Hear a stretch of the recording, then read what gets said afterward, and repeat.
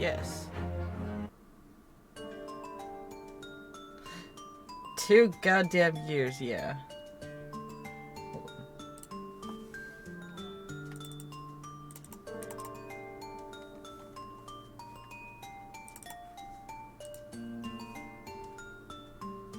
Make that go away. 2 years of breaking wine glasses, yeah.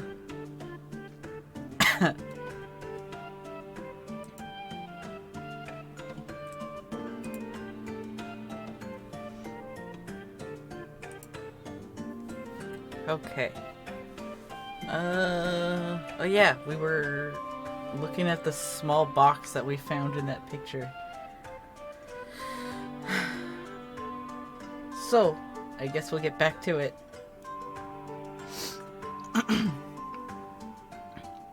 The small box deposited with the pawnbroker by Mr. McGilded 2 months ago. And on the night of Mr. Windibank's murder. The only item on the shelves that was touched by whoever broke into the shop. Hello? Quick! Quick! Let's open it and see what's inside! Just like a kid on Christmas. What? It's a music box?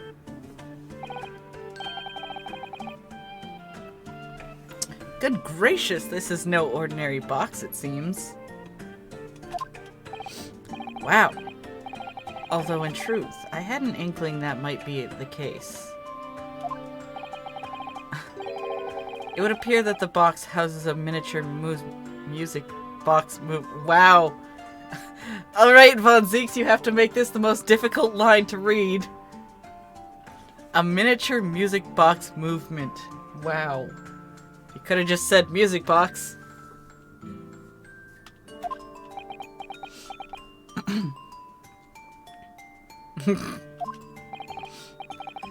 Then, is it too much to expect? I think it would be reasonable to assume that it is a device for the playback of this disc, my lord.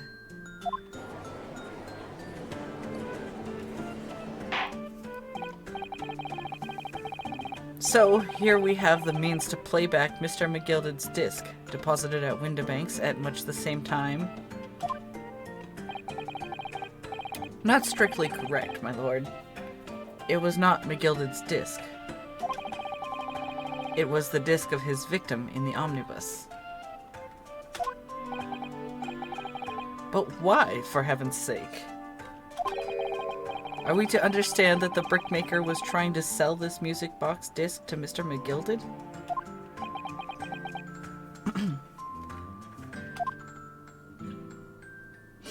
I'm going to raise my hand. I believe the answer will become clear if we listen to the music on the disc, my lord. Please. Ooh, ooh, pick me. Yes, very well. Let the court now listen to this curious disc at last. Hold it! Excuse me? Wait, my lord. Good grief, what is the meaning of this, Inspector? The music box and the disc are, well, they're unrelated to the case. No need to spoil the somber atmosphere in the courtroom with some silly bit of music. Objection! I object! This disc may very well have motivated the culprit in the case to commit murder. Clearly, there's every chance that it's fundamentally important to understand what happened.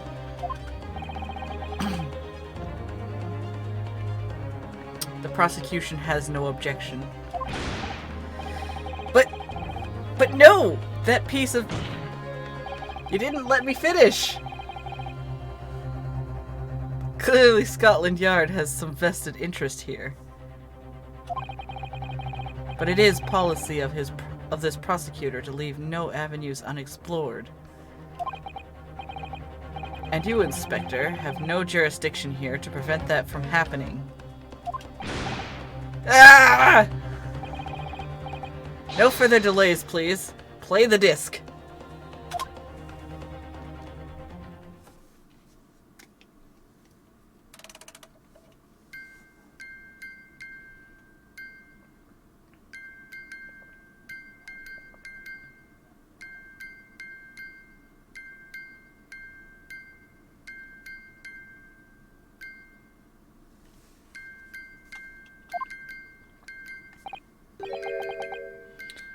What?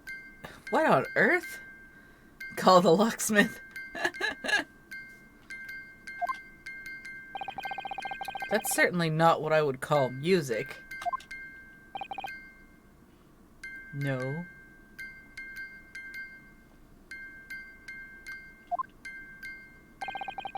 It's just the same note playing over and over again in an irregular sequence.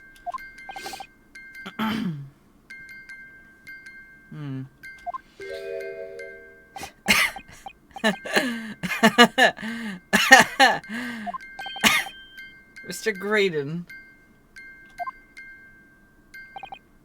This really is priceless. Show us your moves. After all that, the music box is broken. Broken? It can't be, can it? Well, obviously. In fact, I wouldn't be surprised.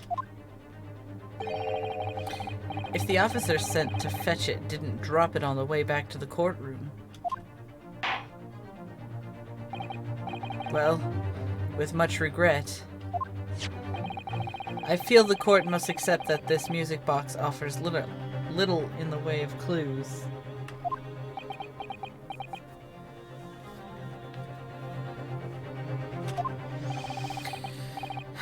Are you ready to move on, counsel?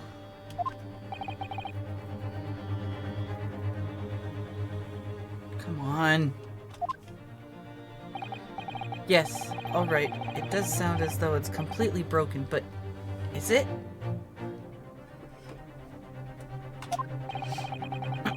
Could this music emanating from the music box possibly be a new clue?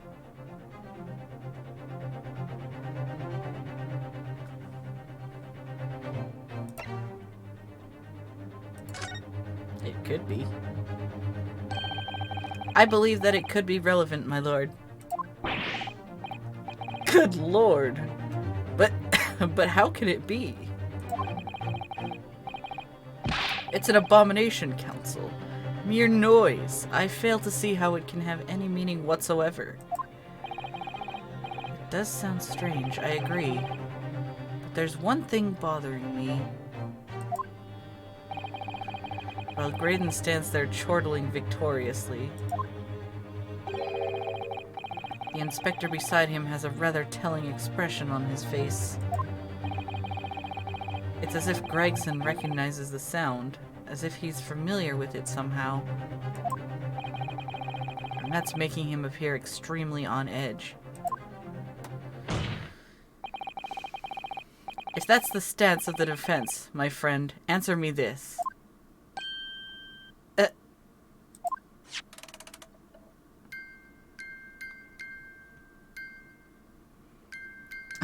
Typical old man reacting to music. Yeah.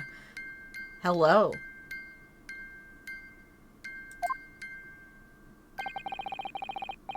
How you doing tonight? Oh, you should get some sleep.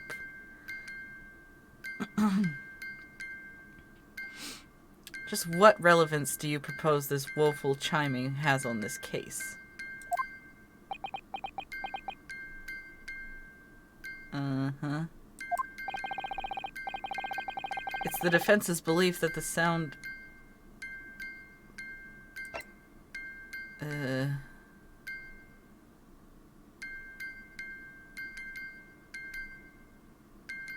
it almost sounds like it's making it out to be Morse code.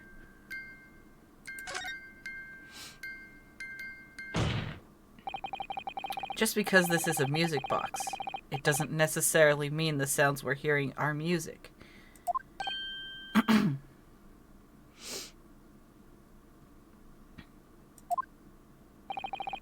Look at that.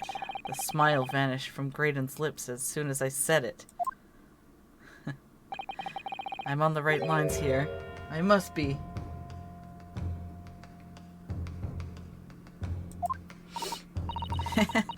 Making deductions based on how people react to what you say? You're acting just like Hurley, Runo. Objection! The sounds we're hearing aren't necessarily music. Well now. You've told us what they are not.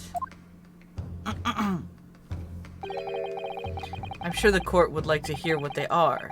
Do enlighten us, my friend. Well,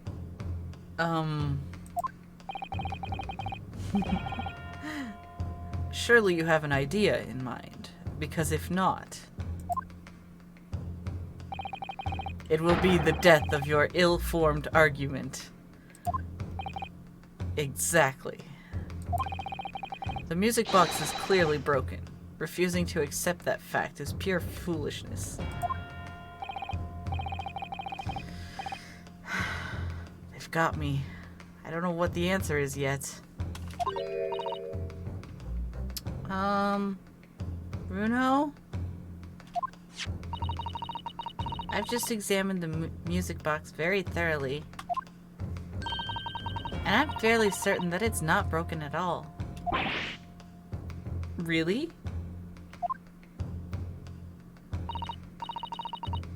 Really? The way it's been made, it can only produce a single note anyway. Thank you, Iris.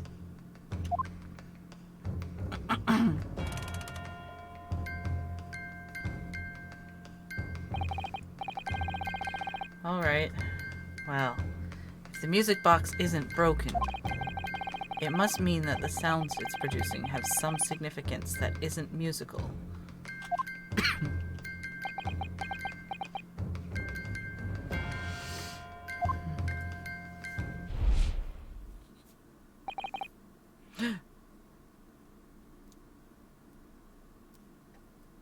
Yikes.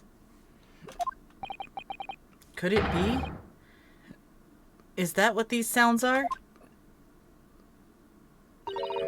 Something's just struck me, Runo. I feel like recently, in the past few hours even, I've heard another sound very much like the one this music box makes.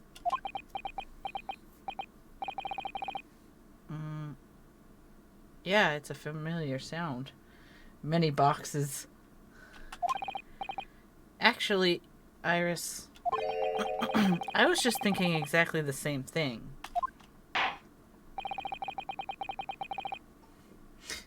I hope not. Because I don't know Morse code.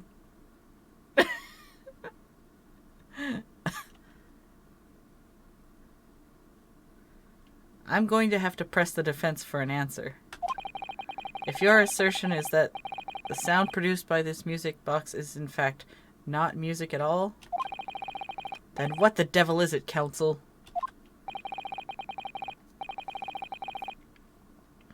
All the evidence we've seen so far, all the testimony we've heard, it's all pointing to one single answer now. You'd be surprised at what they make you do in this game.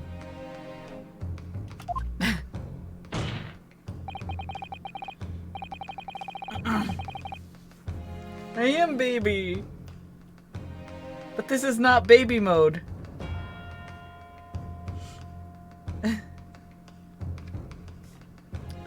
Prosecution demands that my friend presents proof now. Tangible proof of this latest wild speculation. All right then. Loosened for accident. I want my training wheels back, please. This could be the best chance I'm going to get to fight back in this trial. And if I'm right, it's going to join all the dots together. The evidence that explains the true nature of the sounds. There's a sensational story lower down the front page as well. Look. Ministry Mole. Classified secrets may have been leaked overseas from Ministry of Justice. For a 10-year-old? Enhance! Zoom! Where's my doohickey that I can see? Iris certainly has her finger on the pulse of world news. It's about secret communications between Great Britain and its allies. Apparently they're being intercepted by hostile nations. Communications are being intercepted? But how would somebody be doing that? That's the question, isn't it? I've come up with 3 different possible methods so far. Are you looking for a new career, Runo? Why would you ask me that in the middle of a trial?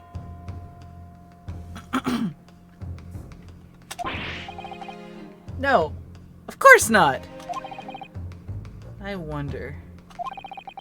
Perhaps this is what Lord Strongheart was talking about yesterday. Yes, it could be. And it could explain why he has Gregsy running from pillar to post at the moment.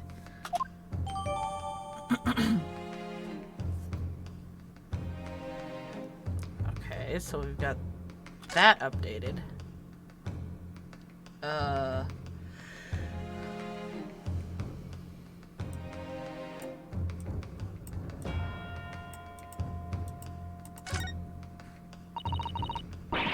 Pawnbroker perishes in pick purse plunder.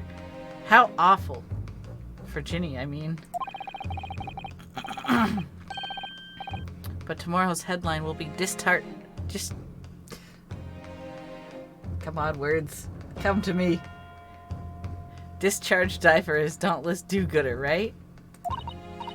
Yeah, something like that, if possible. I'd like to go even bigger. Bigger? How? Proud pickpocket protects planet post-trial, perhaps? Protects planet? What is she, Captain Planet? Oh, I can't wait for tomorrow now. It's gonna be so great.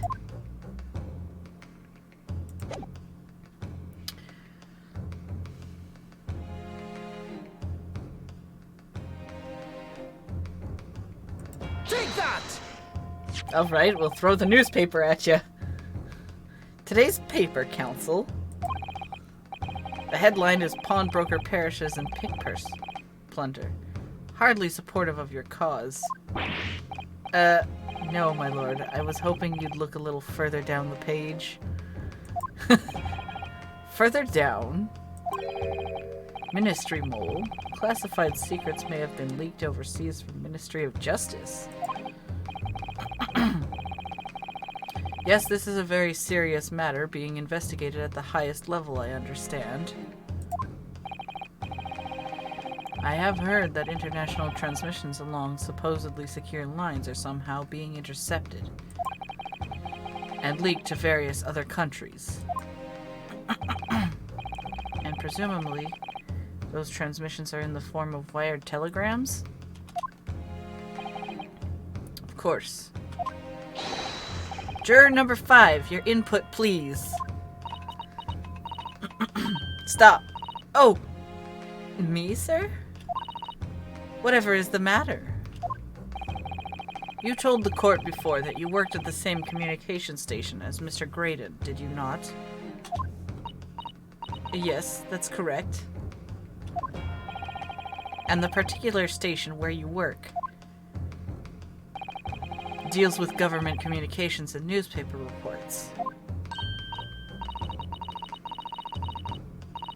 Oh, yes. We're not your run-of-the-mill communication station at all. Our work is extremely important. Then tell me, is this not a very familiar sound?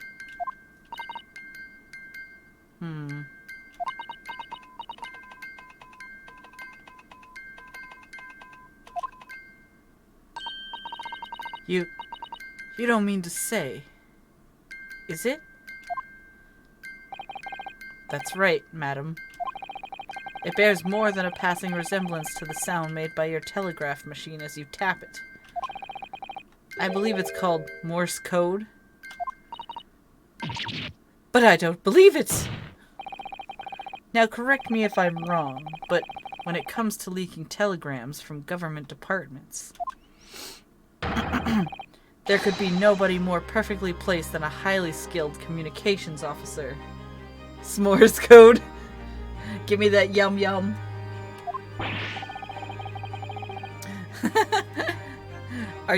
Are you suggesting that the music box disc contains stolen government secrets in Morse code? Marshmallow secrets.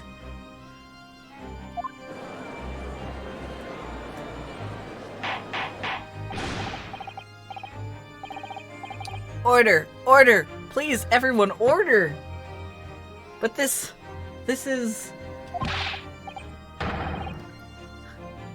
We've graham-cracked the code. This is high treason, Council, deserving of capital punishment. Too much new vocabulary. What is this treason?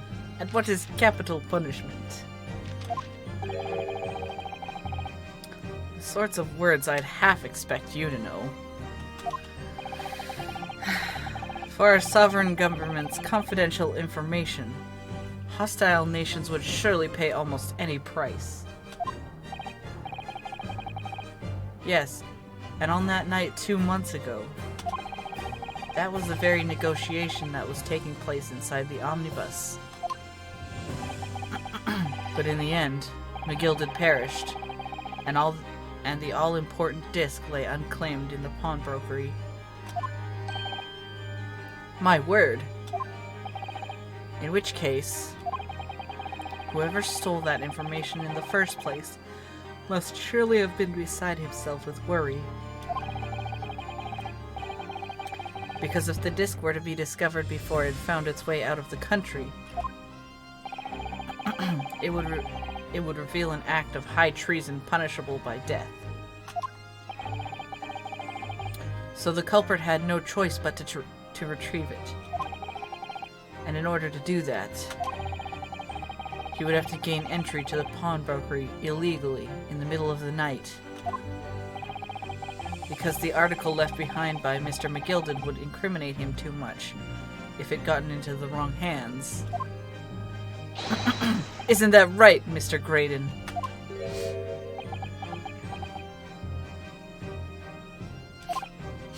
You think I've been stealing government secrets? Preposterous. Absolutely preposterous. So, in response to the defense's accusation, you claim to complete innocence, do you? Well, of course I do. I've had to stand here in silence while that pretentious foreign lawyer has been prattling away. Objection! Then by all means, counter the charges, sir.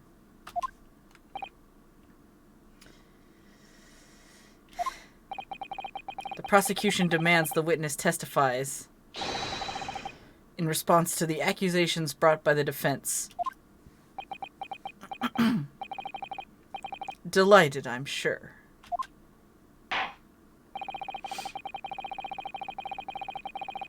The witness is reminded that the crime under scrutiny is the trial of murder of the pawnbroker, Mr. Windibank.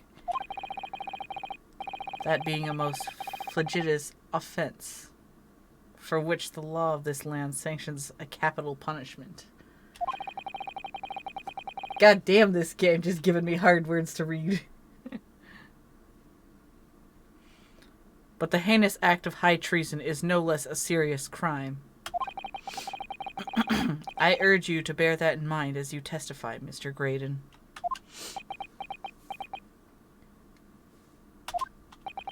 So then, let us proceed. You may... What are we doing? What are we doing? What are you doing? You gotta let us have a rabbit and pork here, Governor. We got things to say. Hey, I beg your pardon? Who do you think you are? Name's Nash Skulkin. Occupation is professional baddie. Name's Ringo Skulkin, but we ain't baddies enough to sell out our motherland. That's right. We're what they call the Three Skulkin' Brothers.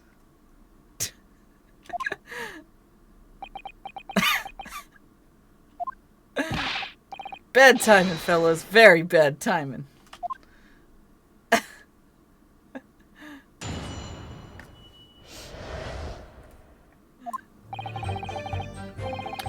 A mere communications officer couldn't possibly steal confidential government information. Besides, the sounds produced by that music box aren't even Morse code. It was some low-class brickmaker negotiating with McGilded anyway, was it not? I've no relation to the man. Look, all we done is break into the gaff the other night, like what we told us to do. If we'd known there was dodgy government secrets involved, we wouldn't have touched it.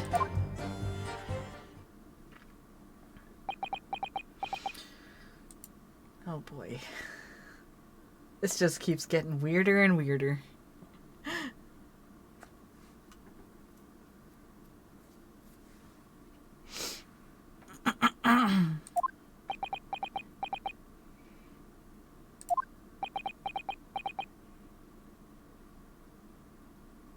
He's starving for attention.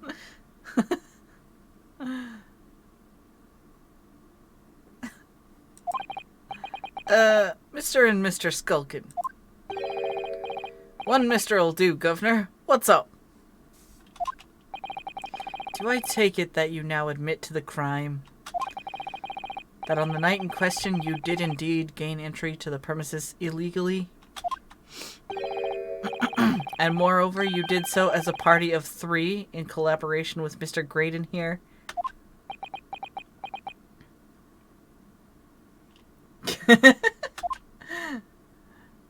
Ah yes, autocorrect. We did, Gov. We did. They fucking admitted it right here. Quiet down, please.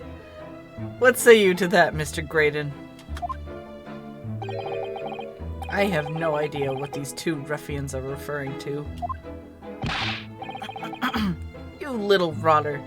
Getting us mixed up in all this monkey business. You never said nothing about no government secrets. It was supposed to be straight up job. And what about the geezer whose shop it was, eh? Poor old bloke didn't have to die, did he?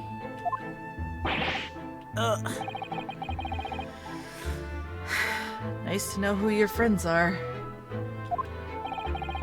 Whatever these men say, I deny the accusations. Indeed.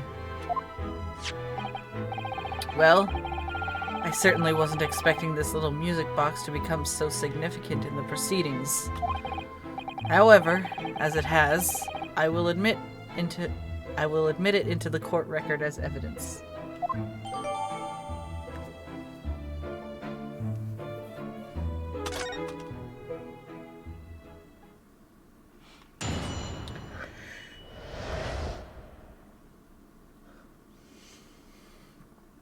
Oh boy.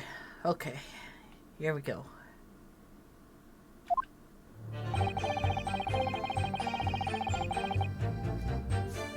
Hold it! So is this newspaper headline accurate? Government communications are being intercepted. How could I possibly know? What do you mean by that? Any important government communications are handled by high-level officers, by specialists. General members of staff in the station where I work would never be entrusted with sensitive information. Oh no, stop. Must say something. Stop. Let me guess. Juror number 5. We regular communication station officers aren't as lowly as you're being led to believe. A team of us are responsible for setting up and testing the telegraphs used by the Ministry. And Mr. Graydon is the team leader. That's fascinating.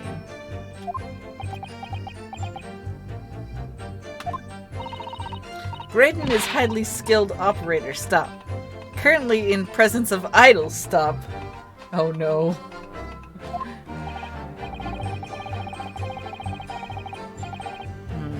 So you had access to the equipment used for these confidential communications, Mr. Graydon? Well, what of it? The transmissions are always made behind closed doors, so they can't be heard. And in any case, all messages are sent enciphered. Normal employees couldn't possibly understand them. Oh no, stop. Must say something, stop. Mr. Graydon regularly attends meetings with Ministry technicians and the Ministry communications team. He assists them ensuring that there are no errors in important international communications. And he's received the top prize at the cipher cracking convention 5 years in a row now. That is fascinating.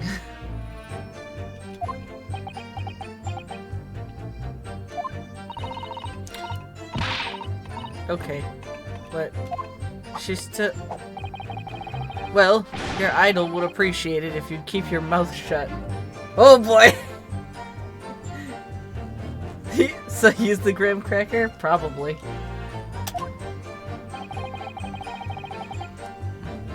She should really pick her idols more carefully.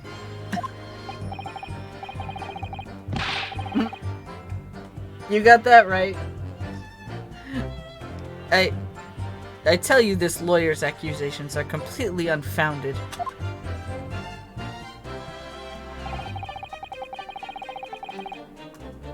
Hold it! They're not? To anyone with a brain, that would be blatantly apparent on listening to that music box for even a few seconds. Of course, of course. Surely it can't be that my learned friend is unfamiliar with Morse code. Yeah? Well, me too. So you can be disappointed at me as well, Von Zeeks. Ouch. He genuinely looks shocked at my ignorance. I would be more than happy to demonstrate the basics for you, sir. A lesson? Here in court? Morse code is a continuous series of 2 distinct tones. Tones, you say? Yes, a short dot and a long dash. By combining those in different ways, you construct letters. I see.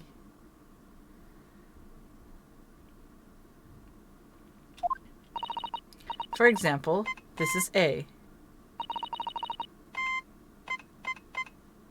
And this is B. But when you listen to the sound produced by this music box, you only hear one tone, don't you?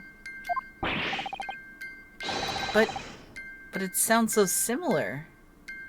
The rhythm of it is the same in everything.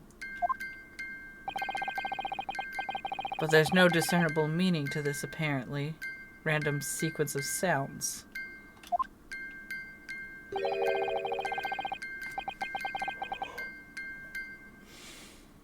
So your assertion is fundamentally flawed. This is not Morse code. No! Really, you shouldn't be so surprised. What did I tell you? That music box is nothing but a worthless piece of scrap. Perhaps you might consider studying your subject matter before casting aspersions in the future. Ugh, stop.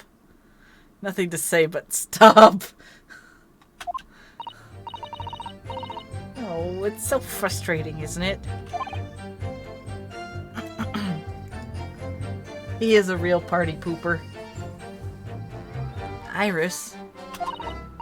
I mean, if the government's secrets were somehow being leaked using the music box, so many other things would slot into place so nicely. Could there still be something I haven't considered?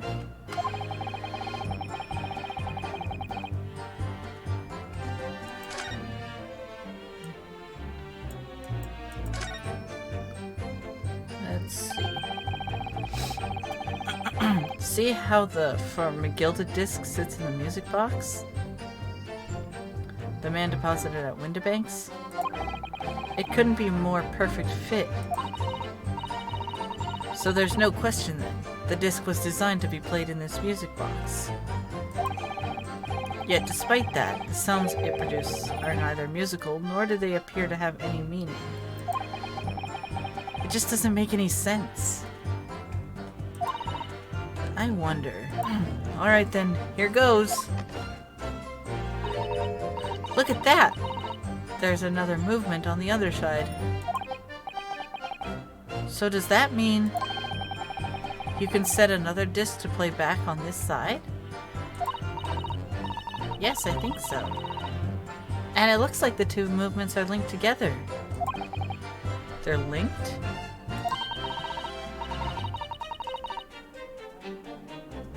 So if you had two discs, they would both play back at the same time.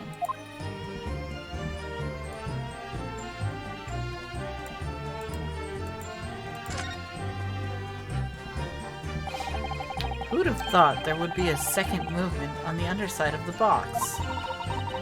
And this movement is like the other one. The comb's teeth are all the same length. So this movement also only produces a single tone like the other one? Yes, it must do. Except that the length of the teeth on the two combs isn't the same. So the single tone produced by this movement will be different to the single tone we've already heard. What? Now she's confusing me. Basically, each movement can only produce a single note, but the notes they produce are different. A music box that can only play two tones?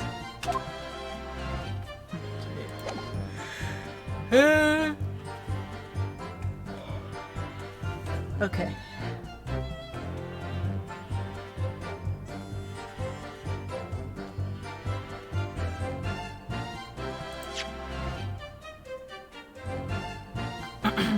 There's still every possibility that this music box was an instrumental in leaking government secrets.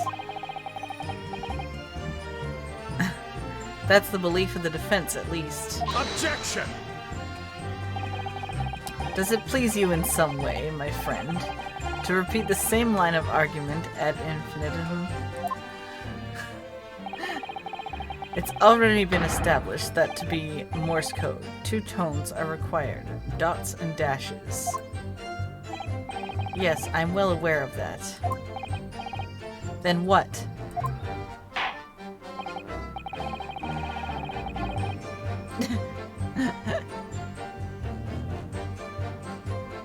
Well, it would appear the defense has a hypothesis to put forward. Of course I am. You had better present your idea at once, counsel. How do you propose this music box, which appears to produce only a single tone, could have been used to cipher secret messages into Morse code?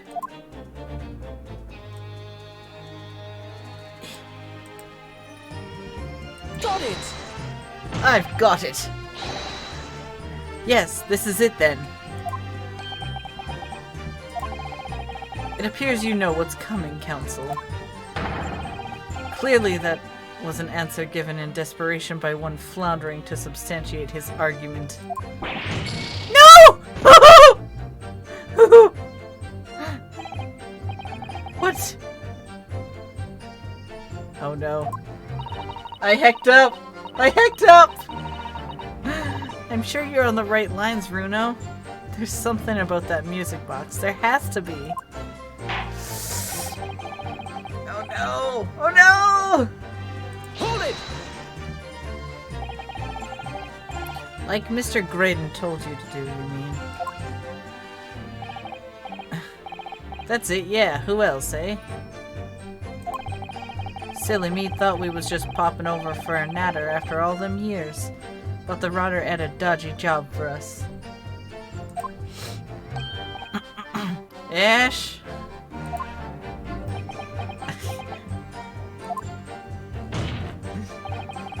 Let me stop you there, Mr. Skulkin. After all them years, you say? Do you mean to tell me that Mr. Graydon is an acquaintance of yours? We're the sociable kind of baddies, you know? Sure, let's say Graydon's an old China. What? Excuse me! What are you... What? Is something wrong, Mr. Skulkin? Eh? No, the other Mr. Skulkin. What? Who, me? What is he doing? When your brother was testifying just now, he said something that seemed to cause you to react. Oh, I was just remembering the old days, that's all. We used to have a right old laugh together way back when. Together? With Mr. Graydon, you mean? Yeah, with Ash, I mean. Yeah, look at him now, in his fancy whistling flute. Ain't you wouldn't Adam and Eve it. But when we was younger, he was from the poor part of town, just like us. Is that so? But he was always a leery one. He had the brains and he had the savvy. Always coming up with smart ideas like what would never have gone through our heads. Gor blimey, ain't that the truth? Remember Milverton and Skulkin's Milk Run? That was a corker, eh? Save it until after the trial. Your reminiscing has no place in this courtroom. And neither does your fruit. Now he's just being fruitist. Oi! The geezer asked us a question, didn't he? And we was answering. Yeah, we ain't done nothing wrong. Nevertheless, the court is not prepared to accompany you on your trip down memory lane. Counsel, can we turn our attention back to the testimony, please? I don't know. Could that sentimental story be relevant somehow? My lord. Yes, counsel.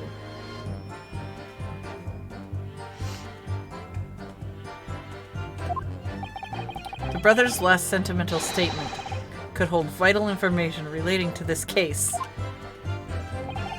Very well, counsel. I will permit the brothers to supplement their testimony with that detail. Briefly, I hasten to add.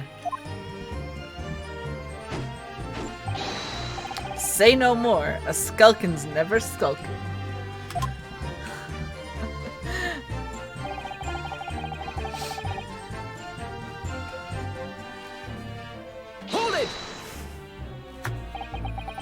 I'm sure I'm going to regret asking, but what exactly was that? Some kind of business?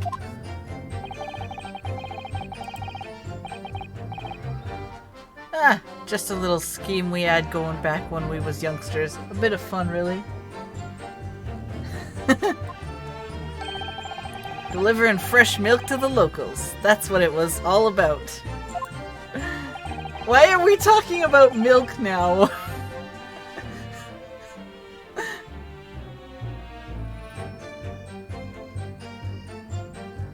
Ooh, that sounds fun.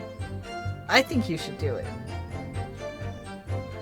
That sounds alarmingly legitimate. There must be a catch.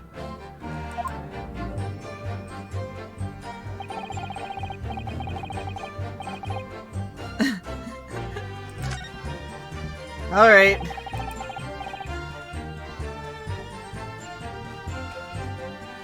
So, this business was just a bit of fun, you say? And it was just yourselves and Mr. Graydon involved? Yeah, that's it.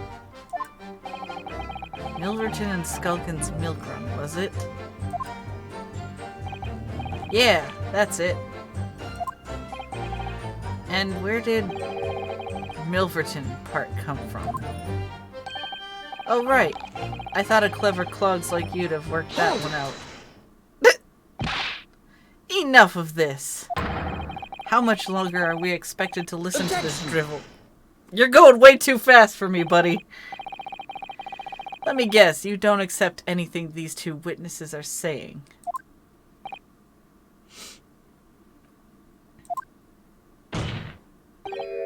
Tell me, why is it that the only one at the mention of the name Milverton that you decided to interject? Because well... It weren't the happiest of homes that one came from. Yeah, his old man was struggling for money so much his wife walked out on him. She took the name Graydon then, you see? But Ash will always be Milverton to us. Milverton. So that used to be your surname, did it? Of course not. This is all bunkum. I've been a Graydon since I was born. Do you really think you can rely on the testimony of these two thieves? You're a communications officer attached to the civil service. As such, your personal details will have been thoroughly checked at the time of your appointment.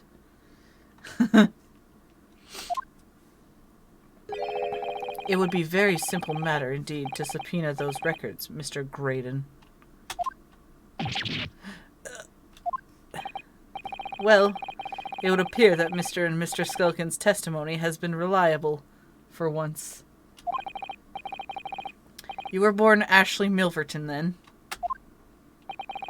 Is that correct? Very well, yes.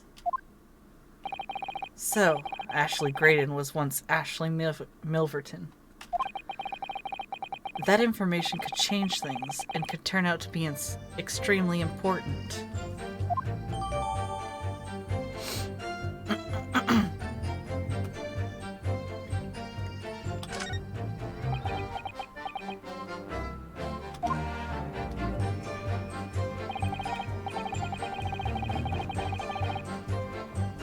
All of a sudden, we seem to be up to our necks in a serious matter of national security. Although all this talk about interception of secret government messages is still just conjecture at this stage. It would explain a number of things, though, wouldn't it? The negotiation Ginny overheard on the omnibus 2 months ago, and the break-in at Windibank's.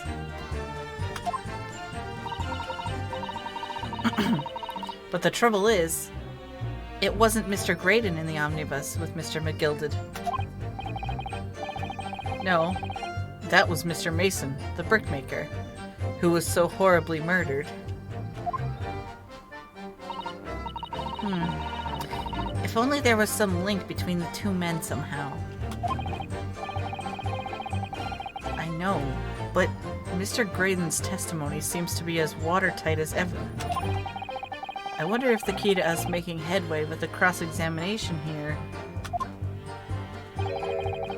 could be those two brothers.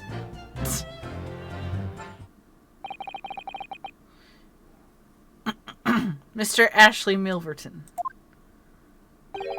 Tell me, why did you try to hide your former name from the court? Because I haven't gone by that name for years. It means nothing to me. No, I don't think that's the real explanation at all.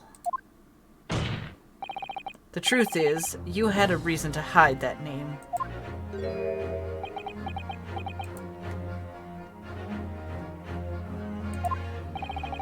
Explain yourself, please, counsel. I have here the notes from the omnibus case, my lord. And as we all know, the victim, the man who we now understand to have been negotiating with McGilded. Yes, Mr. Mason the brickmaker? That's right. Only Mason wasn't his surname at all. It was his given name. His full name was Mason Milverton. Milverton? Do you mean to say... Saints alive. Mr. Ashley Milverton. Is it not the case that the brickmaker, Mr. Mason Milverton, was your father? I don't. As I believe I mentioned earlier, your family history will have been thoroughly checked when you joined the civil service. And it really would take no time at all for the court to subpoena those records. Man, he really just likes slapping that word subpoena around. The truth is, you have been illegally acquiring highly confidential government information and selling it on to McGilded in collaboration with your father. I don't know. Or maybe he's just playing us for a fool.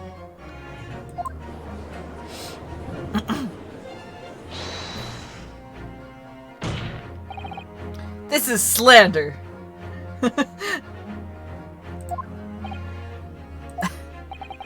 I carved a new life for myself as a respectable communications officer, as a gentleman. I have no idea what my father has been up to, but it has nothing to do with me. And may I remind the court... Joke's on him. I've been a fool this whole time. Me too. That the assertion that this disc contains some sort of message in Morse code has been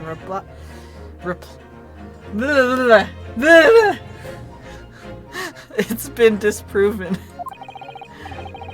by a professional and independent communications officer, no less.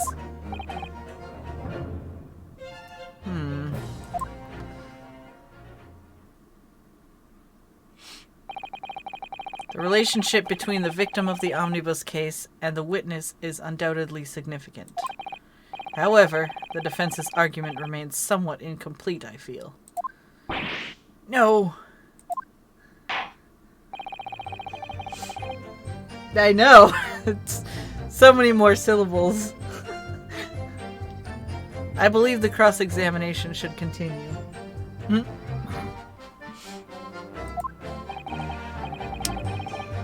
Alright, so Morse code uses 2 tones. If I could just demonstrate the possibility that this could have been used to generate 2 distinct tones. Perhaps we should have a really good look over the music box, Bruno. You will reiterate your testimony if you please, Mr. Graydon.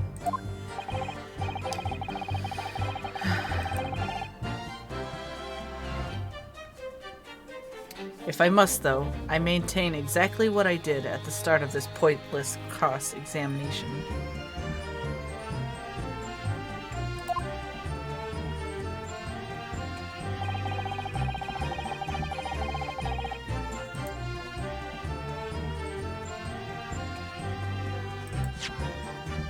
But...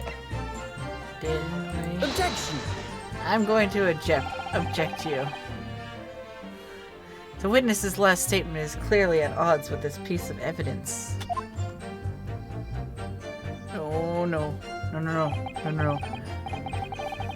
I'm sorry, counsel, but I failed to see the connection. Oh.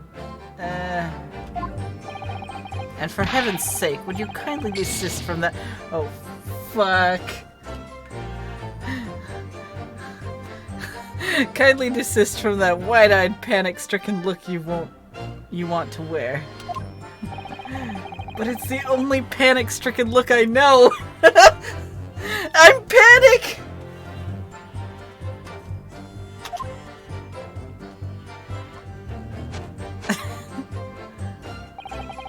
The name Milverton is a distant memory to me. Now I'm a man of more class. I severed ties with Mason long ago. He has no place in my new life.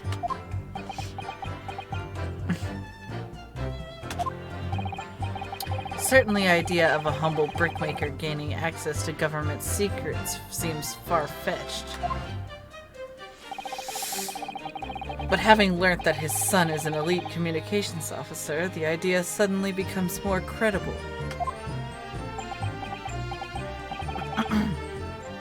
Credible or not, I have no intention of admitting to any of these outlandish claims. You will. I just need more time. Give me more time!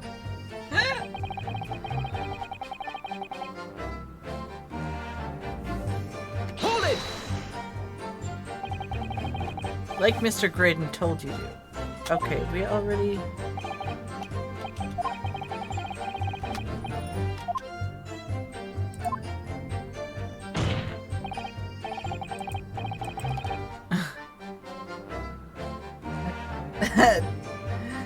He's throwing things at me. Enough! Why don't you baddies desist with the fiction? Obviously, I don't know these men from Adam.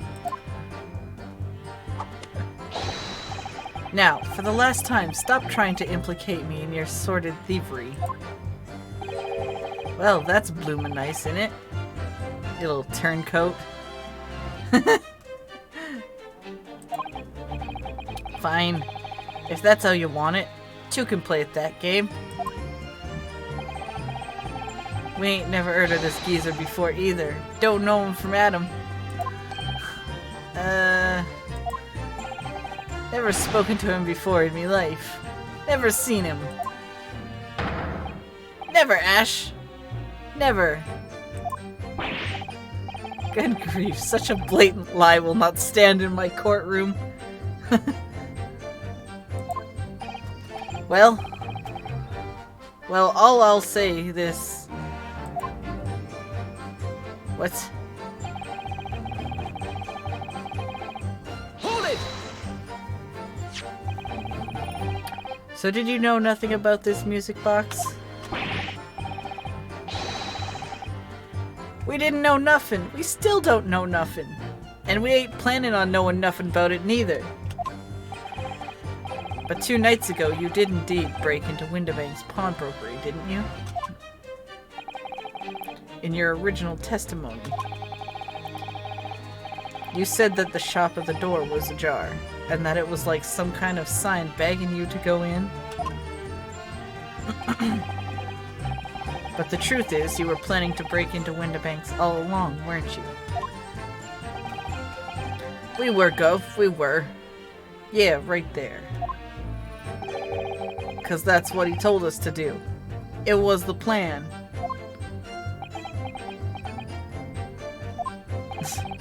And why was it Mr. Graydon's plan to break into Windibank's that night? Did you not ask the reason? Well, he said the place was full of stuff worth nicking.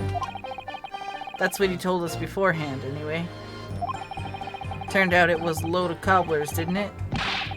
I weren't best pleased, I can tell ya. In any case, if they know the real reason, it doesn't sound like they were going to give it away.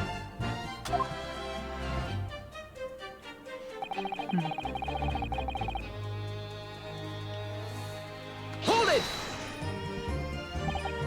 So, how did your little business work exactly? Well, every morning down our way, the milkman would come with his cart to deliver milk, see? If you stuck your empties inside your front door, you would leave them full again, right?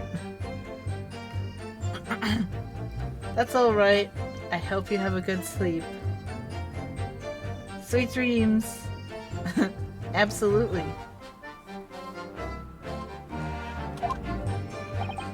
So, we swooped in on the action.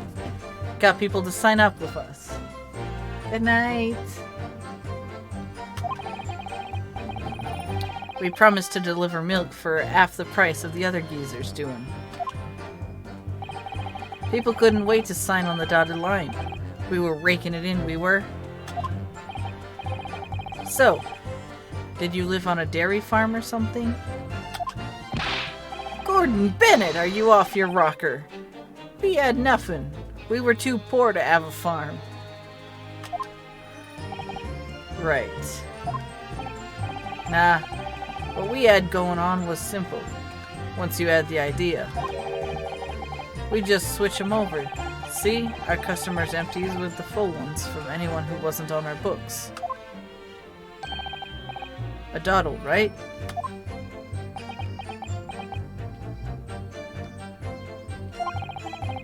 I think you meant to say a diddle. And that's a crime. It was just an armless bit of fun, that's all. Milking the general public is such a fashion is most certainly not armless as you put it. Well, it was. I'm what came up with the idea. Ash is the evil genius. You mean Mr. Graydon?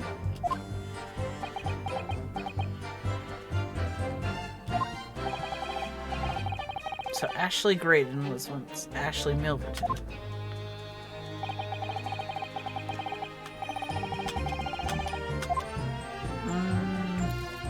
I'm still lost.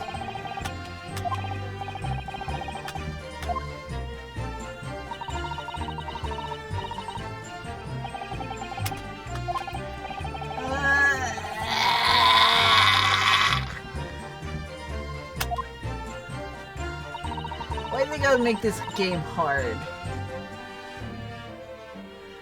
Hold on. Hold on. I have something, I think.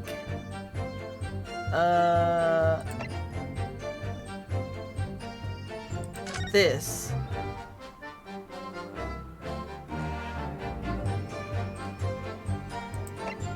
Let me examine it, so... Maybe just presenting it? I don't know. Mr. Ashley Milverton. Tell me, why did you try to hide your former name from the court? Yeah. Because I haven't gone by that name for years. It means nothing to me. No, I don't think that's the real explanation at all. The truth is, you had a reason to hide that name. And because I'm an idiot, you all get a freebie. Oh no, why am I taking screenshots? Ah!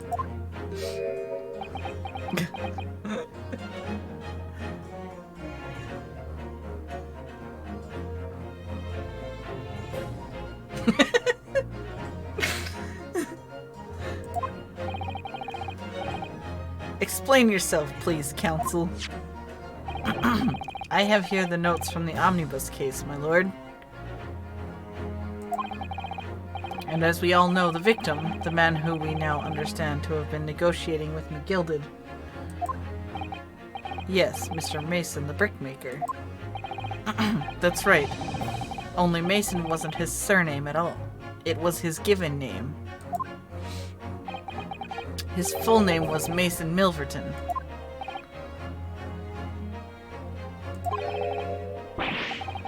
Do you mean to say... Mr. Ashley Milverton, is it not the case that the brickmaker Mr. Mason Milverton was your father? I don't. As I believe I mentioned earlier, your family history will have been thoroughly checked when you joined the civil service. And it would really take no time for the court to subpoena those records. Yes, yes, Von Zeke. Subpoena this, subpoena that. Everybody just wants a subpoena.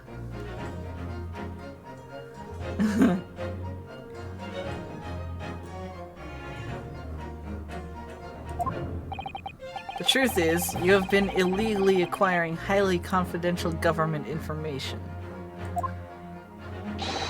And selling it on to McGilded in collaboration with your father, him! We got him! Finally! The new facts and evidence unveiled by the cross-examination of this witness all come together to reveal the truth. Thank God! I was starting to get so tired of this. The truth, you say? That you collaborated with your father, Mr. Mason Milverton, in illegal dealings with Magnus McGilded. By dint of this music box, you mean counsel? Yes, stealing information being sent in secret government communications and selling it onto McGilded. Mr. Graydon concocted this elaborate scheme using 2 music box discs to encode the information, as presumably a safety measure against the information falling into the wrong hands. I made it, finally! And a very effective one. I shouldn't have given the scheme any credence whatsoever. But the deal with McGilded went sour, and the brickmaker met his end. Wow. Yes, but before he was arrested, McGilded managed to temporarily dispose of the stolen disc at the pawnbroker.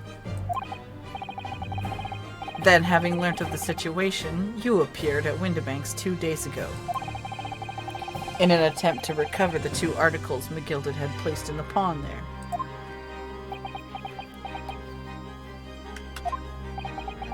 But that attempt failed. One of the discs was seized by the police, and the other you never found. So that same night, you enlisted the help of the Skulkin brothers, and broke into the pawnbrokery. This time, determined to recover the second disc. Are you suggesting that the second disc was inside the music box? Eh? We never knew nothing about that. On the night that Mr. Windibank was killed.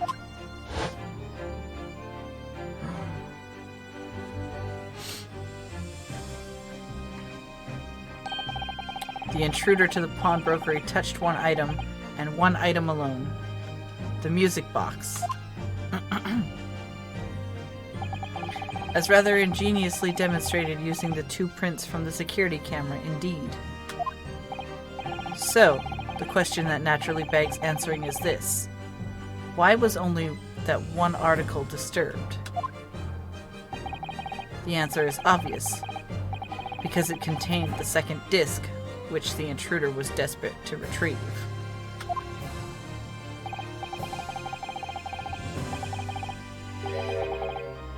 Since if it were to fall into the hands of the police, it would be proof of high treason.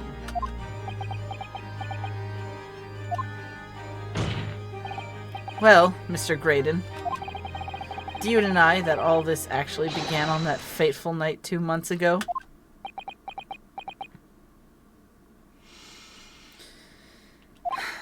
I refuse to accept any of this nonsense.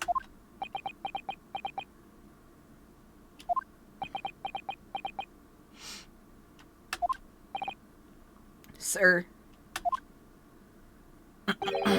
there appears to be blood seeping through the sleeve of your jacket. What? 2 nights ago. We know that 3 shots were fired at the scene of the crime in Windibank's pawnbrokery. 1 took the life of the pawnbroker himself. 1 struck the pouch around Mr. Sholmes's waist. And the final bullet struck the calendar on the wall of the shop, having first pierced the arm of one of the intruders. Mr. Graydon, that wound on your arm that you seem to be trying to hide, it's a bullet wound, isn't it? He's got you now, me old China. Time to call it quits and croak, I reckon.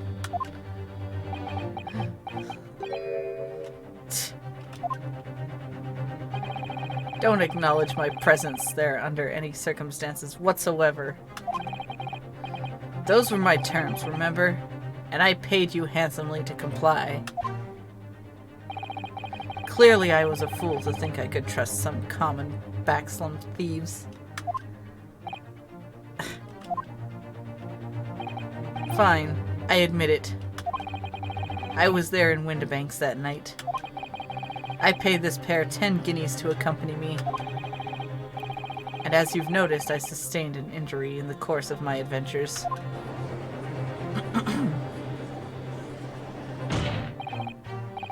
But that is all. I admit to nothing more. Stealing government secrets, negotiating with McGilded. Why can't you just stay still? As God is my witness, I'm sure I recall nothing of the sort. It's not going to go down without a fight. Not until I can show hard evidence, I suppose.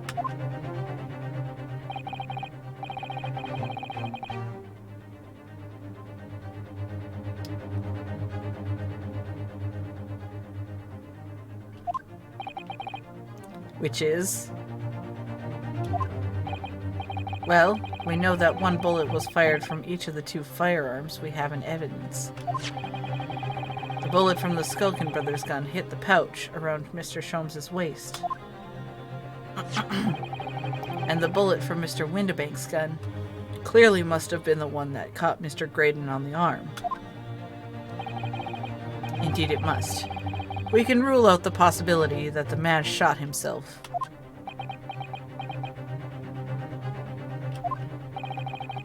And that leads us to only one conclusion. Mr. Windibank was shot by a 3rd gun, which can only have been fired by the 3rd intruder.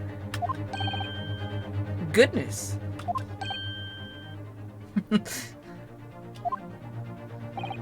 That's right, Mr. Graydon.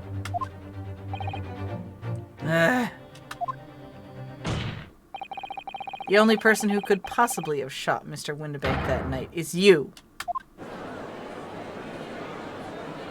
Hold it! Who's that?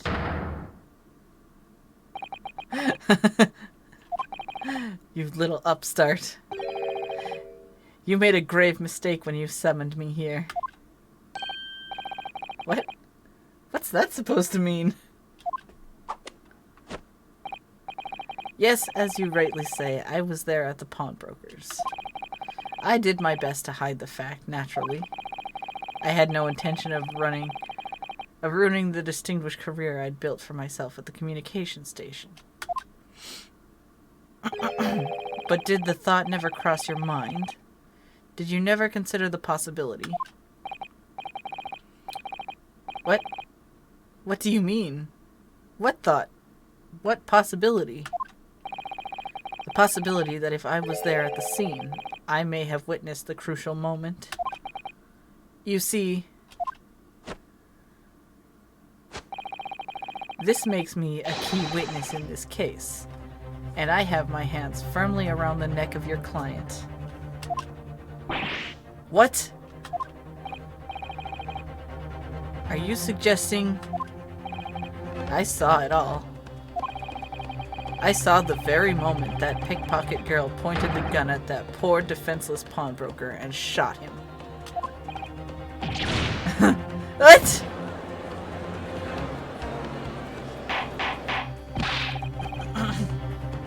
Order! Order! Order! Well, it would seem we are finally entering the last act of this theatrical trial. Mr. Graydon. Yes. I trust you are fully aware of the implications here. If it is shown that your claim is false, you will have incriminated yourself as the killer.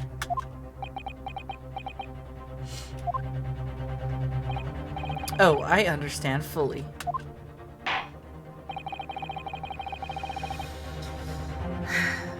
Then I must ask you to give your formal testimony once more.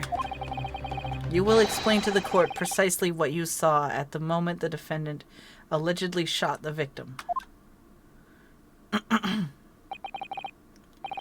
Nothing would give me greater pleasure. Oh boy.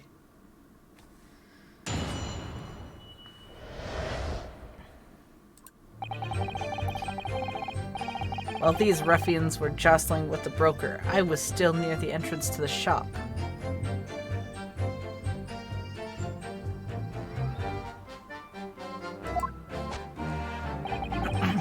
When Windibank threw Nash over the counter, I felt a sharp pain in my arm. I pursued the man, but he shut himself in the storeroom. I could see him through the peephole in the door, though. The accused in a black coat shot the man in the back as he was trying to flee to safety. I saw the blood spatter all over that wretched girl. Then she tossed the gun out of the peephole, so I picked it up and made my escape.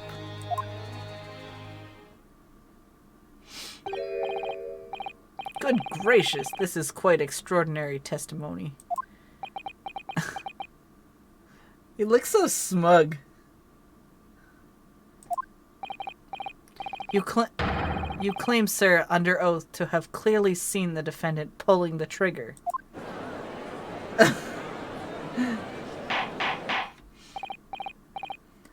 It wasn't my intention to testify in this way. But neither is it my intention to be found guilty of a murder I didn't commit. So you see, my hand has been forced. I tell the truth now, as an act of self-preservation. You know, your self-preservation could be going to the doctor.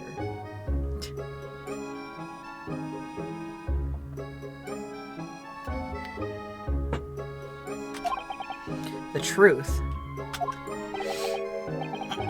Until now, the prosecution was completely unaware of these details. Yes, well, sorry about that. Having shot me in the arm, the pawnbroker was then shot in the back by the accused.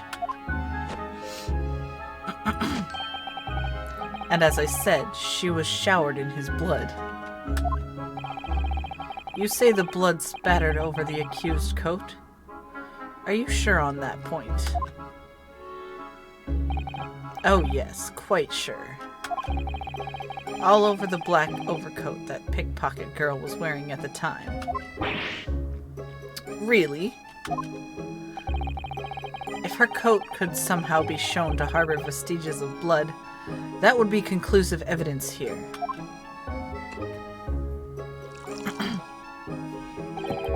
I feel you, man.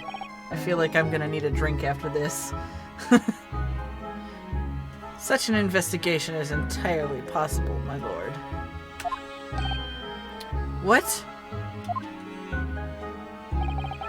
Only very recently, a German scientist has developed a technique to identify human blood. So here's to true science, not some amateurish detective's dubious foray into the world of chemistry.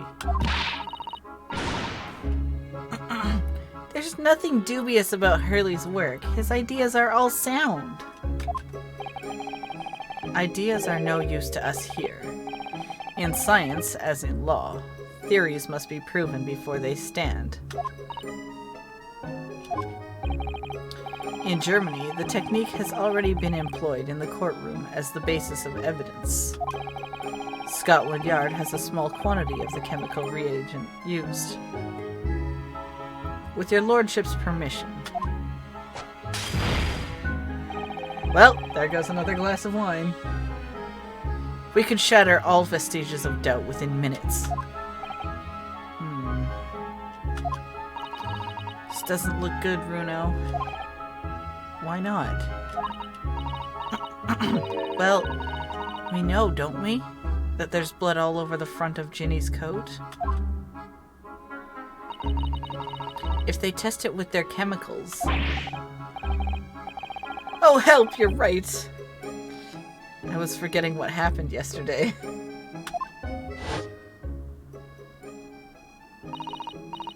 Don't move, Ginny.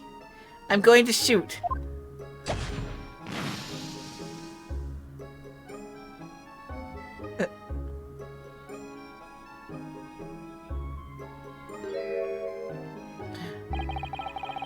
But that's not Mr. Windibank's blood. That's a stain from 2 months ago. That's Mr. Mason's blood from when he was stabbed by McGilded, who was wearing the coat at the time.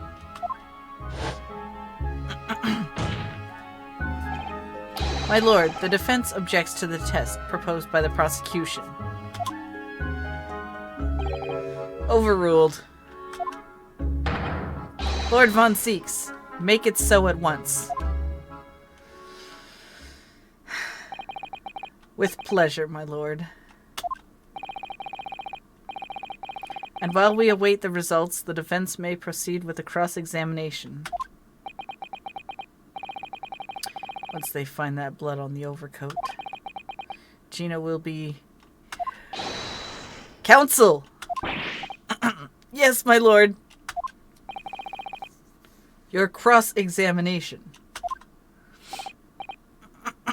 Of course, my lord. If this cross-examination doesn't go well, if I don't manage to uncover some decisive evidence or a really compelling clue now, I have a very bad feeling about the outcome of this trial.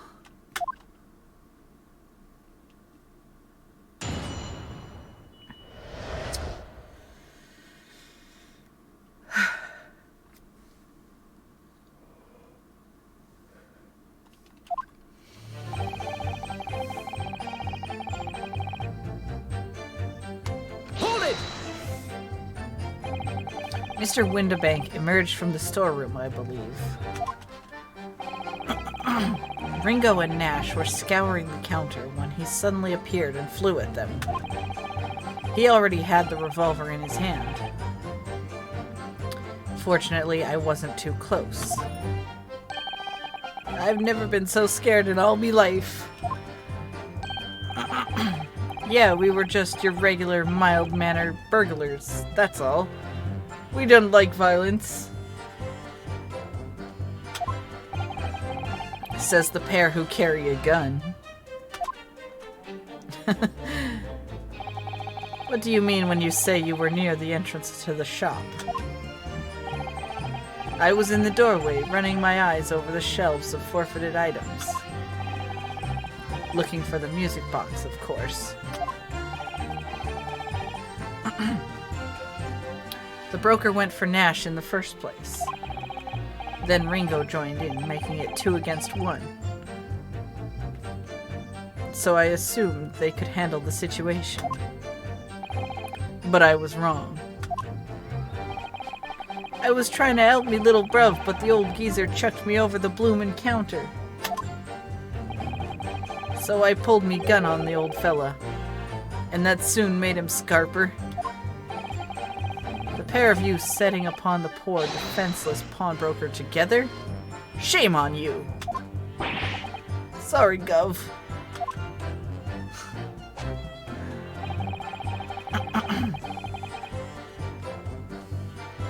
Hold it! You mean that's the moment you were shot? Yes, though I didn't immediately realize what had happened, of course. Things crashed to the floor from the counter as the 3 men were brawling. It was at exactly that moment that it happened, so I didn't hear the gunshot. And the bullet went on to strike the calendar in the wall behind you. So it would appear. When I looked at my arm, I saw it was bleeding badly, so I wrapped my handkerchief around it. Seeing as I couldn't explain what had happened to a doctor, I had no choice but to wait for it to heal. I didn't imagine it would still be bleeding 2 days later. Did Mr. Windibank intend to shoot you, do you think? Well now, I don't imagine he even noticed I was there, to be honest. Perhaps the gun went off accidentally. Anyway, it didn't quite strike home. When I pulled me gun on him, I tried to shove me out of the way. And then he scarpered through the door out back. At which point, what did you do?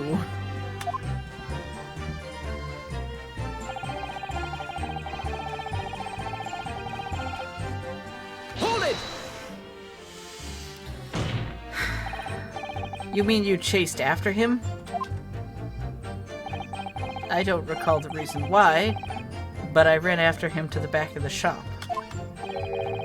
And what about this peephole in the door you mentioned? Well, unsurprisingly, the storeroom's door is a solid job made of stout wood. But there's a small opening in it about head height that lets you see what's in there from the outside. Actually, I should know that, shouldn't I? I looked through it myself that night.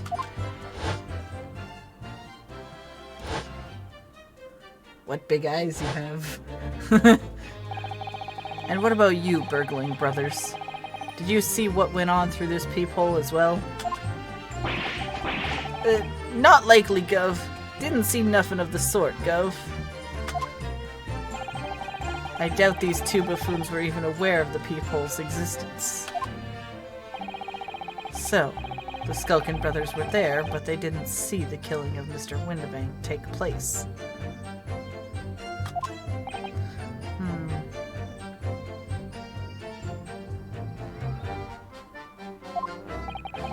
Inside the storeroom, I could see the broker and that young girl standing there.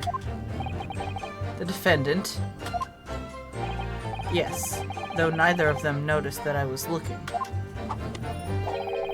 The girl raised her gun and pointed it straight at the man.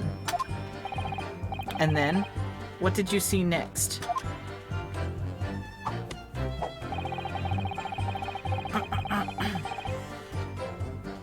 Hold it! Yes, when the crime was discovered, the defendant was found with a gun in her hand. But that was Mr. Windibank's gun, from which only a single bullet had been fired. And as we've already established, Mr. Graydon, that bullet was fired at you.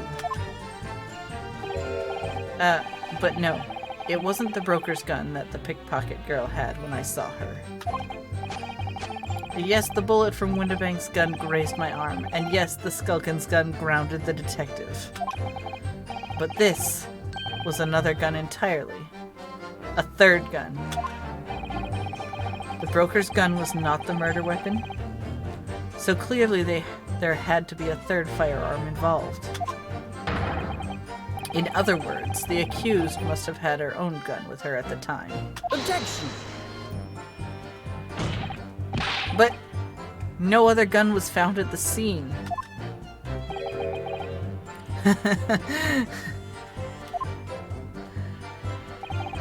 Calm yourself, counsel. Sorry? You must consider the events in order. At first I saw the broker and the girl glaring at each other, but then all of a sudden,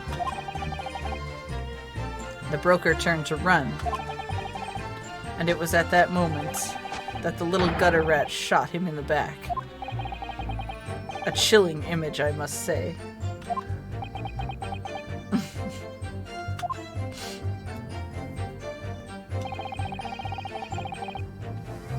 Hold it! All over her? Yes, through the peephole I saw it clearly. Of course, the stains are invisible now, what with the coat being such a dark color. But I assure you, that garment is sullied with the victim's blood. Well, it is sullied with blood, that's for sure. But it's not Mr. Windibank's blood, is it? No, that's right. It's Mr. Mason Milverton's blood from when McGilded stabbed him 2 months ago. It's so annoying If they'd only accept Hurley's chemical analysis, we could prove that. But they won't, so unfortunately, we can't use it as evidence to support our case. Bother.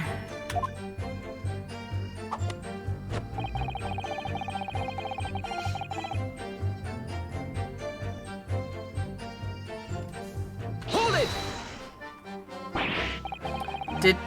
Did I hear you correctly? She threw the gun out of the room? That's right.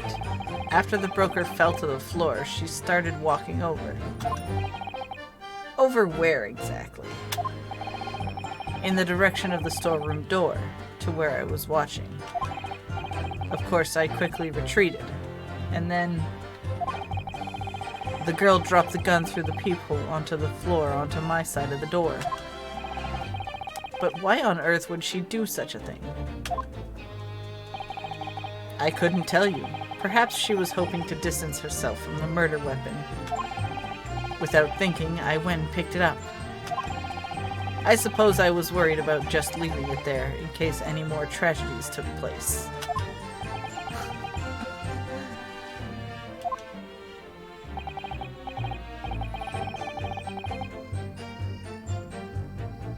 So it was you, in fact, who took the third gun from the scene of the crime? Yes, it was yours truly.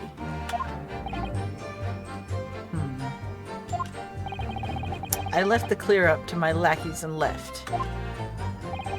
Clear up?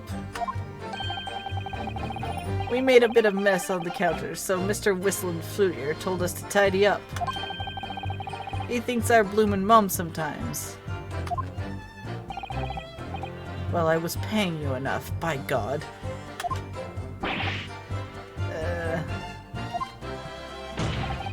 Tell me, Mr. Graydon, when you left the pawnbrokery that night, was it by any chance with the second disc in your jacket pocket? You little toe rag!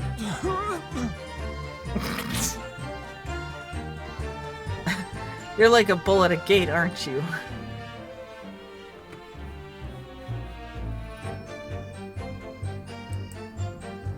Oh my God!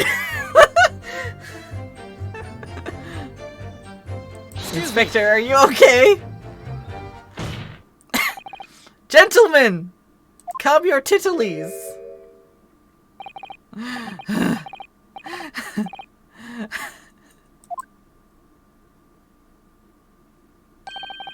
Something wrong, sunshine.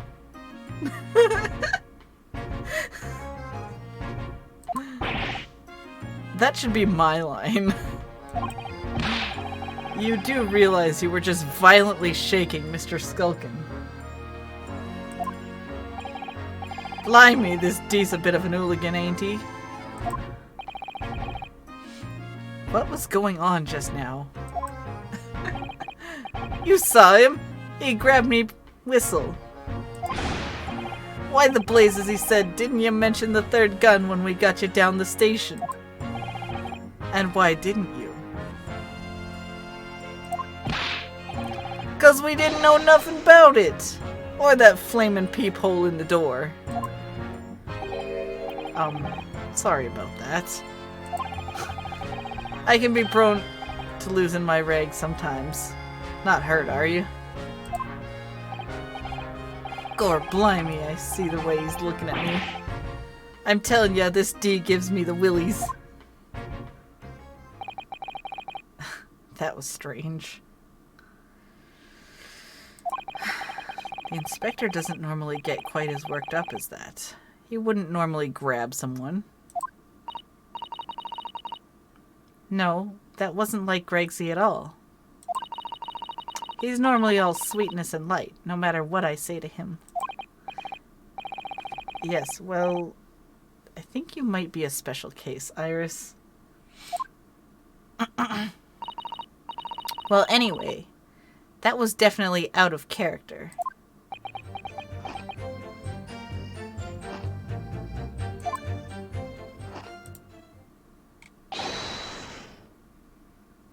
My lord, Requesting your lordship's permission to interrupt the cross-examination. Explain yourself, officer. I have the results of the test that was ordered earlier, my lord. The blood. On the accused's overcoat? Thank you, officer. Very well. The cross-examination is hereby temporarily suspended. I presume you have no objection, counsel? No, my lord.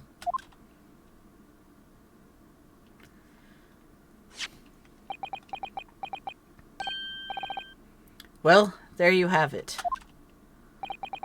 The report, please, Inspector. Yes, sir. Traces of human blood were found on the overcoat of the defendant, Miss Gina Lestrade. From the extent of the stains, it would appear that they were the result of splattering following a gunshot wound. End of report. Goodness me.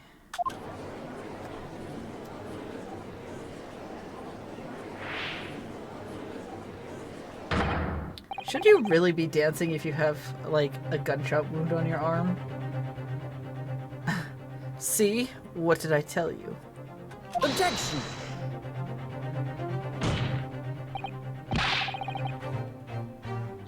No, the blood on that coat is not Mr. Windibank's. What on earth makes you say that, counsel? The coat originally belonged to Magnus McGilded, just before his coat was deposited at Windibank's. McGilded had fatally stabbed Mr. Mason Milverton. So the blood on that overcoat is the blood of the brickmaker from the omnibus case. Objection! Well, the dead cannot speak. Isn't that right, my friend? Sorry?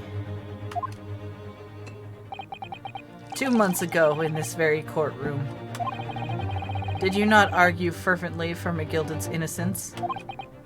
And yet now that the man is dead, you brand him as a murderer. Your conduct shatters any shred of respect you may have earned for yourself in this country. But that was... I call it a bally disgrace. Treachery, that's what it is. How to determine whether the blood on the coat is 2 months old or not?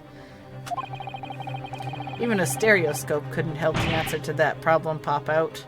It can't be done. But... We used Mr. Sholmes especially... You're just gonna keep going without me, aren't you? Mr. Sholmes is a detective, not a chemist.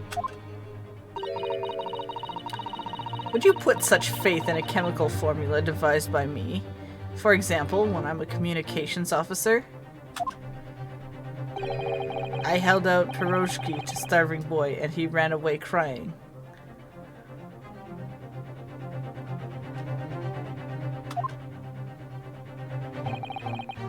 Herlock Sholmes is barely more than a figment of the public's imagination.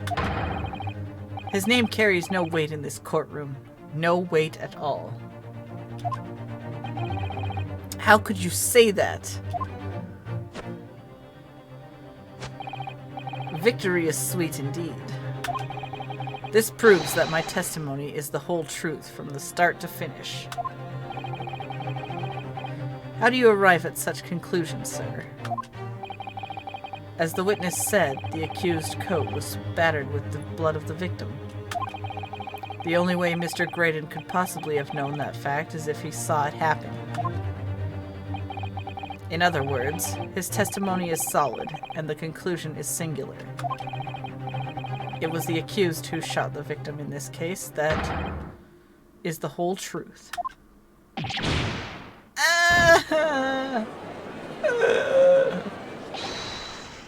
My lord. Been a long battle, this one, but this old warhorse has something to say now, if you please. Mr. Foreman? As of this moment, sir, the squadron has reached its final decision. Ready, men? All for one now. Sir! Guilty. What? Guilty. Guilty. Guilty. Guilty. Guilty.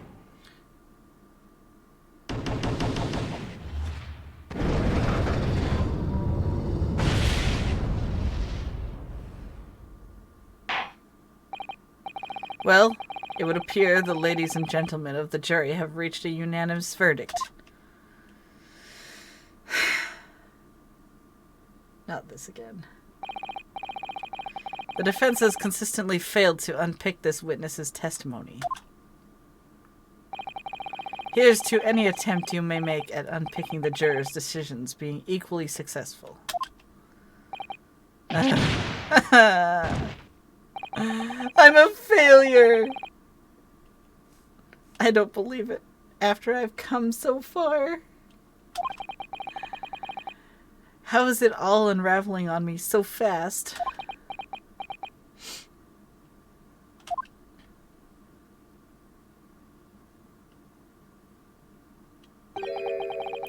How very distressing to be held in such low esteem.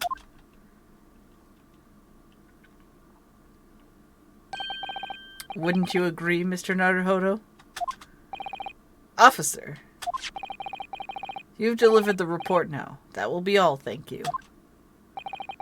It occurs to me with some regularity, Mr. Naruhodo, that scientific truths are determined not by science, but by none other than the human mind. I know that voice. Am I going mad?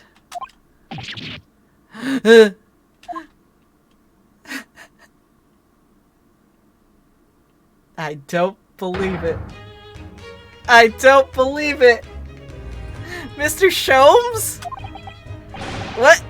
What is the meaning of this?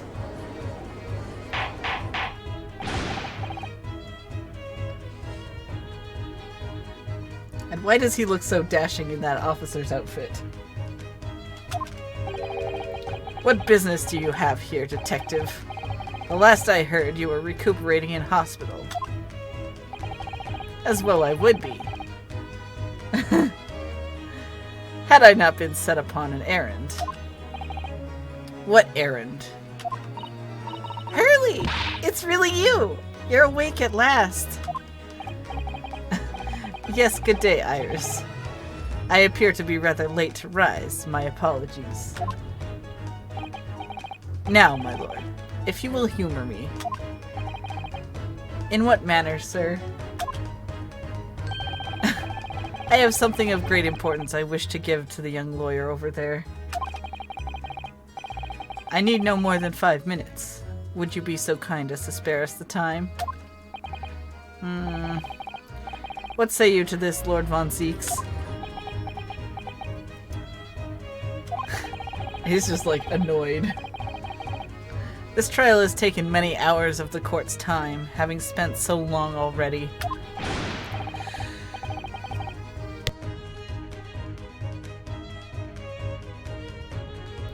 Exactly, having spent so long already, we don't want to go wasting any more precious time. As I was saying, having spent so long already, it would seem churlish to deny the defense a mere 5 minutes. Very well then, counsel. You have 5 minutes. Ah, I see he's changed already. My dear fellow, I apologize for my tardy arrival. Mr. Sholmes, are you alright now? Alright. I'm all wrong. Sorry. I've only just managed to summon the strength to stand, man. I asked the judge for 5 minutes. But I fear even that may prove too much for me. Pray forgive me should I pass out. Let's make this discussion as short as possible. Hurley, this place is full of idiots. None of them can see how wonderful your chemical blood analysis is. Ah well. That concoction of mine was really just a bit of a sport to assist me in my investigations. I never took the trouble to refine it for appraisal by the scientific community. An oversight on my part. Right. Modesty? Surely not. But enough of that. I'm here to give you this. A lunchbox? Oh, goody! What's that? A lavender furoshiki wrapping. A leaving present? From Miss Susato? From Miss Susato? If possible, matters were to be settled without me giving you this. Those were her instructions when she asked me to do her this favor. I don't understand.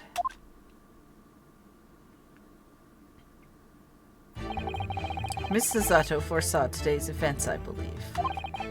She knew that the culprit would attempt to escape justice by both means, dubious and underhand. And that you, Mr. Naruhodo, fighting fairly as you are, wont to do, would find yourself in considerable peril. At that very moment of crisis, you were to be given this small parcel. Those were the dear lady's instructions. A leaving present from Susato? Whatever could it be? They're just looking at me like I'm the biggest idiot on the planet.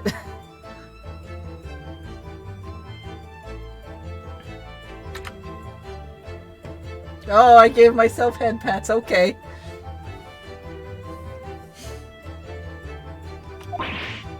Oh! It's the machine I made.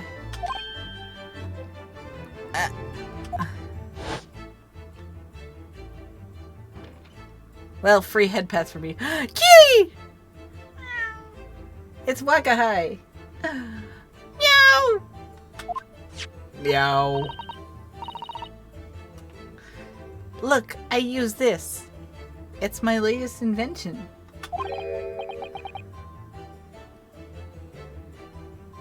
What is that? I call it the cat flapomat. It can make a cat flap for a little furry friend like Waggy in seconds.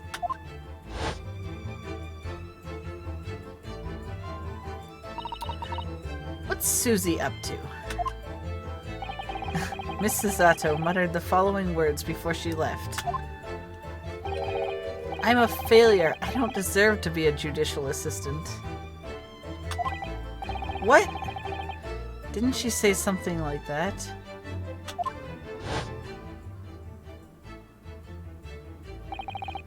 You really are the best judicial assistant in the world. Well, that's extremely flattering. But I'm sorry to say that I've been a complete failure.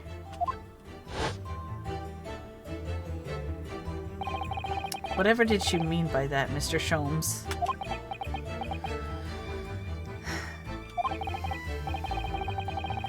That night when you left Windibanks in pursuit of the thieves,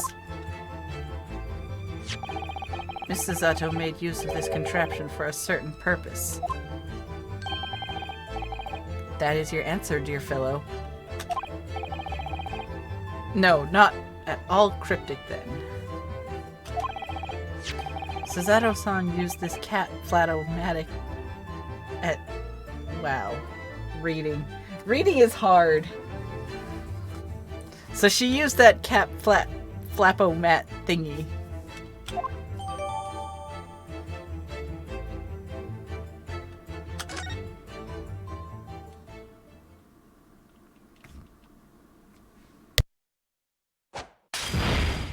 Good God, man. Your 5 minutes is over. We're out of time already?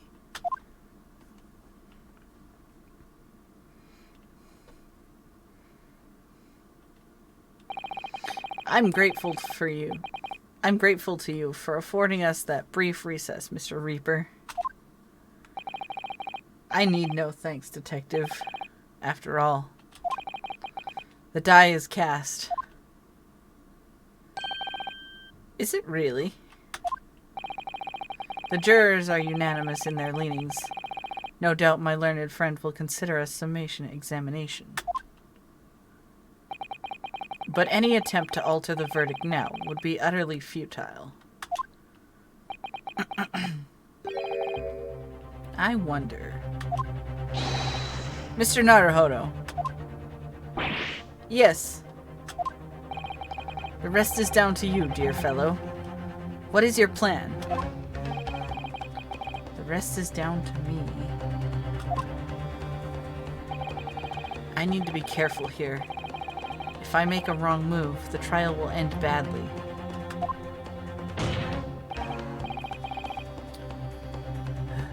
Further cross-examination. Objection! You're just gonna throw that right out there? The jurors have spoken. Protocol dictates that you may not cross-examine a new witness now. Objection! The defense is not asking for the cross-examination of a new witness, rather to continue with the one of an existing witness. What? It would appear that a rather important detail has escaped your attention, Mr. Reaper.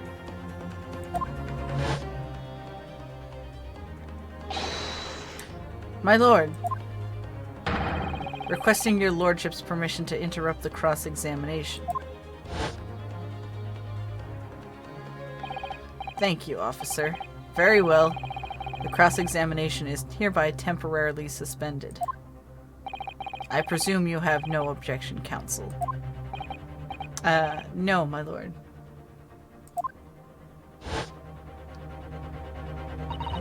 So nobody can say anything then. If Reno asks to resume his cross-examination of Mr. Graydon, the court is obliged to allow it. This is absurd! You're giving me a heart attack! I would remind those present that this is my courtroom. I concur that defense is entirely with... I concur that the defense is entirely within its rights to request the continuation of the cross-examination. However, I will not permit an unremitting protraction of these proceedings. Therefore, I have decided to afford the defense one final opportunity in concluding the cross-examination.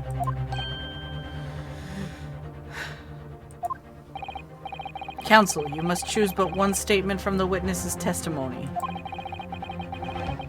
and but one piece of evidence to present in support of your argument against it. A single chance to present evidence? If following that, the situation remains unchanged, I shall move to adjudication. I'm not a judge. I'm not a judge. There is no way I am a judge. I am just an idiotic defense attorney. That's all I am. Is that clear, counsels? 3 a.m. for you. Oh gosh. That's late.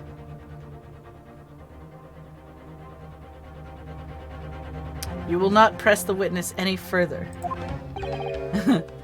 My lord. Yes, my lord. A single statement and a single piece of evidence. Most generous. Well then, Mr. Naruhodo. It's high time I fell in a dead faint.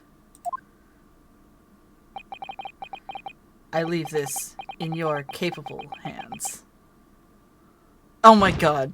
Oh my god! Mr. Sholmes! So, he decided to to take a nap on the courtroom floor. All right then. To stand so in...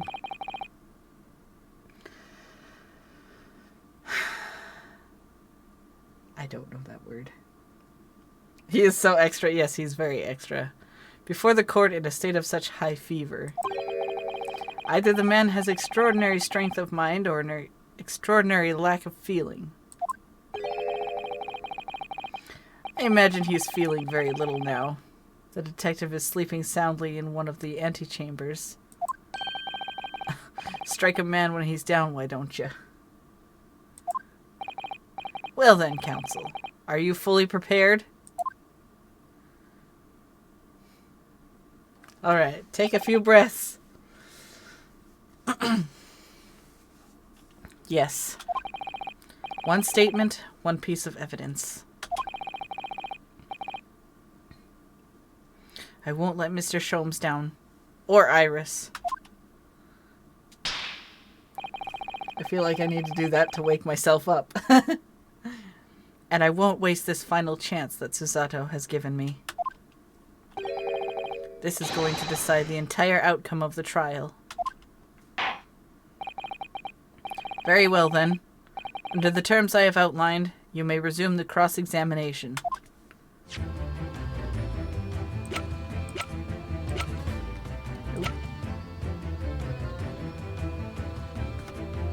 Objection!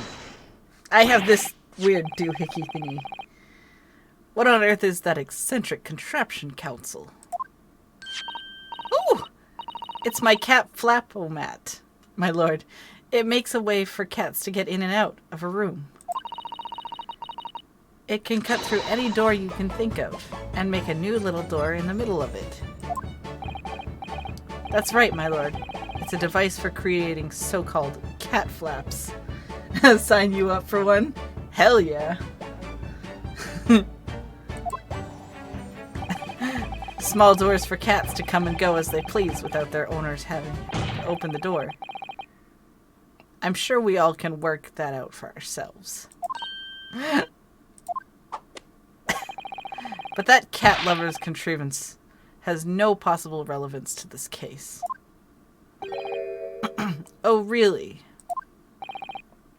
Of course it doesn't. To start with, there was no cat flap in the pawnbroker's door.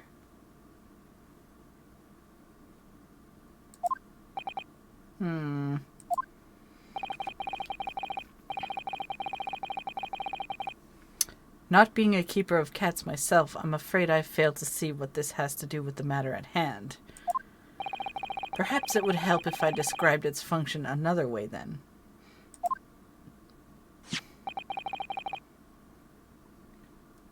This contraption is able to create a peephole in any door you can imagine, in practically no time at all. I beg your pardon? A peephole, you say? 2 nights ago, we arrived at the scene only minutes after the murder of Mr. Windibank had taken place.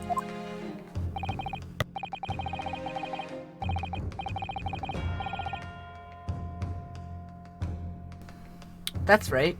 According to the paperwork at the yard, it was you, your Japanese assistant, and Sholmes. Yes, the 3 of us were together, and it's recently come to my attention that my assistant made use of this device at the time. Your assistant did what? There was a peephole in the storeroom door. I can attest to that. Because I looked through the peephole myself in order to see the locked storeroom. This is ludicrous! What are you trying to say? Of course there was a peephole in the door. I said as much in my testimony. How else could I have witnessed the crime for pity's sake?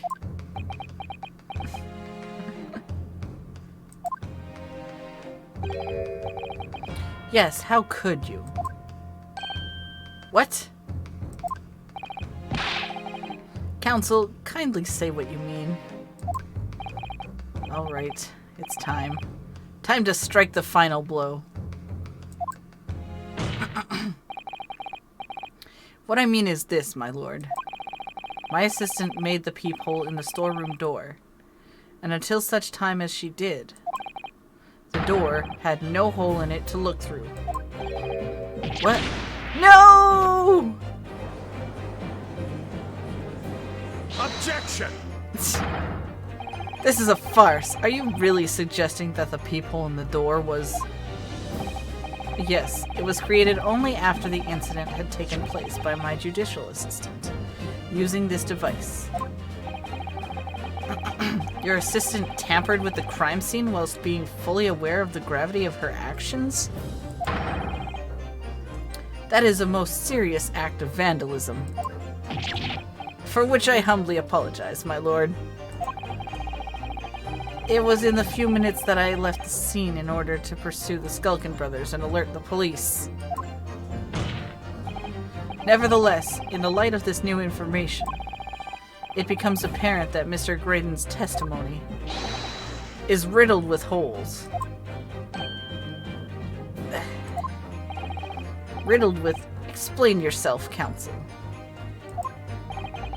The majority of Mr. Graydon's testimony that appears to incriminate the defendant is based upon what he witnessed through the peephole in the storeroom door. Yes, that filthy girl shooting the man in the back. However, if at the time of the incident that peephole did not yet exist in the door, there's no possible way that you could have seen what you claim to have seen. In short, your entire testimony is a pack of lies.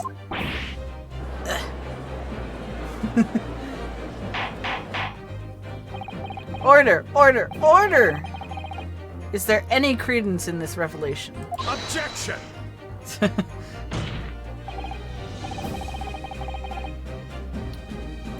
None whatsoever, as my learned friend must surely realize. Exactly, this is just some cheap trick designed to discredit me. I'm afraid not, sir. Of course it is. Do you seriously expect people to believe that plaything can cut through a solid wooden door? Oh yes, it's designed to be very powerful. It can cut through even the toughest of doors. That's absurd. I don't believe it for a second. I had a feeling you'd say that. What? Waggy! Cooey! Time for dinner! Oh my god, she made doors for them here?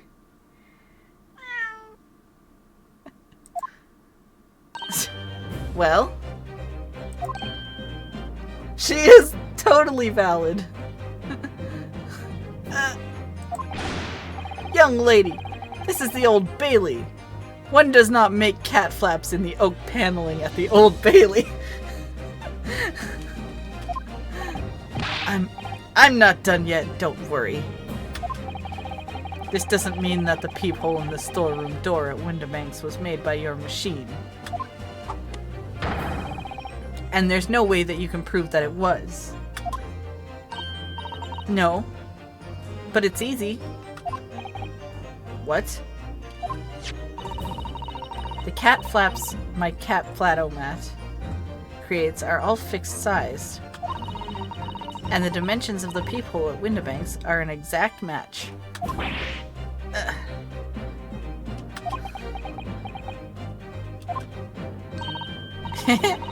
Old Silky's lost for words. Excellent work, Iris. Thank you. And now it's my learned student's friend's turn to be lost for words, I feel. I believe your judicial assistant has already left the country for your Eastern Island home. Well, yes, that's true. Then you may have some difficulty in establishing all of the facts. For the sake of the argument, let us assume the peephole has dimensions that are a perfect fit for this contraption. In that case, when was the peephole cut? The Prosecution demands proof of your answer.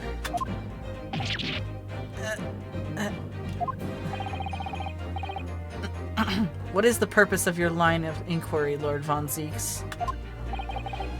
It's very simple, my lord. The defense argues that the peephole was created after the incident using this device.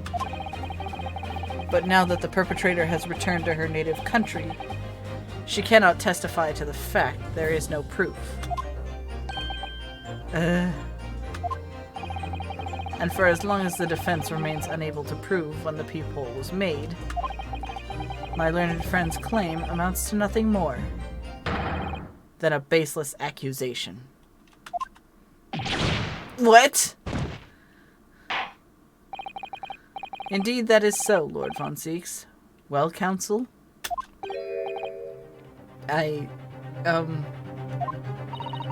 Don't give up now, Runo. This is the time to create your own opening and force your way through. I don't know if I can do this, but I do know one thing. Susato-san is the greatest judicial assistant in the world. Very well. The counsel for the defense will present evidence to support the claim made. Proof that the peephole in the door of Windibank's storeroom was created after the event and not before. Take that! What are you... A print from that detective's infernal cameras again? My judicial assistant, Miss Susato Mikotoba, is an extremely intelligent and capable woman. Which is why I never had any cause to doubt that she would have considered this scenario and made sure I had the necessary proof. And the necessary proof is that photographic print, counsel?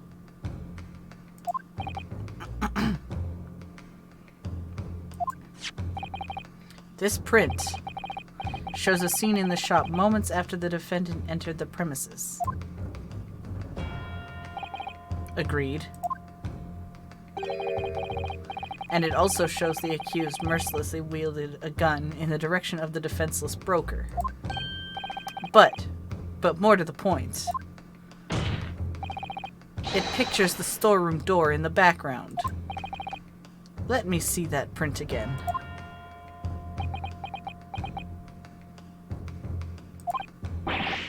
I don't believe it. This really is quite remarkable. The door to the storeroom.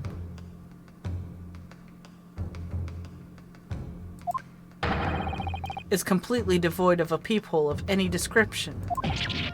Ah. Mr. Graydon. You couldn't possibly have witnessed the crime as you claim to have done. Because at the time it happened, there was no peephole in the door. In other words, your testimony is a catalog of lies.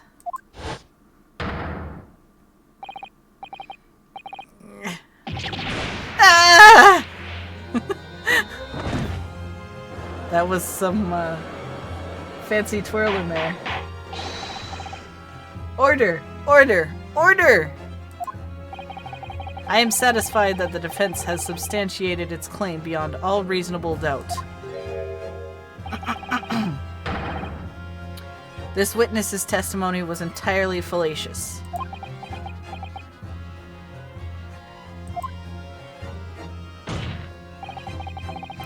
That's not the only thing we know beyond all reasonable doubt. My learned friend's assistant's guilt can no longer be denied. The woman tampered with a crime scene.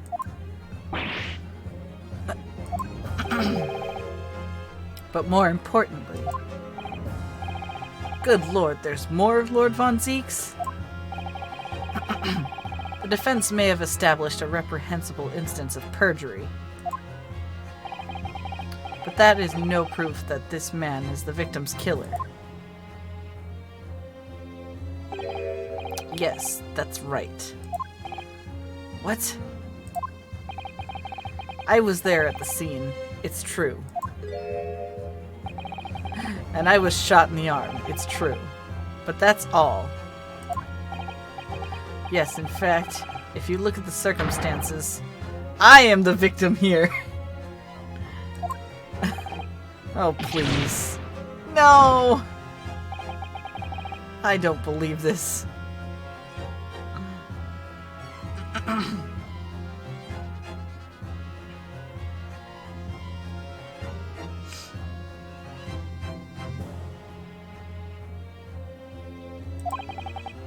But they're right, as it stands now.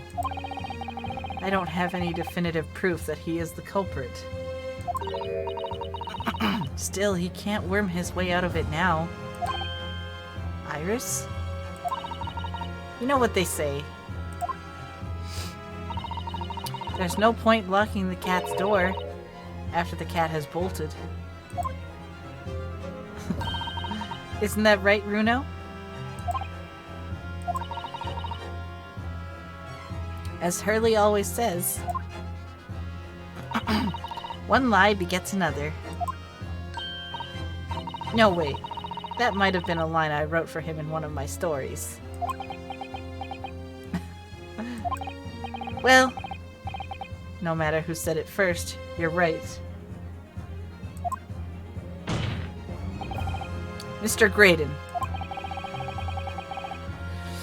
Not only did you give a false testimony to the court, but the lies you told make no sense.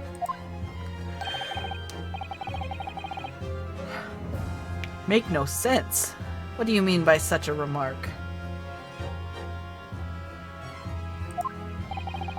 What you said in your testimony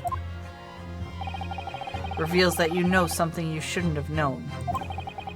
In other words, there is fundamental inconsistency in your statements. What? Objection! This is provocative talk, counsel. Won't you enlighten the court? Explain this alleged inconsistency. Iris was right. One lie begets another. The inconsistency is revealed by the lies in the witnesses' statements.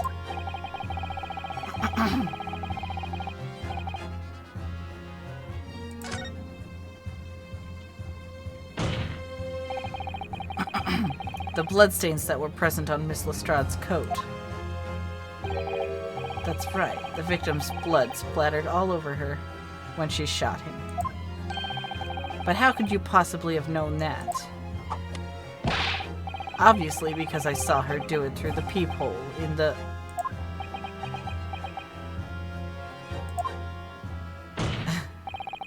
The point is not that you lied in your testimony, Mr. Graydon. It's the nature of the lie you concocted that is so revealing. You're not making any sense. Then let me ask you a simple question. How is it, Mr. Graydon, that you knew of the existence of the peephole in the storeroom door? What? Well, obviously,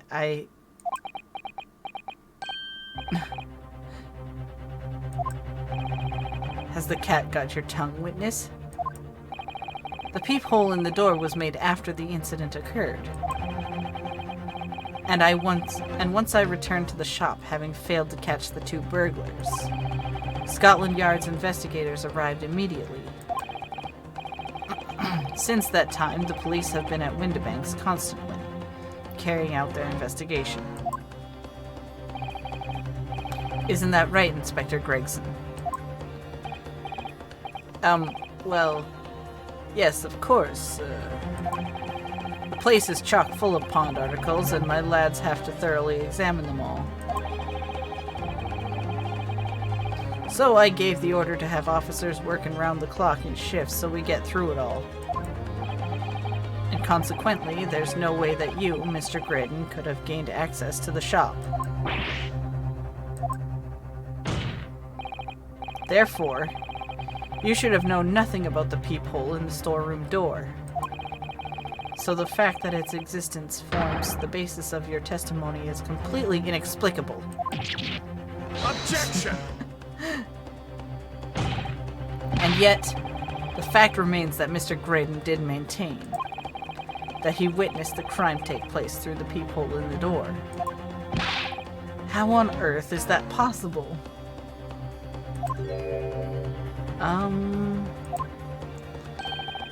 Could I have a word, please, Lord Von Zieks? Speak, Inspector. It's just that I really ought to be getting back to the station now to put in my report. There's really nothing more I can add to this testimony, so if it's all the same to you... Permission denied. Oh. It's not all the same to me, Inspector. Not at all. You will remain exactly where you are until this trial concludes. Of course, sir. Mr. Graydon.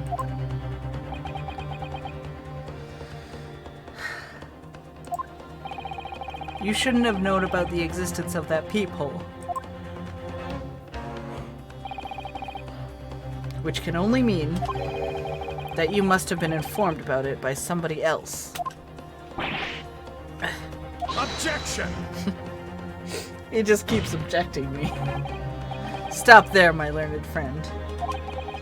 You realize, I trust, that the words you just uttered have extremely serious implications. Yes. But the defense believes that the details about the case that Mr. Graydon claims to have seen must have been revealed to him by a certain person before his testimony. And in fact, considering a particular clue we have, there's really only one person that could be. Who is the person in question, counsel? Who gave this witness details of the crime scene to facilitate his false testimony?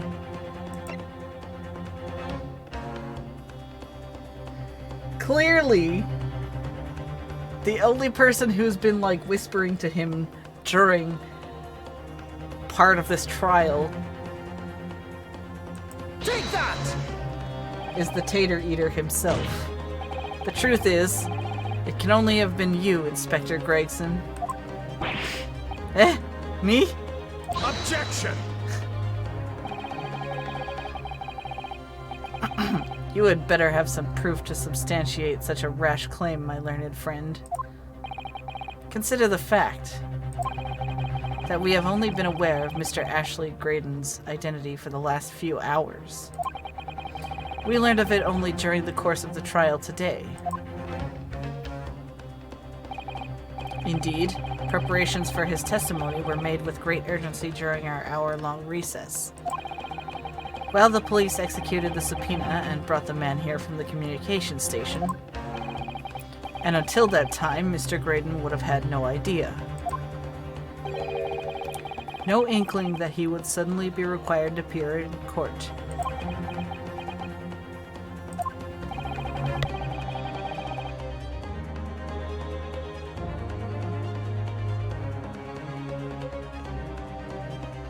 Are you suggesting that until such time he was summoned? Yes, my lord. Until then, it's reasonable to assume he knew nothing of the peephole. It was only once Mr. Graydon was in the stand that he realized his position. That he would have to defend himself against the accusation that he was the third intruder. You're suggesting to the court that it was while this trial was in progress that he received the information? So that he could commit perjury in order to save his skin? Exactly. And the only person with knowledge of the investigation that he had any contact with is you, Inspector Gregson. This is a bloomin' outrage. Why would I be giving away details of our investigations to this fella, eh?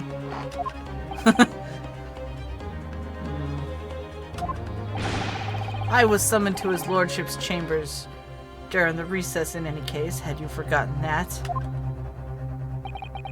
Quite true. I had a number of questions regarding the events that transpired at the pawnbrokery. Which means... the first time these two laid eyes on another was after proceedings resumed, following the recess. Since then, they've been in full view in the stand, where such illicit discussions couldn't possibly have occurred.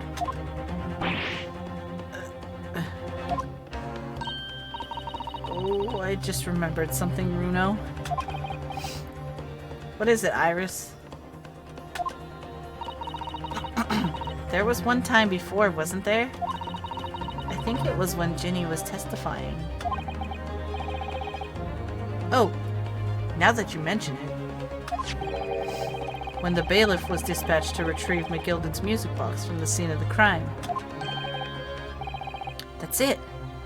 During the testimony. I remember finding it strange at the time.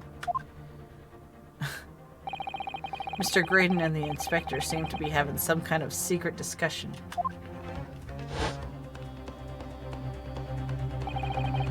It would have been impossible for you to give Mr. Graydon the information he needed then. You little toe rag. You're making all this up. I'm a respectable Scotland Yard inspector, for crying out loud. Why would I do something like that? Why would I be giving away confidential details to the likes of this bloke? Admittedly, you wouldn't have had any reason to do something like that for no gain. But perhaps it was part of a deal of some kind. Then it starts to make more sense. What deal, counsel?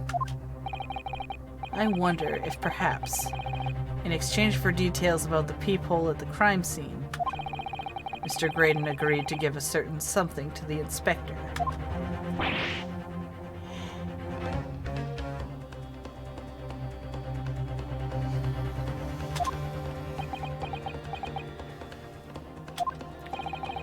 I'm sure I need not remind the inspector that if found to be true, striking a deal of any kind with a witness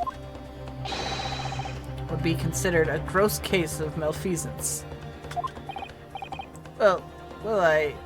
Objection! It just keeps going! It's becoming clear that jumping in with accusations in this student's specialty. I don't do that. But with the stakes so high, the prosecution is not prepared to listen to baseless charges. It is incumbent on the defense now to present evidence in support of this diabolical claim. Evidence?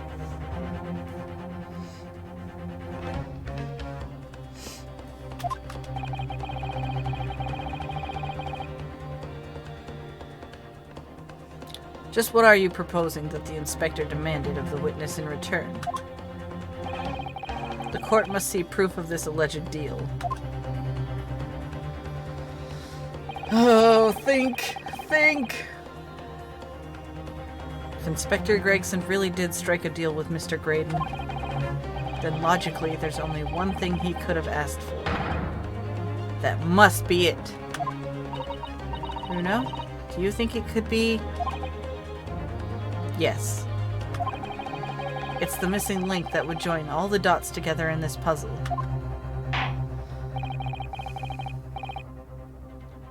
I must press you for an answer now, counsel. What evidence explains the nature of the alleged deal that Inspector Gregson made with the witness? Take that! Inspector Gregson. Besides this murder, is it not true that you've been working on another very important case? What? What are you getting at now, Sunshine? Is it possible that this other top-secret case is what's alluded to this newspaper article here? The classified secrets being leaked overseas from the Ministry of Justice? How the bleeding Nora could you? We discovered during the course of this trial the music box deposited at Windibanks by Magnus McGilded. A special music box designed to play 2 discs at once. It would seem very likely now that the encoded on the pair of discs that were in McGilded's possession are the leaked classified secrets.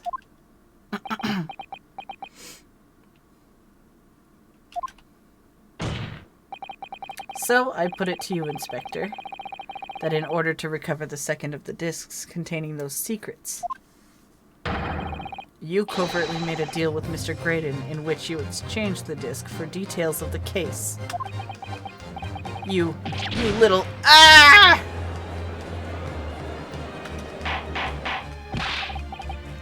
Order! Order! Order! On the day of the incident, when we met you at Windibanks, you said this. I'll be taking that whatever it is of McGilded's down to the yard, thank you very much. So hand it over. No, don't! Don't give it to him! It's mine! That is, mine! I'm sorry, miss. But anything belonging to McGilded has to be taken in as evidence now.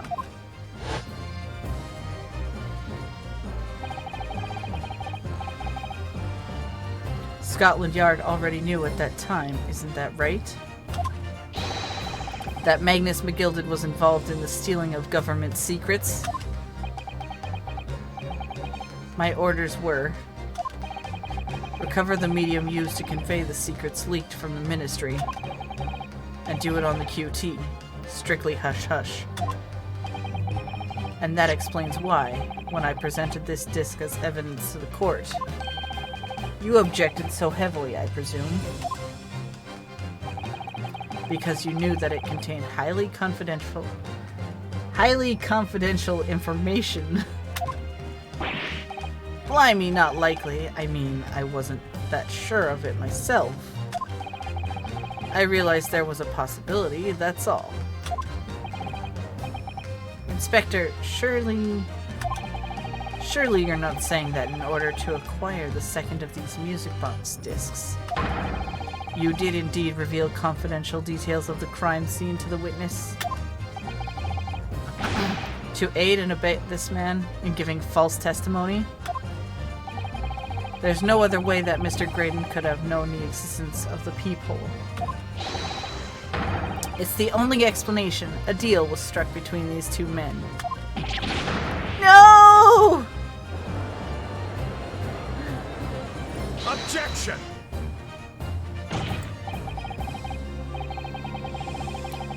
If, and I stress if, this sobering assertion turns out to be founded in truth.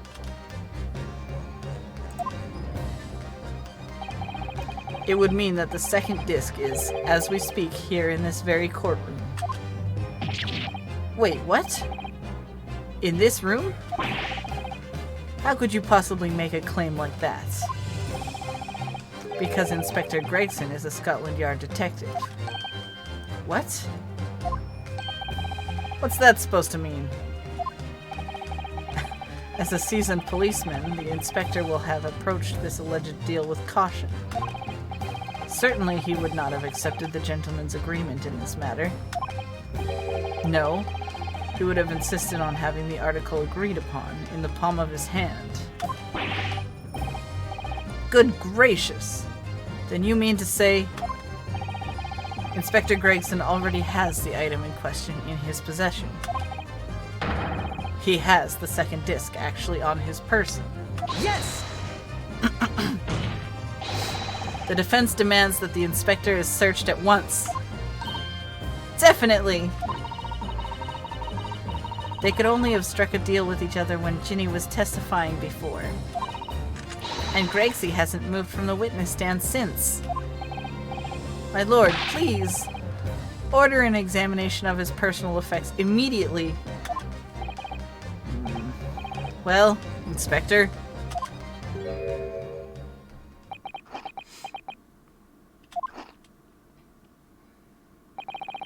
This young lad wants to tone down his imagination.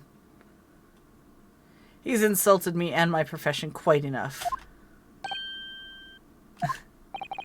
However, if it'll put this matter to bed and dispel any doubts about my involvement, then I'll happily submit to a body search. What?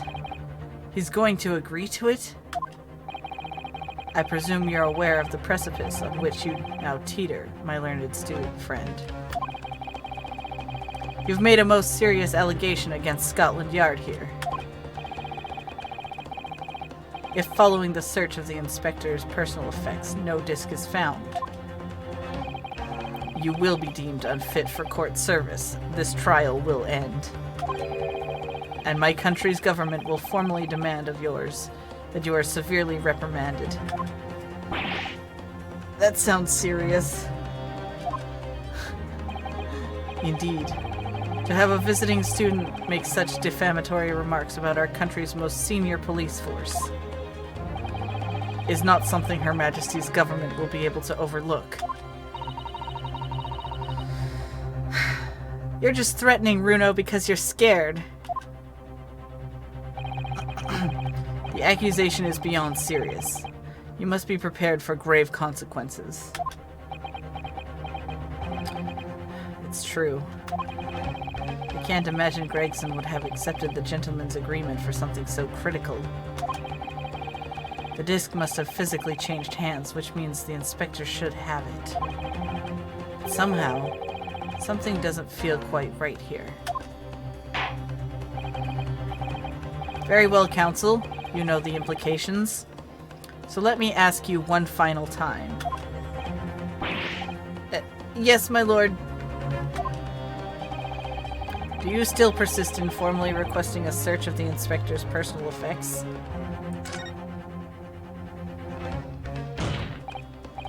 Yes, the defense formally demands the search be conducted. Well, don't say you weren't warned.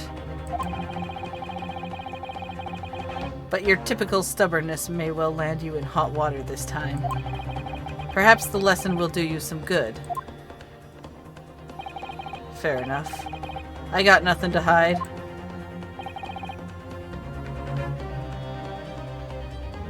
Very well then.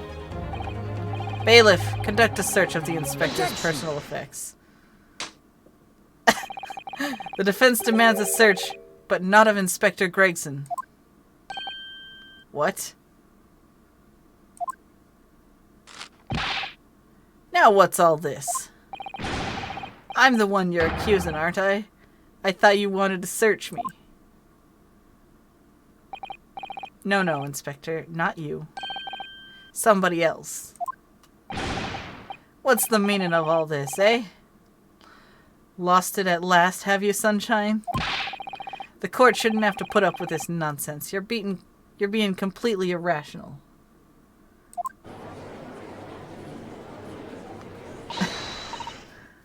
Be quiet, all of you. Oh boy. Bruno's doing what you all told him to do, and having the courage of his convictions. So you should respect that and listen to what he has to say in good faith. Because that's the British way.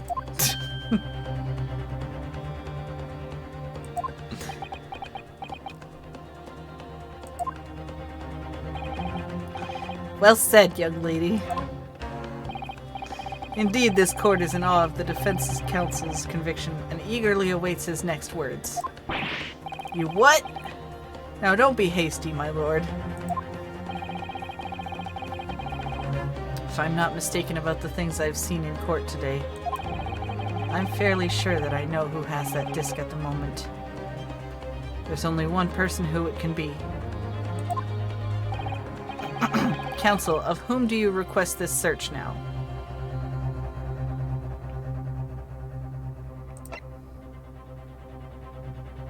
Take that! Mr. Ashley Graydon, my lord. The defense demands that he be searched at once. Very well. I presume you will not protest, Mr. Graydon.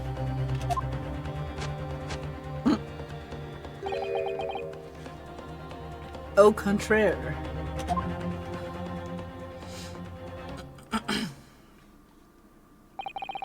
And so, a brief body search was carried out by the court bailiff. A few short minutes later, it was revealed that Mr. Graydon had nothing unusual on his person at all.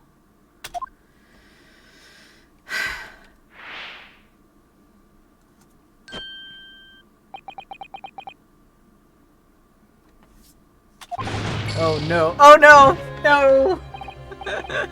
Well, counsel?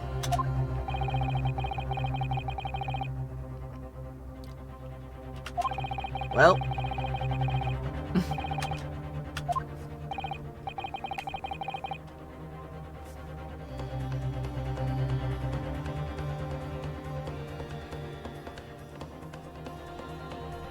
Take that! I don't know if this is gonna work. I hope. Mr. Nash Skulkin. Well, I never. Eh? Me? Him? Very well then, bailiff. Restrain the witness and conduct a thorough search of his personal effects. Hold it! Please, my lord. Inspector? Scotland Yard has to object to this search. Objection!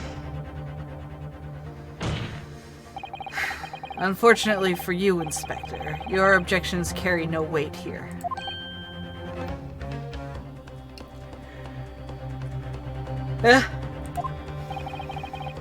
In this courtroom, only the prosecution and the defense have the authority to object. But Lord Von Zeeks, I have no idea what forces are in play that might influence your actions. But personally, I have no intention of obstructing the course of this trial.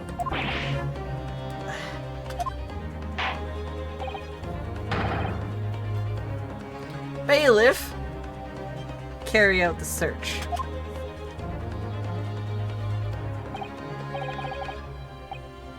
Now hold on a mo. Nothing about no disc. Cut it out! Ah! Here, my lord. In the witness's pocket. I found this. Good lord, that's another music box disc. I didn't know nothing about it. Nothing.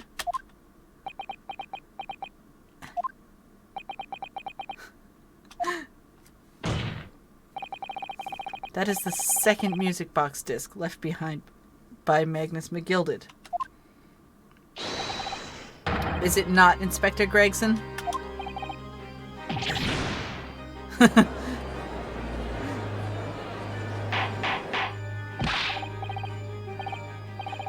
Order! Order! Mr. Skulkin, what have you to say for yourself? Gordon Bennett. I mean, just Gordon Flamin' Bennett. I swear I didn't know nothing about that disc. Honest to God. Counsel, would you please explain what exactly is going on here? The alleged deal that was struck between this witness and this detective, no. Without question, my lord. Then for pity's sake, why on earth was this man in possession of the disc that the inspector traded for information? Inspector Gregson is a shrewd, calculating man who rarely loses his composure. But at one particular point in this trial, he exhibited some unusual behavior for a brief moment. I don't recall. What unusual behavior? It was... Yes. During my cross-examination of Mr. Graydon. Tell me, Mr. Graydon, when you left the pawnbrokery that night, Was it by any chance with the second disc in your jacket pocket? I admit to nothing of the sort. Well, Mr. Graydon answered my questions. The inspector appeared to have grabbed Nash Skulkin by his coat and was shaking him violently.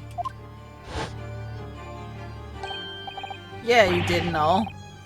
Thought me noggin was gonna fall clean off, I did.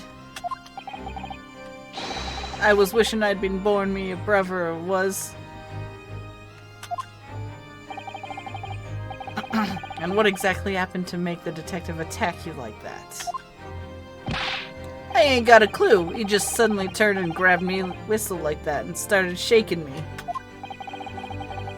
Why the blazes didn't you mention the third gun when we got you down in the station? That's what he said. Yelled it right down my ear hole, he did. Me head's still throbbing now.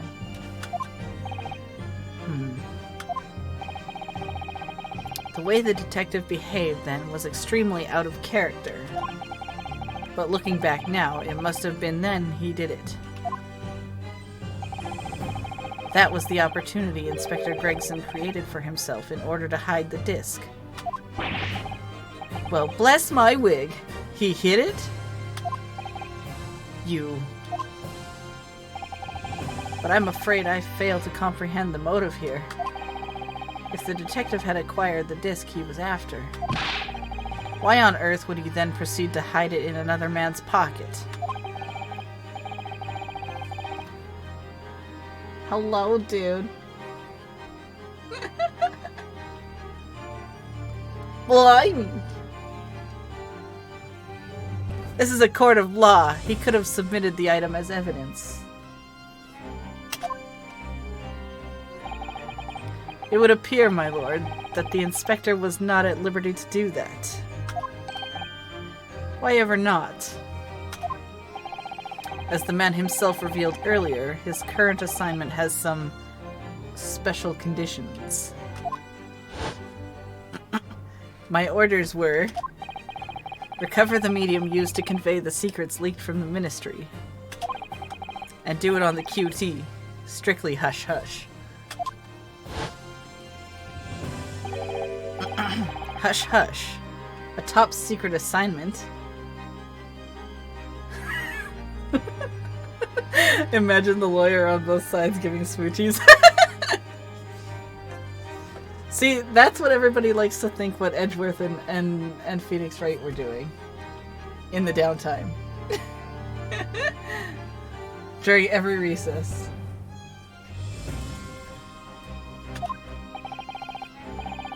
As far as we're aware, the information stolen comes from confidential government communications.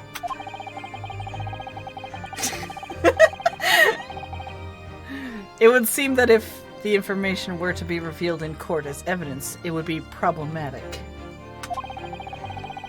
Does that sum up the situation, Inspector?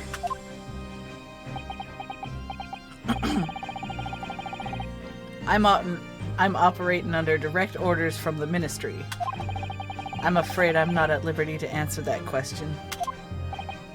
So, realizing there was a chance that you may be searched here in court, you took steps to hide the disc you had acquired from the witness. Does this mean... He only pretended to attack Mr. Skulkin in order to get close enough to him to slip the second disc into his pocket. So it was all a pretense.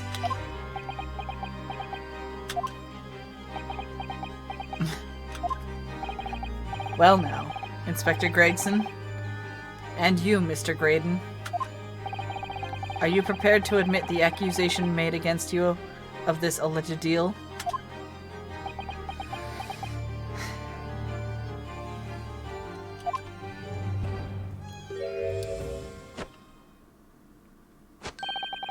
Admit to it?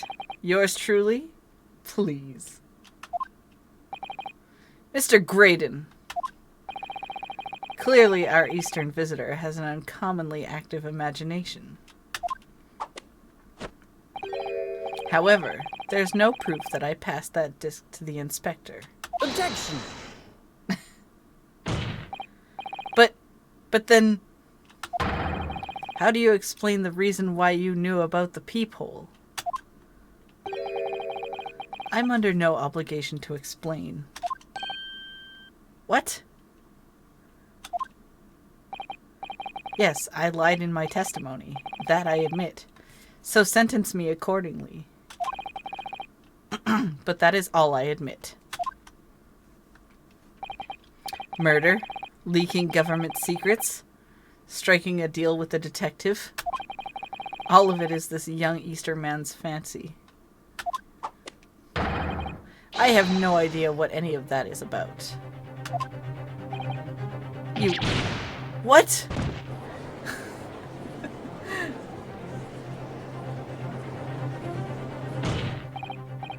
Well, what about you then, Inspector Gregson? Do you admit to making the deal with Mr. Graydon in order to acquire the disc? Ladies and gents of the jury, as a Scotland Yard inspector, I will declare this and nothing more. I am acting in the best interests of the country. Whatever I've done, it's been in the name of justice. Ah yes, good old Ace Attorney. So as members of the public of this fine country, I'd like to think that justice will be your guiding light when you're making your decisions.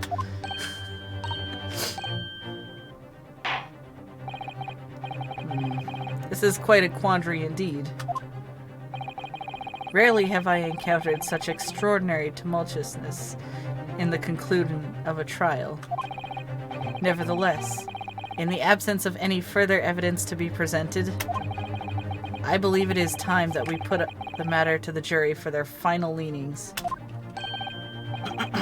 Well now, as a fellow servant of the Queen and country, I must say I sympathize with the old inspector.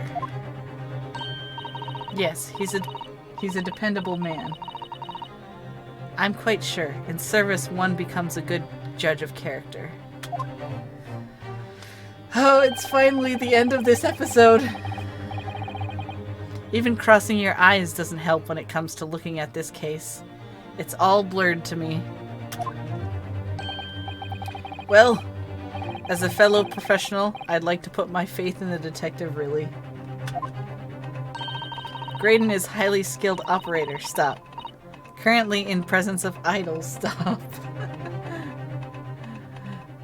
Yeah, if you don't want to see the ending of the game, or at least the ending of this part, you might want to wait and hold off.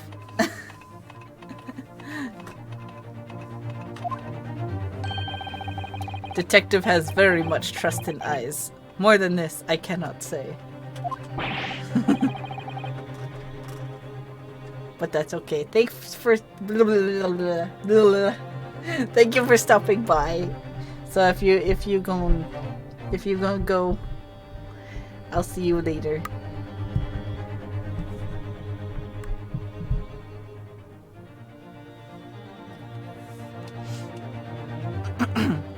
I don't believe it. These 6 jurors they're going to believe Gregson if they declare their decision now. Is Ginny going to be found guilty?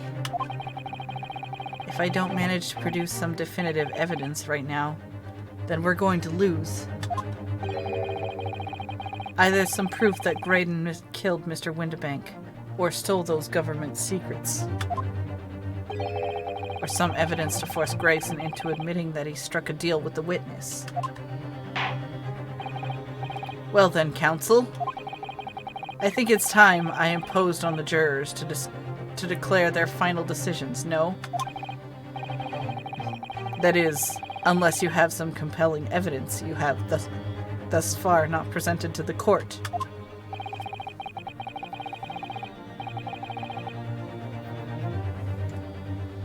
If I let the judge call on the jurors to announce their leanings, Gina will be found guilty. So there's no choice then, Runo. You have to throw some more evidence at them. This is it now. It all comes down to this. Who do I present evidence against? Gregson or Graydon?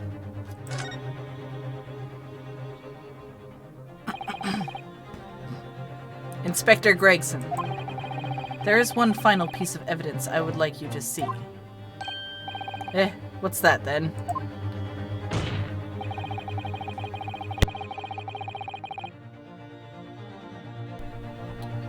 If you refuse to acknowledge that you did in fact strike a deal with the witness here today, then you leave us no choice but to examine this piece of evidence thoroughly. Well, go on. This is my last chance. It looks like I'm going to have to force his hand here. One final piece of evidence to get this detective to admit to the deal he clearly struck with Graydon. Take that! Is that Mr. McGilded's peculiar music box, Counsel? Yes. With the disc already in place ready to play, I think perhaps now would be a good time to listen to the sound produced by the music box again. Only this time, with the second disc we've just discovered set in place as well. Goodness, this disc, Counsel? Hold it!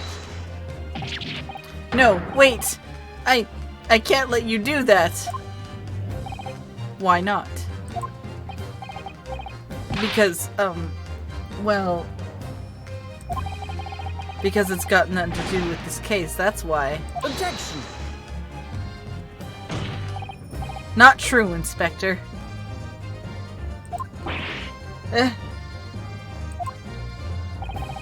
The defense has already proposed that the sounds heard by the court earlier from this music box were part of a Morse code message. We know that the Morse code comprises of 2 distinct tones. The defense believes that the second disc contains the second tone needed to complete the message. And now we have a chance to confirm that theory. For crying out loud, Sunshine, we're talking about state secrets here. If you go letting the whole courtroom hear confidential information like that, it's treason. Then do you admit the charge? That in order to protect those state secrets, you engaged in unlawful dealings with the witness? You're mad. If you let that secret information out into the public domain, you'll be making an enemy of the entire British government, you idiot. Objection! Let's not forget, Inspector, that you, a Scotland Yard officer, leaked confidential case details to a witness. That you continue to lie to the court, and all because, by fair means or foul, you're determined to do your duty. Well, by fair means or foul, I'm prepared to do mine. Don't you dare. I will stop at nothing to protect my client. I don't care who I make an enemy of.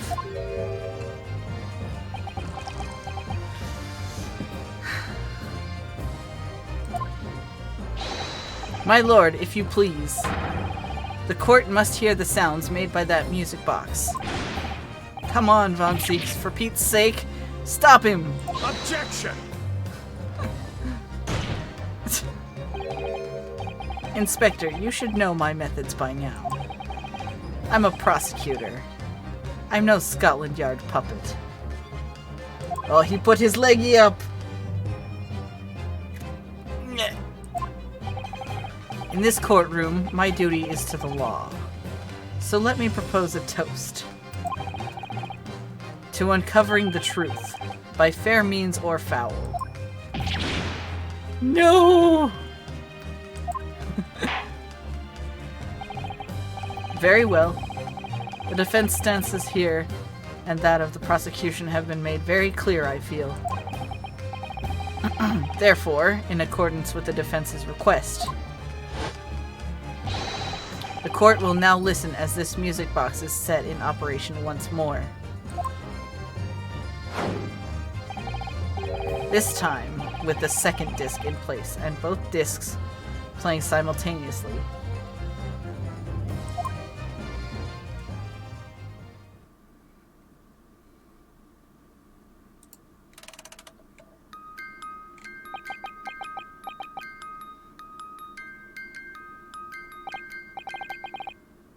Oh, listen to that. It's unmistakable now. It's Morse code. All right, I admit it. Whatever you want. But for the love of God, shut that bloomin' box off.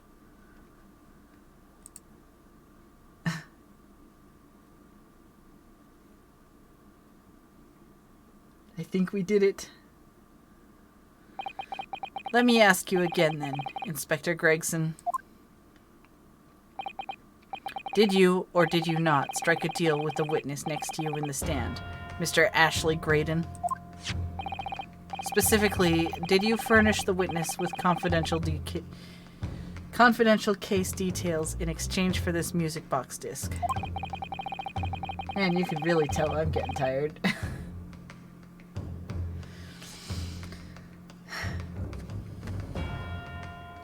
Did you reveal the existence of the peephole in the pawnbroker's storeroom, Inspector?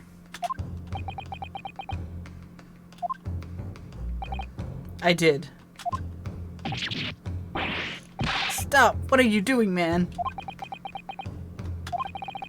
It's all exactly like the young Eastern lawyer said.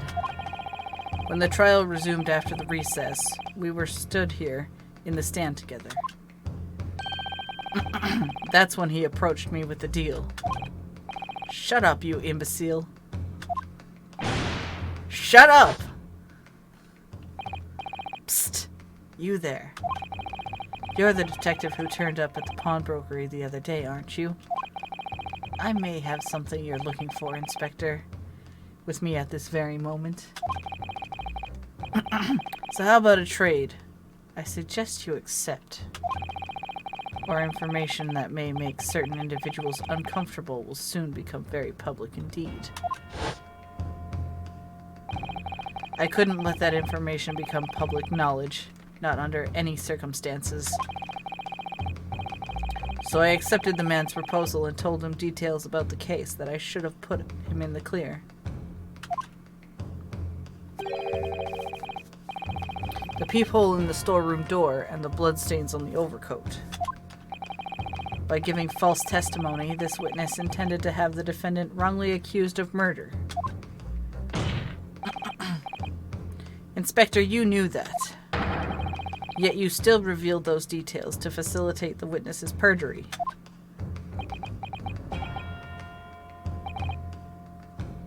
I did. But then it turned out the peephole had only been made that night after the incident took place. Scotland Yard wasn't aware of that, if I'm perfectly honest.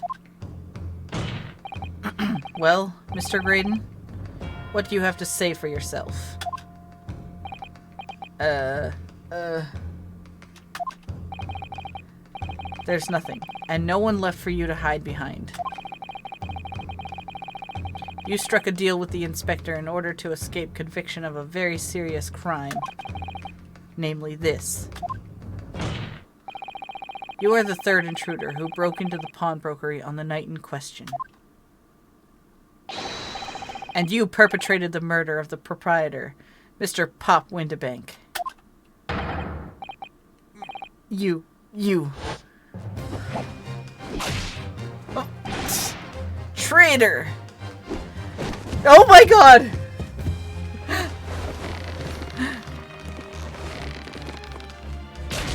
Oh boy! Did he just snap his neck? Bailiff! Bailiff! Restrain that man! At once! What is going on? That's it then. It's all over.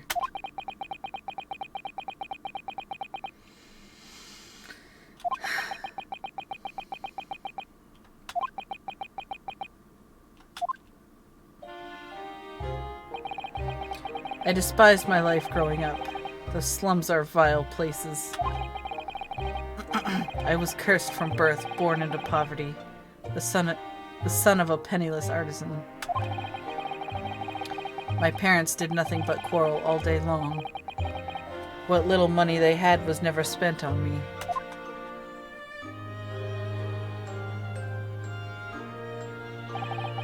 So I set about studying, to better myself, to one day escape from that hellhole. And you eventually became a communications officer. I admire your determination. But then you decided to try to sell government secrets. Why?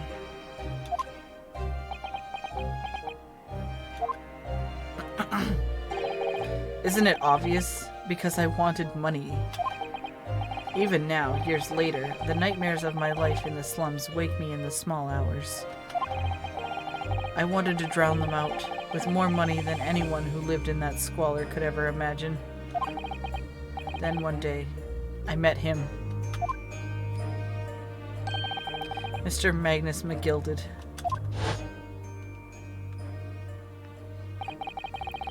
You're a fiend with acquired talent, so you are. I've money to throw your way if you're interested. All you need to do is go along with me little plan now.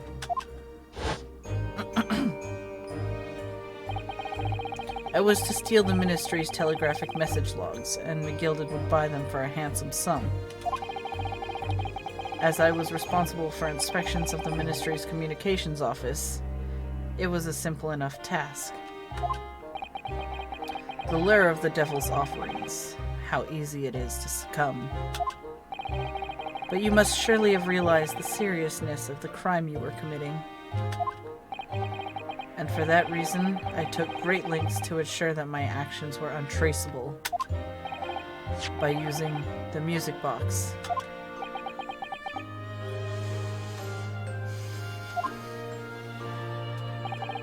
My father was a brickmaker, though my mother divorced him when I was still a child. Yes, Mr. Mason Milverton. That's right. He was very skilled with his hands. He'd once been a music box maker's apprentice. I imagined his skills would be sufficient to create a machine that could generate Morse code. So I sought out my father again, to employ his services. It was the first time I'd seen him since I left the slums 10 years earlier.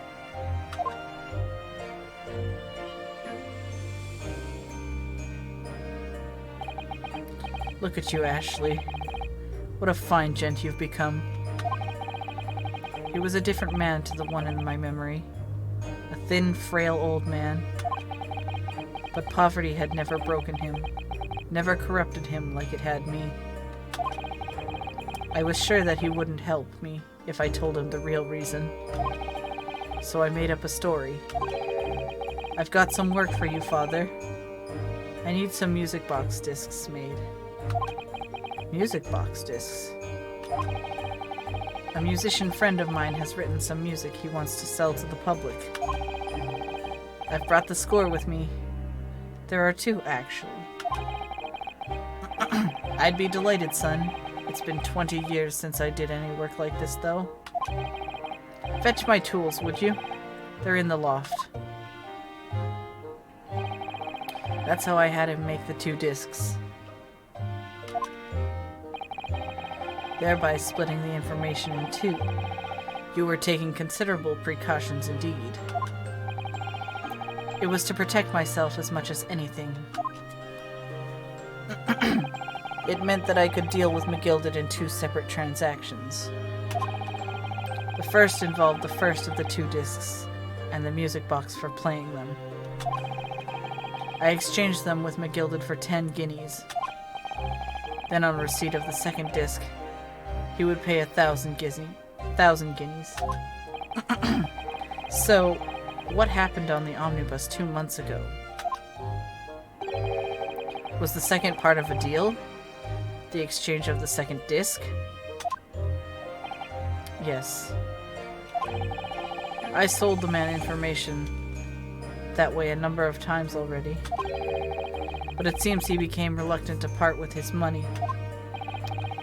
But that doesn't quite make sense, Mr. Graydon. For why was it that on the omnibus 2 months ago, your father, Mr. Milverton, was the one dealing with Mr. McGilded and not yourself?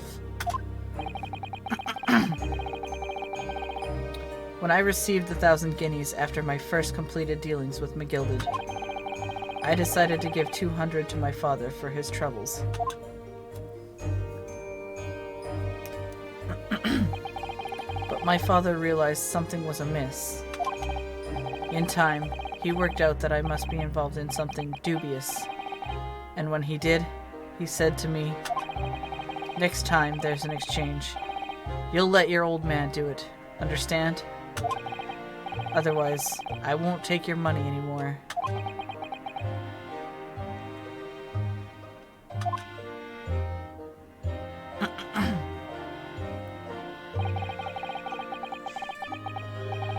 That was my father's way of dealing with it, I suppose. Climb into the omnibus, hand over the second disc, and take the money from McGilded. That's it. He had no idea what was actually on the discs I asked him to make. He never knew. Just like I'll never know why everything went so horribly wrong that night.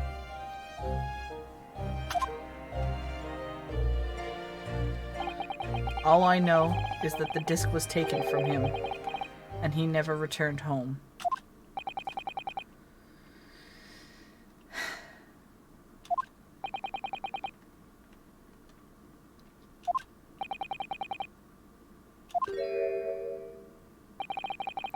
It was only then that I found out what sort of a monster McGilded really was. So after 10 years of not once uttering it, I swore on my father's name.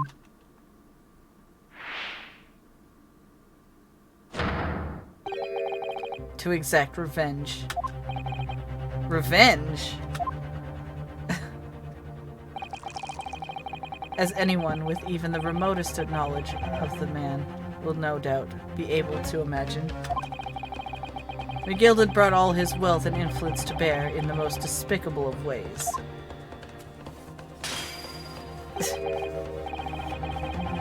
To crush any semblance of justice in his trial.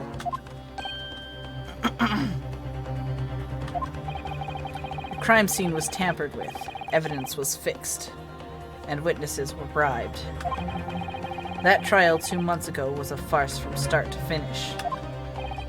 My feet had barely touched British soil back then, and I walked into that hornet's nest completely unaware of the sinister background to it all. I made plenty of money out of my dealings with McGilded by then, so I spared nothing in my arrangements 2 months ago. I knew exactly who to hire. If you're willing to pay the price, there are people in this city willing to do anything you ask. McGilded himself had shown me that. Are you saying that... I think you have the picture now. After he twisted everything to his favor in this courtroom to ensure that he walked free, I took matters into my own hands and delivered the justice that monster deserved. That tragic accident following the trial here 2 months ago was planned and executed by yours truly. Bro! He set the thing on fire! McGilded's death that day was caused by this man? Everything is ready, sir, if you'd like to follow me into the courtroom. What's this, officer? 'Tis sooner than I was led to believe. I hope it's not inconvenient, sir. There were some changes to the schedule. Well, I must be making tracks now. 'Tis time for the inspection. They're going to examine the omnibus again, so I'm told. I asked if I could be present for it myself.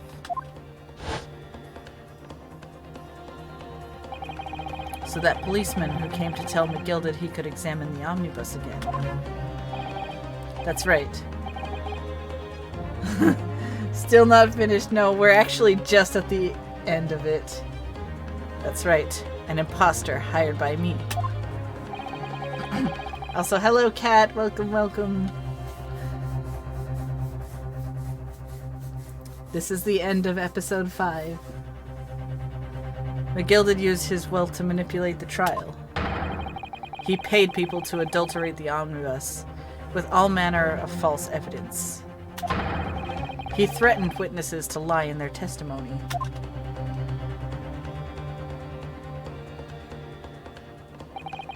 So I gave the man a taste of his own medicine. Once the omnibus was doused in paraffin, one of my sham policemen ushered McGilded inside and set him on a one-way journey to hell.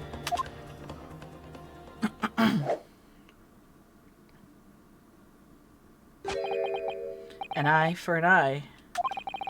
That's how I avenged my father's death. A spine-chilling account indeed. But that wasn't the end of it for me. There was a loose end, you see. A loose end? Yes. I should think it's obvious the second disc, which my father had taken to exchange with McGilded. Yes. There was indeed no mention of it in the man's trial 2 months ago. Clearly because it had been removed from the scene of the crime. When I realized it was missing, I remembered something. Something from the first time I dealt with McGilded.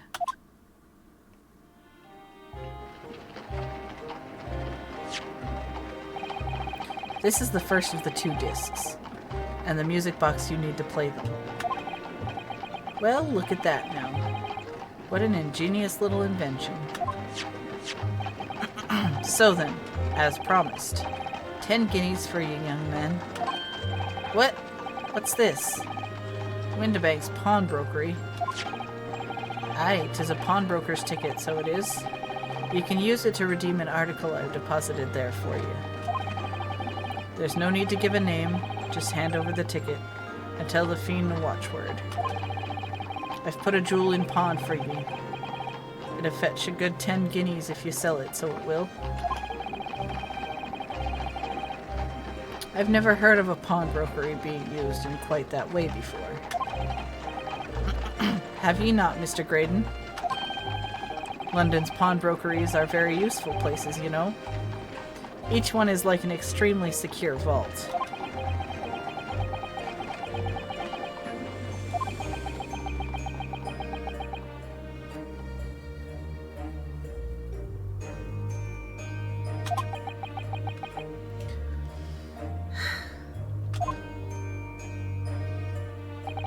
So I knew that if he'd taken steps to hide the disc, it would be in that pawnbrokery somewhere.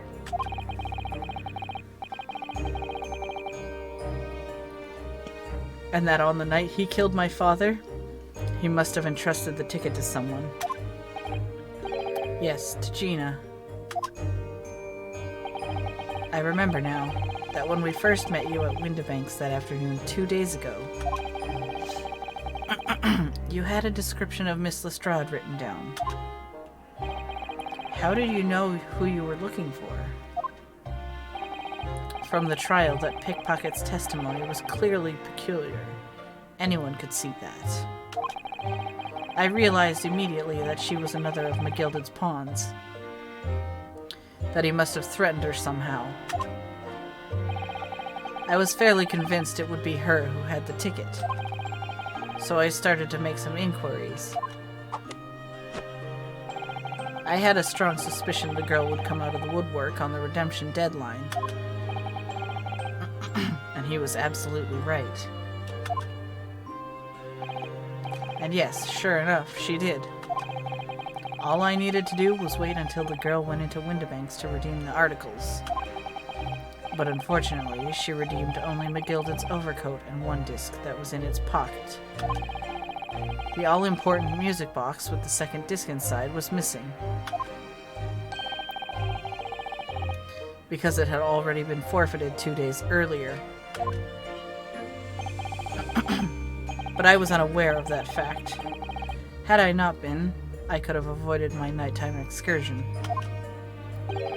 Meanwhile, as our investigation into the stolen government secrets was progressing, We'd picked up on the fact that McGilded was involved. Inspector! You've recovered fast. My orders were to recover the stolen information as quickly as possible. So we started gathering the fellow's possessions and examining whatever we could lay our hands on. We had a full-scale investigation going on at the yard, but we had to keep it as quiet as we could. Then, when the inspector here took the disc from me in the pawnbrokery that day, I'd become nervous. I was sure the music box and the second disc were still there in the shop somewhere. So I knew that it was a race against time. I had to find those articles before the police did. So that's what prompted you to break into the place that same night? With the help of your old friends, the Skulkin brothers? What happened that night in the pawnbrokery, I can only describe as a nightmare. While Nash and Ringo were searching the counter, I had located the music box I had sold to McGilded on the shelves of forfeited articles. And the second disc was inside? Yes, I slipped it into my pocket with a very deep sigh of relief. But then, something entirely unexpected happened. What are you doing in my shop?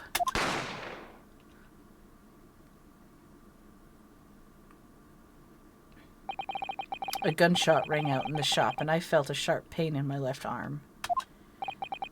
The broker fired his gun, and the bullet pierced your limb. Yes, exactly. But unfortunately, I decided to bring my own gun with me that night, just in case. Oh boy.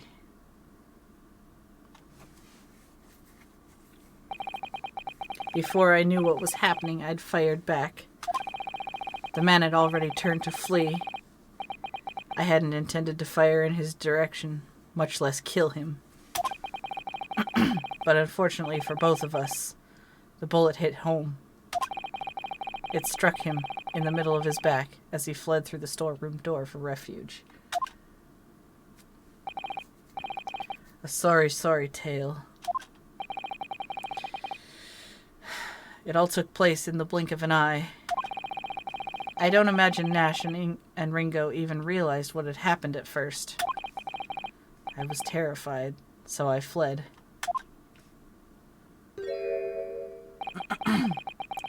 And that's the whole story. That's everything that happened at Windibanks on that wretched night.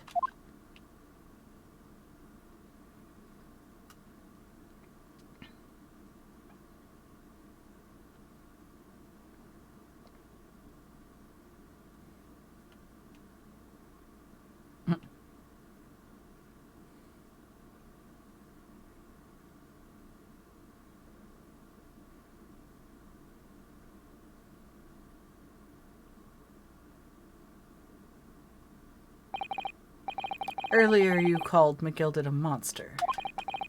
A man who used his wealth and influence to distort the facts and escape justice for the crime of murder. What tragic irony. For what you have done is exactly the same.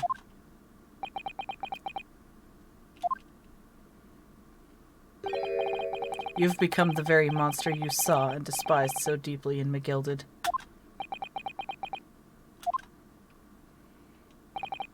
Yes, I think I have.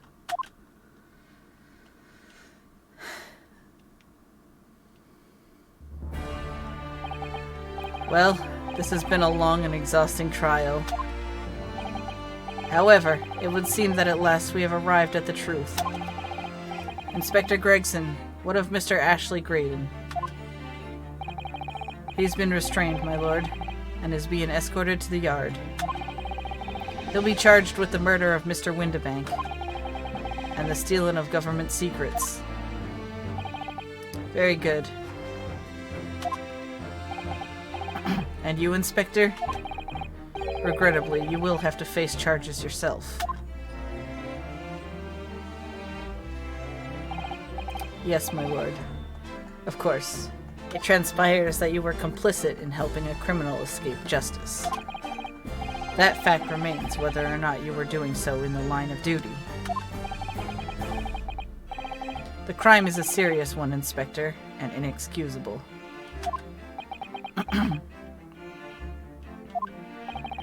Now, to the defendant, Miss Gina Lestrade. Yeah? It is time for the final adjudication. Is the jury ready, Mr. Foreman? Yes, sir! Garrett Squadron, standing by, sir. This is really it now.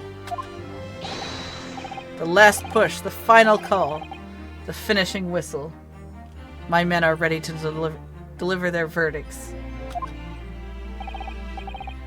Thank you, Mr. Foreman. Very well, ladies and gentlemen of the jury. You will now declare your final decisions to the court. Not guilty.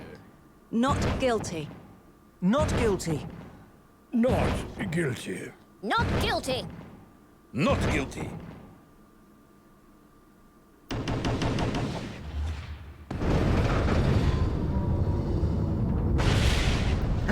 Finally! That's the stuff. I'm off the hook! Finally, Runo, you finally managed to do it. Finally is the word. I really wasn't sure if we'd come out on top for a while there. Susie was right. You're the best lawyer in the world. Well, I wouldn't say that about me. Miss Lestrade, I am not finished with you yet. What? What are you looking at me like that for? Before you start enjoying your freedom, there are certain other crimes to consider.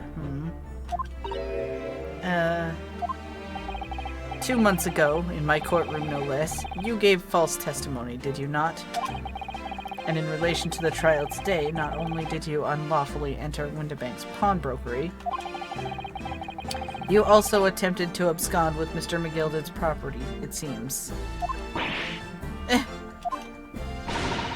I never done nothing of the sort. Of course not. It's not like you were gleefully wearing McGilded's coat in your cell yesterday or anything. Aw. And just when I was getting excited about throwing a party for Ginny this evening, and turning our attention to the defense, determining that when played together, the music box discs contained a message in Morse code was, well, it was certainly a most unexpected revelation, counsel. Quite so, my lord. The prosecution was caught entirely off guard. In fact, I think we should applaud my learned friend's courage here today. I propose a toast to demanding that government secrets be disseminated before the entire courtroom. Very sorry about that. It was the only way that I could get Inspector Gregson to admit to what he'd done, so... If I may say something on that point. Isn't that... It's, about the sounds produced by the music box before. I do wonder if that was really Morse code at all. What? What are you saying, madam? Oh, well, it's just that I'm really rather fanatical when it comes to Morse code, you see. So much so the whole world seems to be covered in dots and dashes to me, in fact. Goodness, madam, an unhealthy level of obsession to one feels. But I must say that in my opinion, the sounds produced by those two discs were nothing more than that. A meaningless series of two different tones. What? Can that really be? It wasn't Morse code after all?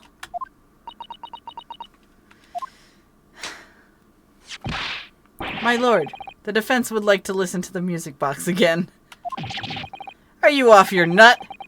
A many times do I have to tell you those discs contain ministerial secrets, Sunshine? This courtroom is not an appropriate forum to discuss the nature of government communications. We know McGilded conspired to trade national secrets with our enemies. Secrets acquired from Mr. Graydon.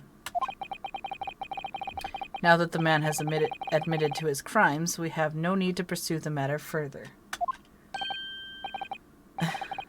But it's really going to bother me.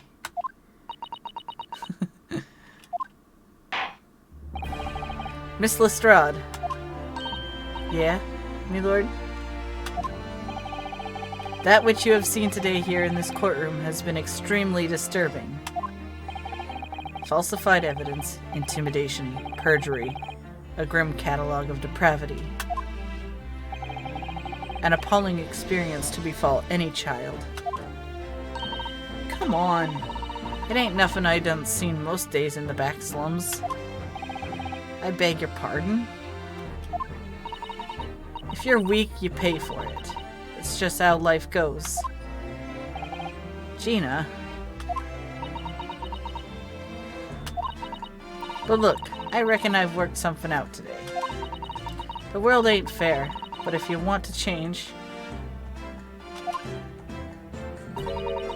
you've got to start at home.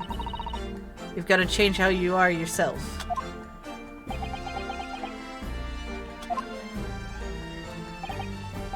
Well, that's a very laudable lesson, I would say. I eagerly look forward to the born-again Miss Lestrade, never gracing my courtroom with her presence again.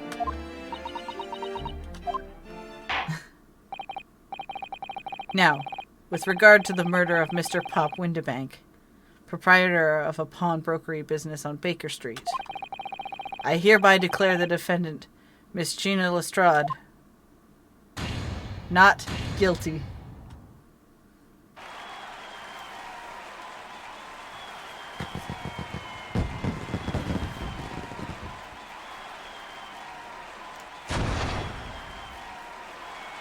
Why are you firing a gun in the courtroom?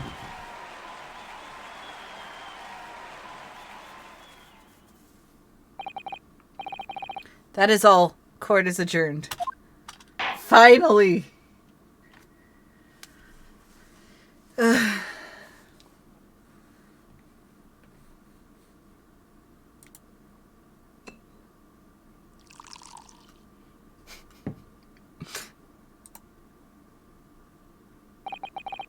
On a personal note, I must say you've surprised me, my Far Eastern friend.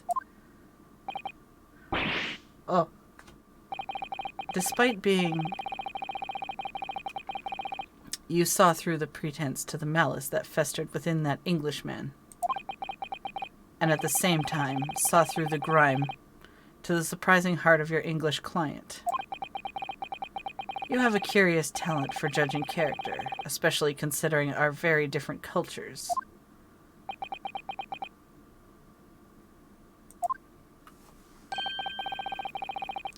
I don't think there's anything curious about it. Whether we're from the Empire of Great Britain or the Empire of Japan, we're all human beings. We're not so very different on the inside.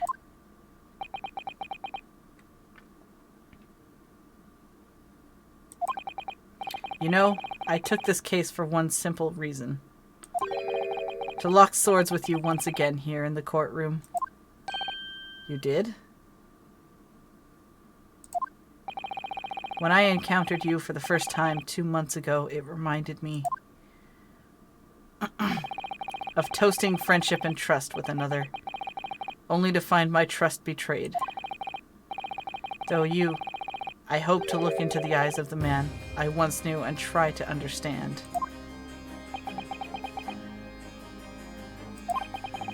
You mentioned something similar earlier today, about total betrayal at the hands of the Japanese. What happened exactly?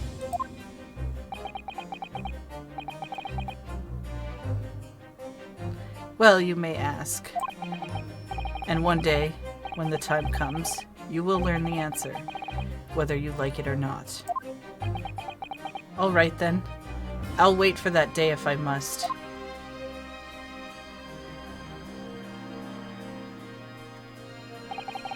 Coming to be known as the Reaper of the Bailey, and my retirement from service 5 years ago. It gives me cause to wonder if our meeting has some deeper purpose.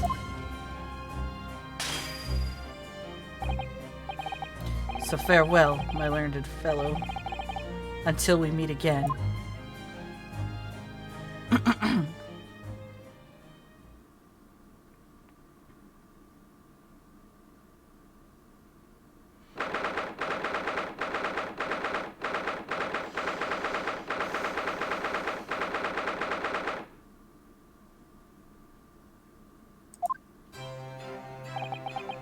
It's done. It's over at last.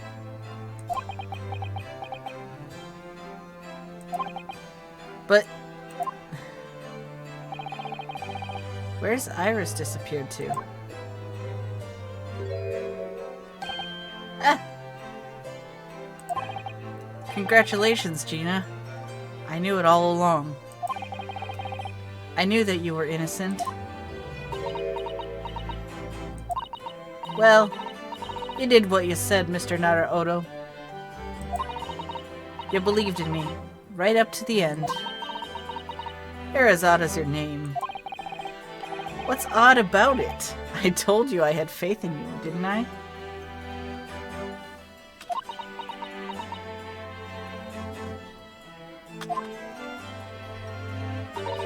No one ever has before, see? Kept a promise, I mean. Properly? That's awful.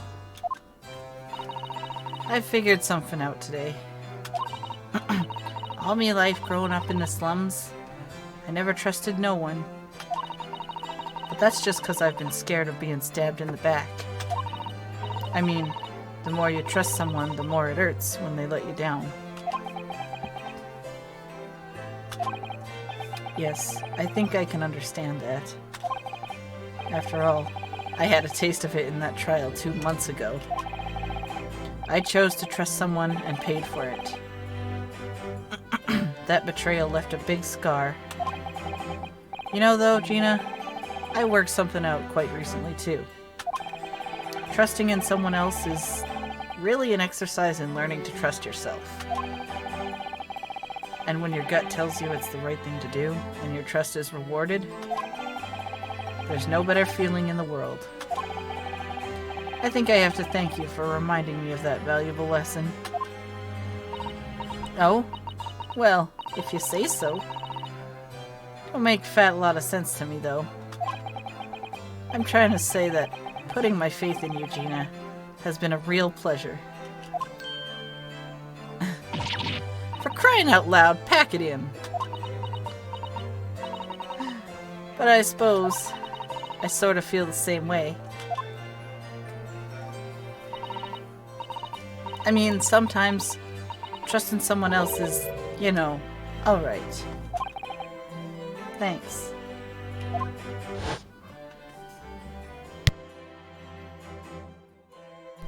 This is the way I see it, Ryunosuke. A defense lawyer is only as good as his faith in his client. And that comes down to how much faith he has in himself.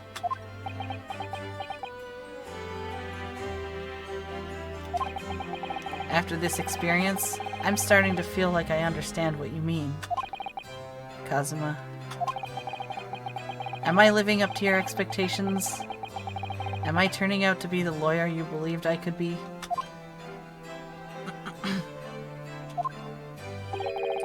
Pardon the interruption.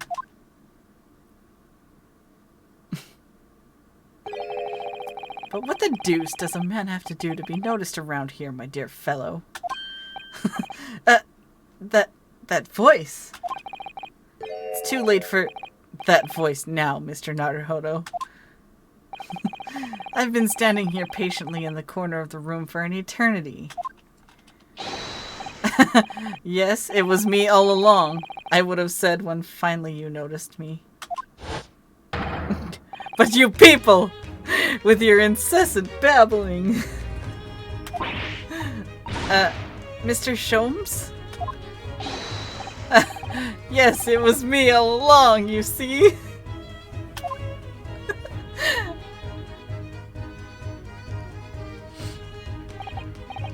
I'd assumed you'd been taken back to the hospital, to be honest. Indeed I was, but I managed to escape again. Oh. I happen to be aware of one or two foibles of the doctor who was tending to me. I merely made my knowledge of them known to the man, and he happily issued me with a leave of absence. How very above board. But enough of my adventures. That was a fine victory, Mr. Naruhodo. Your tireless efforts justly rewarded, I feel.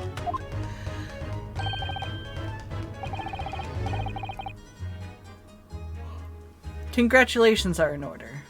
As a close friend, I tip my hat at you. Oh, thank you?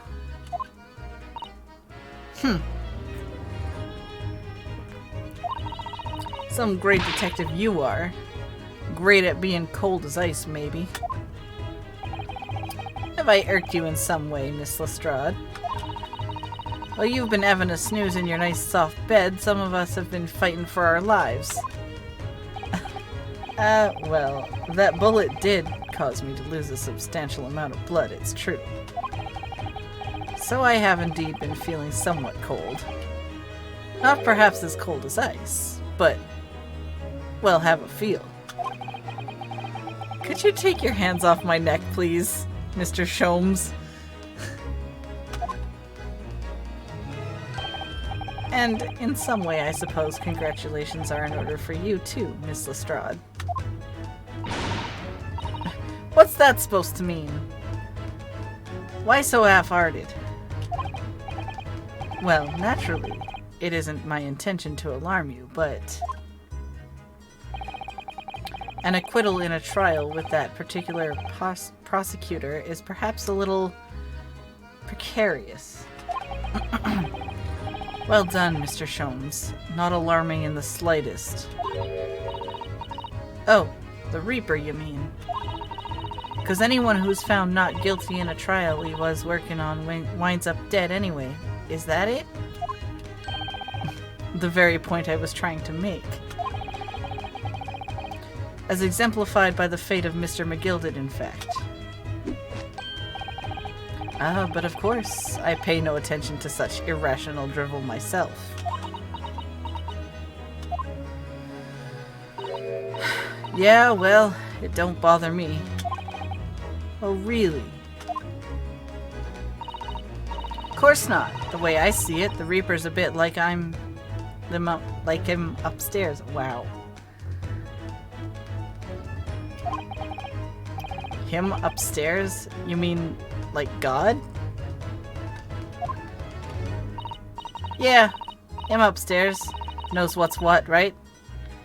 He knows what people are like on the inside. You won't have got the wrong end of the stick.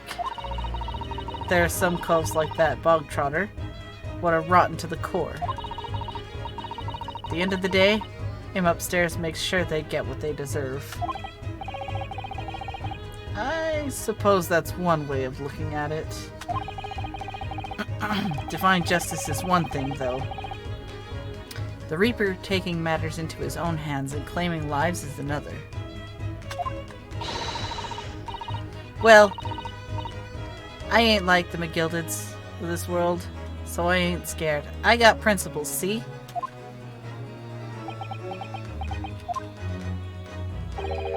A trait in you which is to be admired, Miss Lestrade. Oi! Just give it a rest, alright? As I was saying, congratulations are in order. The news of your acquittal was very welcome news to me indeed. Let me express my heartfelt congratulations, Gina. Well, there you are, Hurley. How long have you been here?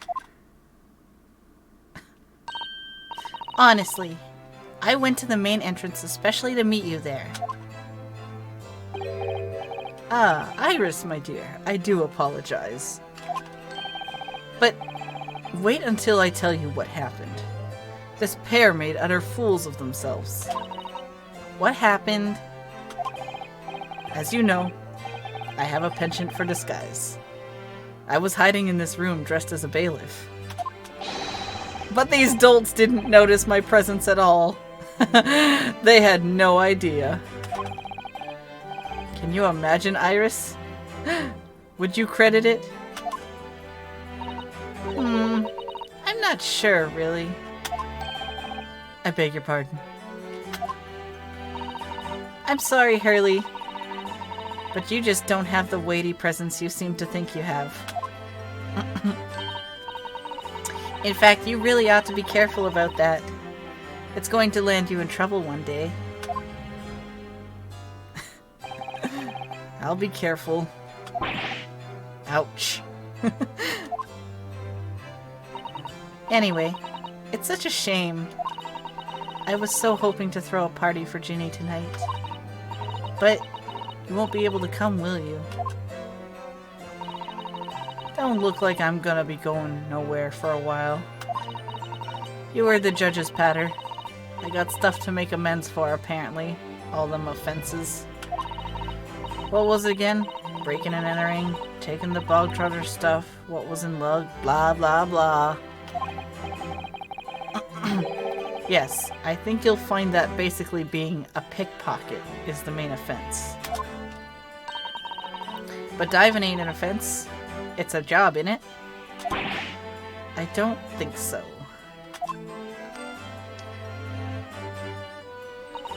Still, it's has got me thinking all this. Maybe I should start looking for another line of work. I mean, you didn't start off as a lawyer, did you, Otto? Well, no. But I was never a pickpocket. Well, anyway, I reckon I could make a change. I'm gonna do something for all them lot like me from the slums. Something that makes a difference for them. That's a wonderful idea, Ginny. And I'm sure you can do it.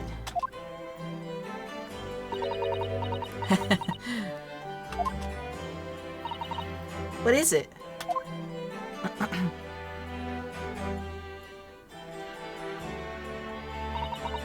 Nothing.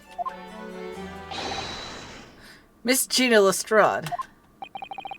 The prison carriage has arrived, ma'am. Come with me to the rear gate at once. Right. Well, looks like I'm off then. Goodbye, Gina, and good luck.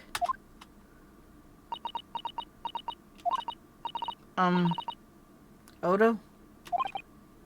Yes?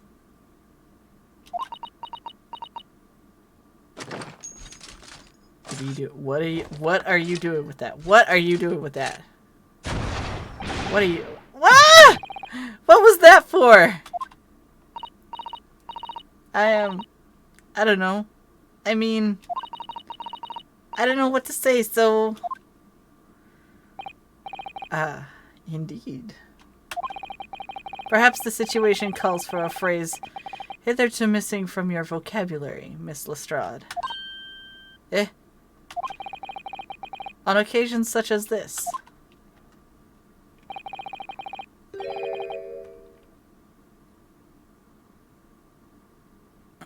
I would recommend a simple thank you.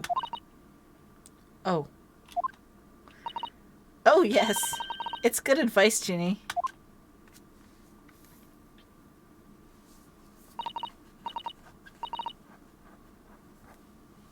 Right, I see. Well...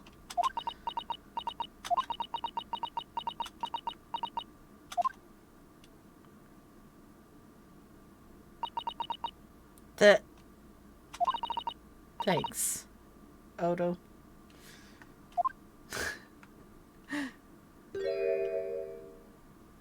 Oh, the baby's crying. Thank you for everything. What you've done for believing in me.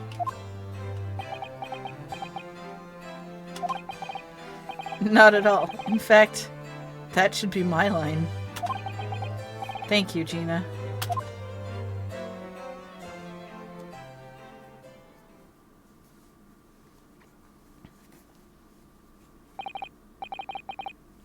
Well, there she goes. I wonder if I'll ever see her again. Well, quite the indomitable pick purse. Oh, I nearly forgot. I bought a paper outside. It's a special edition, and this trial is all over the front page. Pickpockets innocent proven. Isn't it wonderful? You should have shown it to Gina, Iris. She would have been thrilled. Oh no, how silly of me. But anyway, would you like the good news or the bad news? Not again. Well, what do you say, Runo? Hurley? As usual, I think I'd rather get the bad news out of the way first. Absolutely not. I have no intention of listening to anything but good news. And there you have it. How people answer that question says a lot about them, doesn't it? Let's not go there. Alright then, maybe let's start with the good news this time. The rain has finally stopped. It was a record level of rainfall, apparently. Well, that is good news indeed. We can journey back in greater comfort. Alright then, what's the bad news? A huge storm has left the seas very choppy. The channel in particular is awful, so sailings out of Dover have been delayed by a day or more. Wait, Dover? That's right. If we head to the station immediately, we may still make it in time to wave Susie off. But there won't be a train, surely. We couldn't be that lucky. Who do you think I am, Mr. Naruhodo? Mr. Sholmes? I rushed to Victoria Station earlier and made arrangements for a special express. If we hurry now, we shall be there in time for dinner. And I know of a fine restaurant that serves the most delicious baked sole. The great detective does it again. Indeed he does. I happen to be aware of a number of the rail transport director foibles. What? I merely made my knowledge of them known to the man, and he happily laid on the locomotive. Elementary. Just an idea, but might it be wise to stop manipulating people that way? What are we waiting for then? To London, Victoria.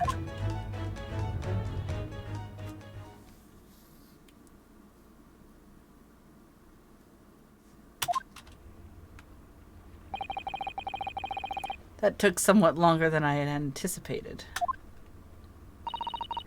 Susie's boat must be about to leave now. Mrs. Zato, where are you? There she is. Over there, look. It looks like she's reading something.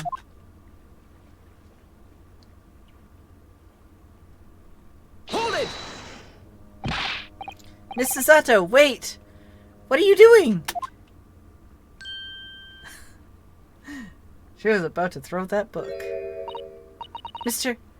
Naruhodo, what are you doing here? We came as soon as we could after the trial. I mean, we heard that sailings were being delayed due to the bad weather, you see. Oh, I see. Then tell me, how did Gina's trial go? It went well. She was acquitted.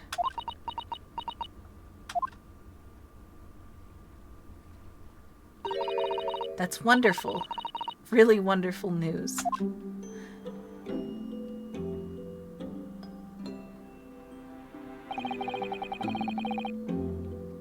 The book you were about to throw into the sea. It was your encyclopedia of British law, wasn't it? Oh dear. I was hoping you hadn't seen that. I'm not worthy of practicing law in any way now. So, I was saying my final farewell. You were saying goodbye to law? You? Susato? Would I be correct in assuming it's because of the peephole, Miss Susato?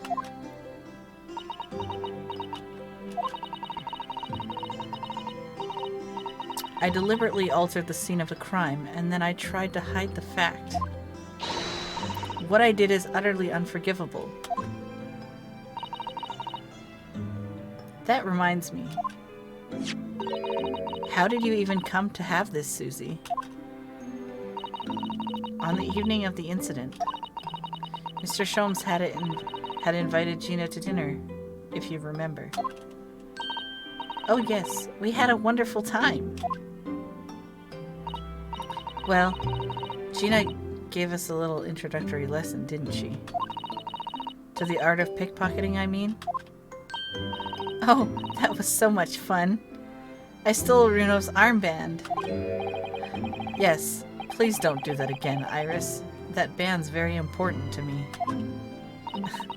Well, if it's so important, you should pay more attention to it. You didn't notice for ages. On a whim, I thought it would be fun to see if I could take that cat flappo-mat, so I put it up my sleeve. Really? And then I rather forgot about it until I found myself in Mr. Windibank's shop with it later that night. I see. And then...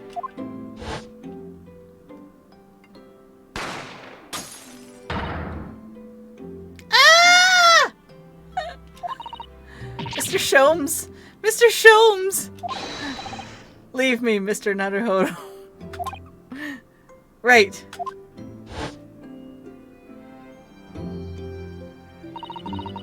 After Mr. Naruhodo had left the shop, I started to think. That door started to play on my mind. The storeroom door, you mean? Yes. If Gina was anywhere in the shop, I realized it could only be behind that door. And at that moment, the little device that I had up my sleeve sprang to mind.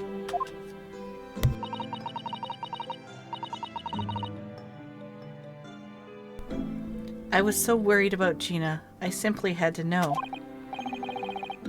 So, you used the cat flappo-mat to make the peephole in the door? As captured in a photographic print of the shop. By one of Hurley's red-handed recorders.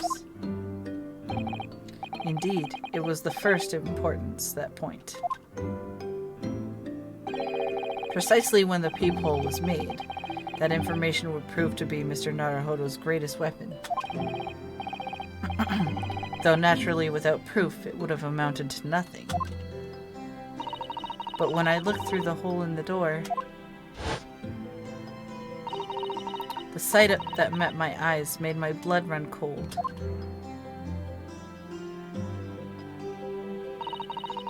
Thoughts started to run through my mind. I remembered that the trial 2 months earlier, the trial of Magnus McGilded, I thought about how he manipulated the evidence and arranged false testimony to secure his freedom. It made the British justice system feel very dark and sinister to me.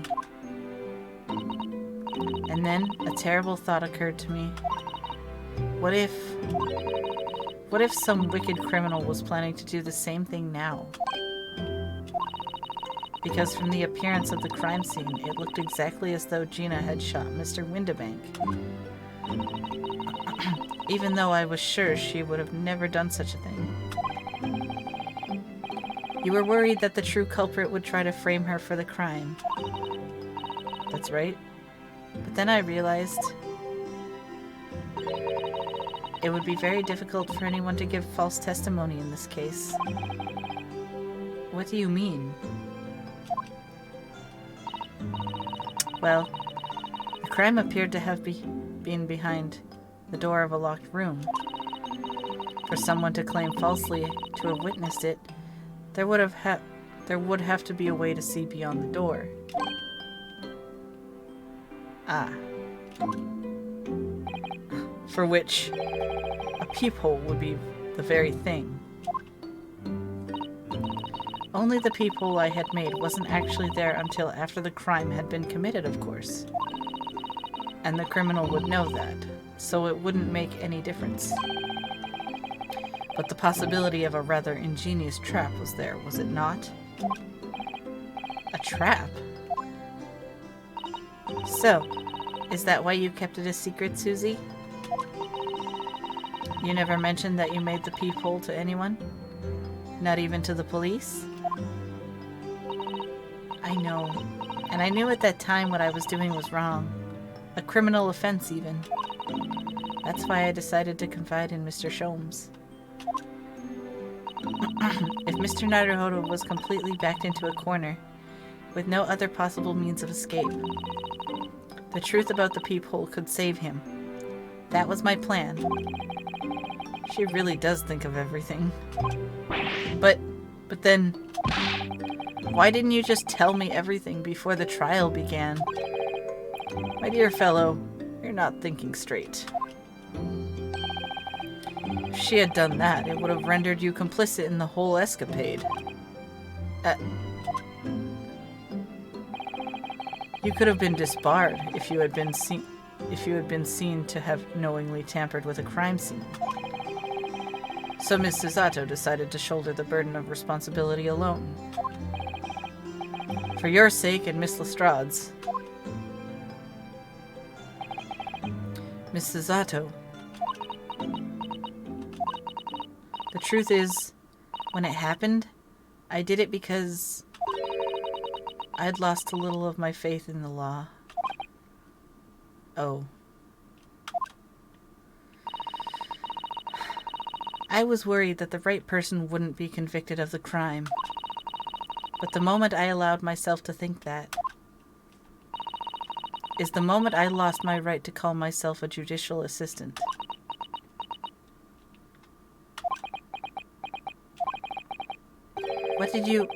What you did isn't comparable to what he did. Graydon is the one who lied in the witness stand, using that peephole as a way to implicate Gina. And besides, if the peephole inconsistency hadn't existed, I'm not at all sure that she would have been acquitted in the end. Mrs. Otto, what you did saved Gina's life.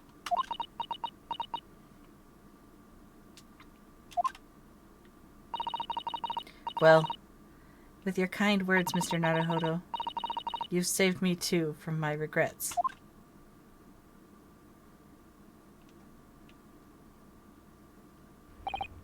Well, we must all be thankful that Miss Lestrade's freedom has been assured. Yes, exactly. Although some of the loose ends in that trial will continue to play on my mind, I'm sure. But the revelation that the music box disc contains secret messages, Mr. Naruhodo. What a triumph to work that out. I'm full of admiration.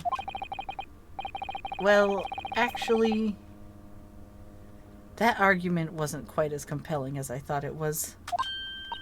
Oh, it wasn't?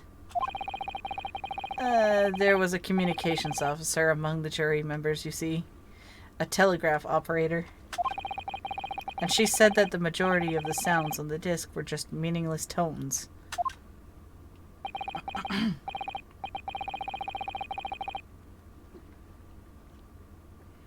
As one would expect, after all, we are talking about secret government communications. No doubt they were written in cipher to avoid being readily understood should they have been intercepted. In cipher? I see. So then, we could never have hoped to understand the message anyway? Nonsense, my dear fellow. It's quite a zero-pipe problem, I assure you.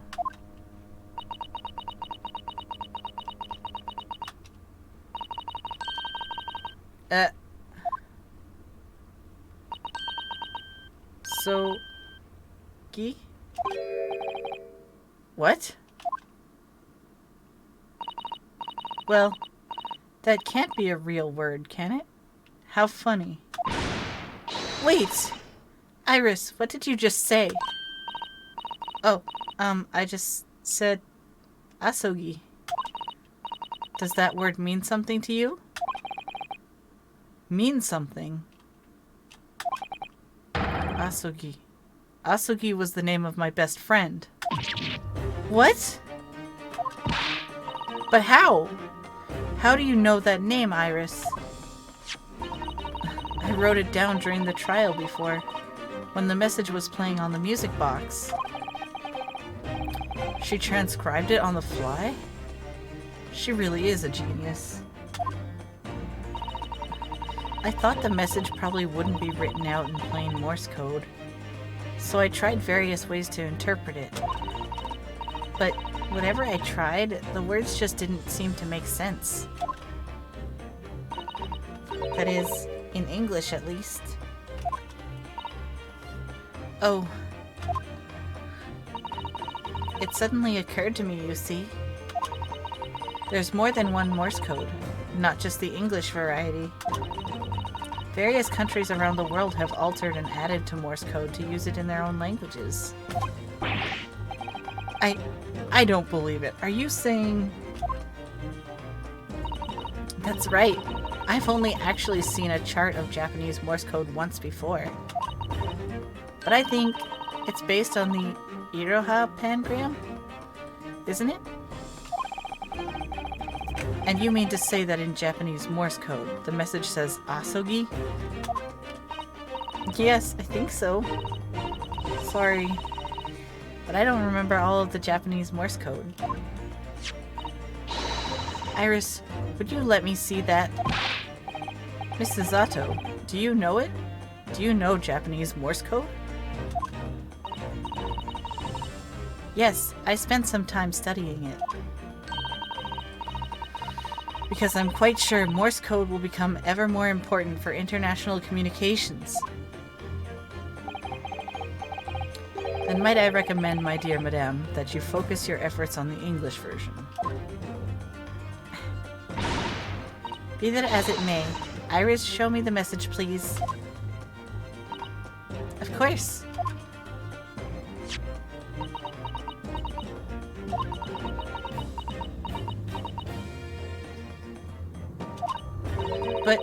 But what can this possibly mean?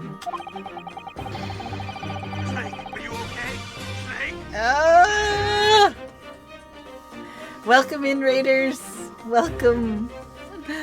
How are you doing, Snow? I hope you've been doing well. Where is my mouse? Where is my mouse? Where has my mouse gone?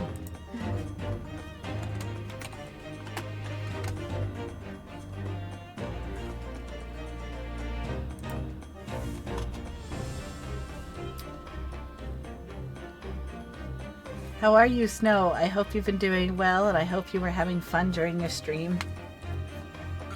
It's good to see you. We're finally finishing up Ace Attorney. Finally.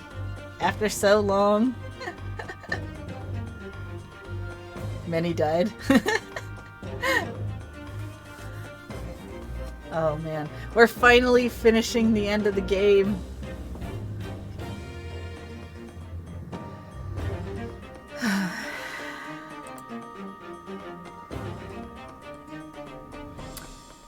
Whatever is in that long sequence of supposedly meaningless dots and dashes. Oh no, the cursed potato! Okay. Hold on. Hold on.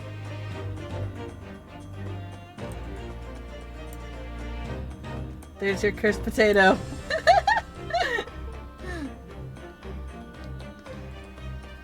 The Potato Chronicles. I am now a potato lawyer.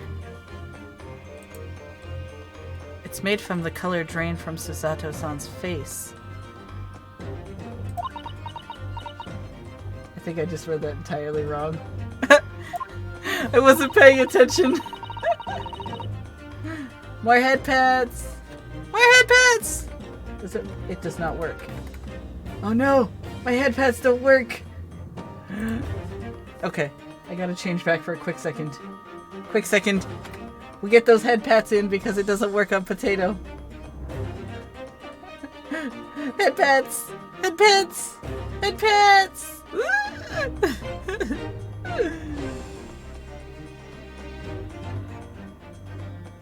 Head pats! Okay, head pats. Head pats. Go away. Go away. Alright. Okay.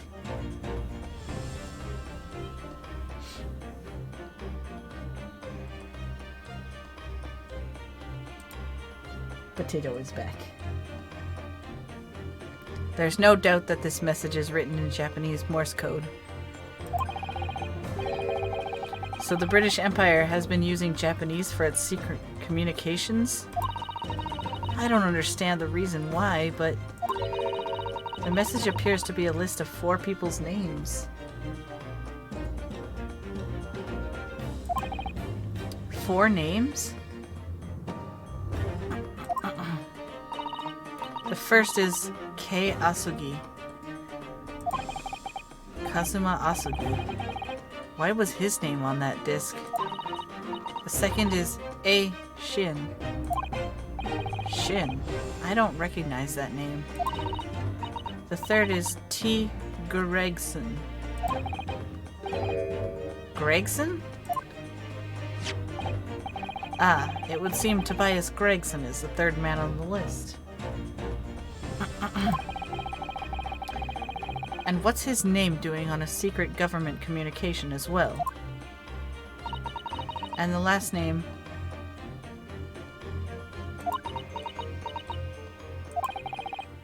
What's the matter, Miss Sato? It's just so strange. So unexpected. Oh, what is it, Susie? Don't keep us in suspense.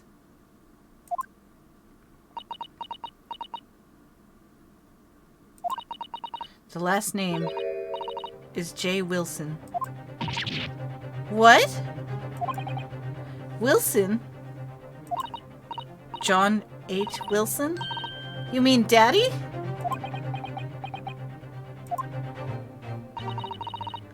It only says J. Wilson, so I'm afraid I can't be sure. Then, after the 4 names, it reads, if I translate from Japanese, that is all 4. And that's the end of the message, or rather, the end of what you noted down, Iris.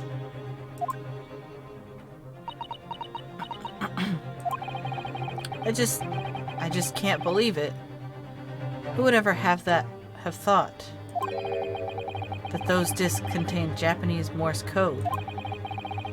Not to mention a strange list of some disturbingly familiar names. It would appear that this particular message is a communication of some kind between Great Britain and the Empire of Japan. So, Daddy could be in Japan then? Where Susie and Runo come from? Oh, well... No, it's not very likely, really, is it? I mean, there are thousands of people with the surname Wilson, and there must be lots of J's among them. Professor John H. Wilson, visiting professor of medicine at the Imperial Yume University. But we can't tell Iris about that now. We just can't. This is so strange. Somehow, in solving the case of Mr. Windibank's murder today, I feel like I've rolled back a boulder at the mouth of a very dark cave. I do wonder if perhaps it's a dark cave that we shouldn't go wandering inside.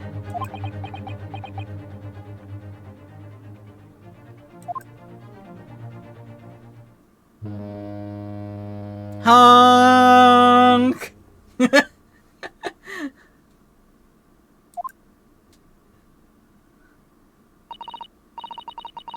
Oh dear. The ship is going to set sail soon.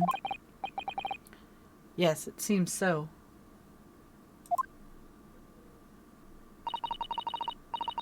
I'll sail on that steamship first to the port of Dunkirk, in France. Then I'll change onto a larger passenger vessel bound for Japan. You're really going then, Susie? We wish you a safe passage, Mrs. Otto. Thank you so much. I wish you all the very best. Mrs. Otto! I had hoped to have you always at my side, to guide me and support me. Mr. Naruhodo! Please, come back soon. As far as I'm concerned, you really are the very best judicial assistant in the world.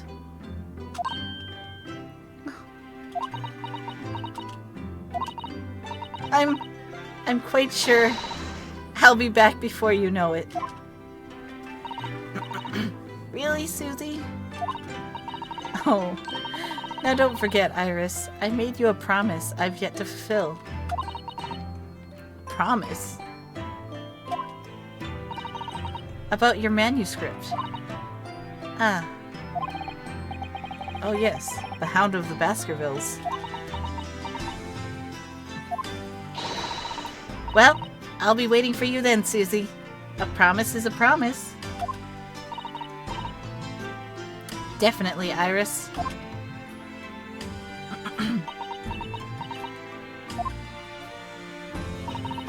Mr. Naruhodo? Yes?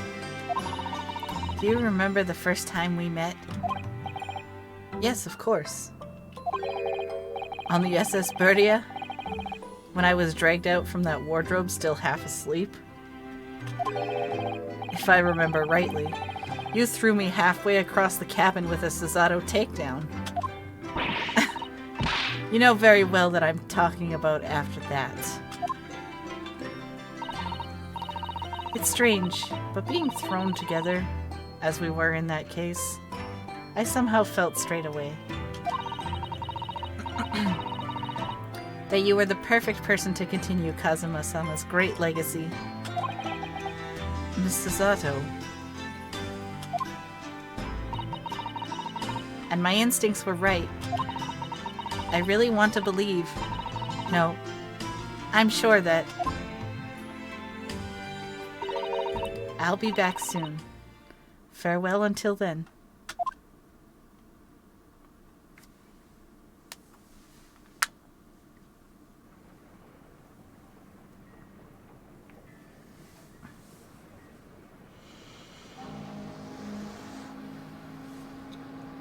Somehow we seem to have come to the end of the adventures of Ryunosuke Naruhodo. Or the first volume, at least. Looking back now, it feels as though fate has led me on this journey.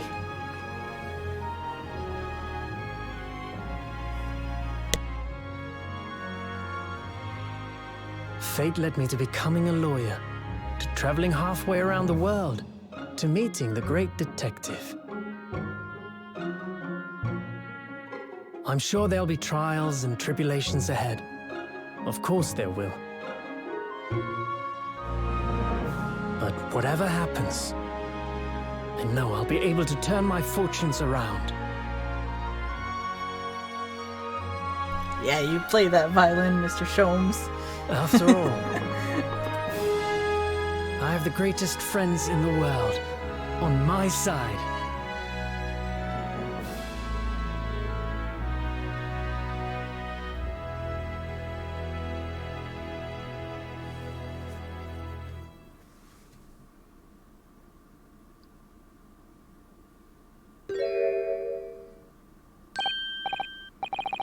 Ah, yes.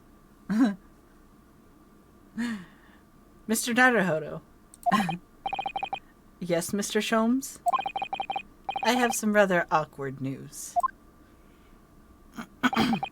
The railway company has decided to sue over the special express train, apparently. Huh? It caused such a commotion on the line, all the other trains had to wait at stations. But really, we would never have made it to Dover in time otherwise. Anyway.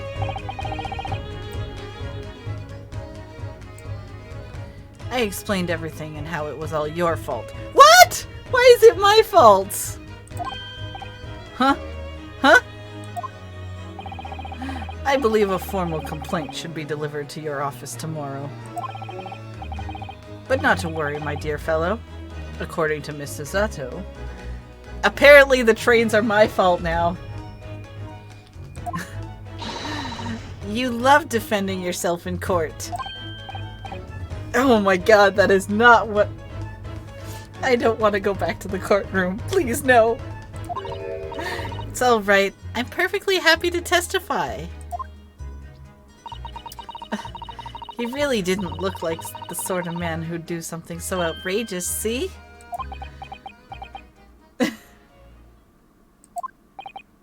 Mr. Sholmes? Yes? A word, if you don't mind. Why, certainly. Any word you like. Bellow it out, my dear fellow. Oh yes, I love Runo's words. And I know just the one he'll use here. Then I really must say... Objection! Objection!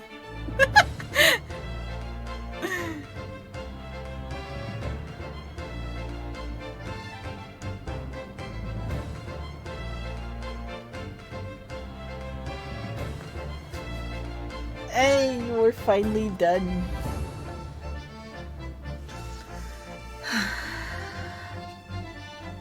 In the following weeks, hundreds of music boxes arrived at Baker Street from all over Europe. Something was afoot, though it transpired. He's talking too fast for me. So I advertised them, and you're still gonna keep going faster than I can read. Or speak.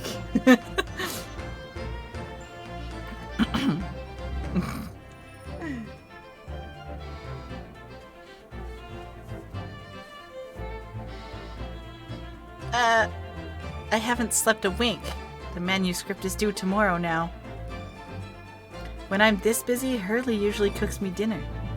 Well, cooks is an overstatement. For some dry toast and instant coffee? I do miss Susie.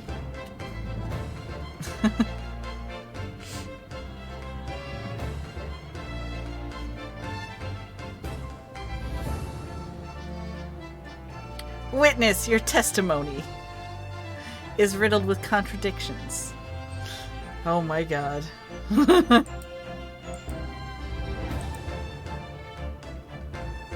it's just going through all the old things.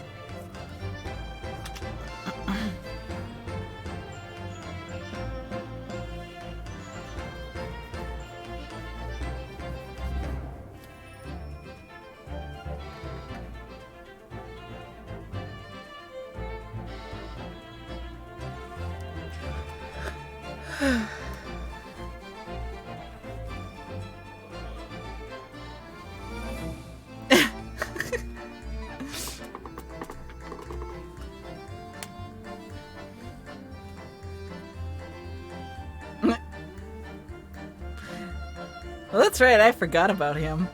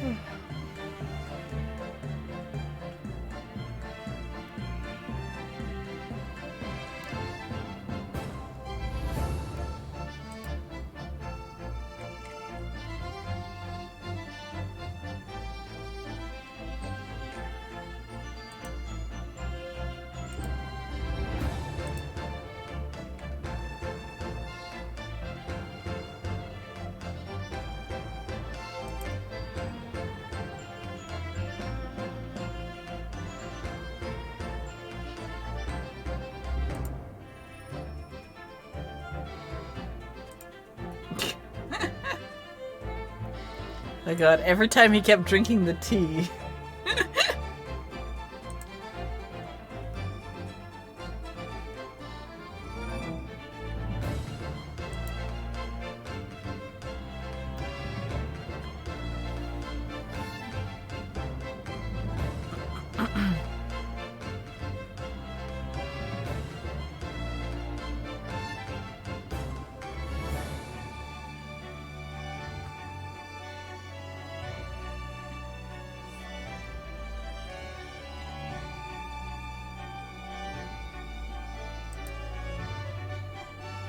I don't think there's a way to skip the credits. Oh boy, it's these two.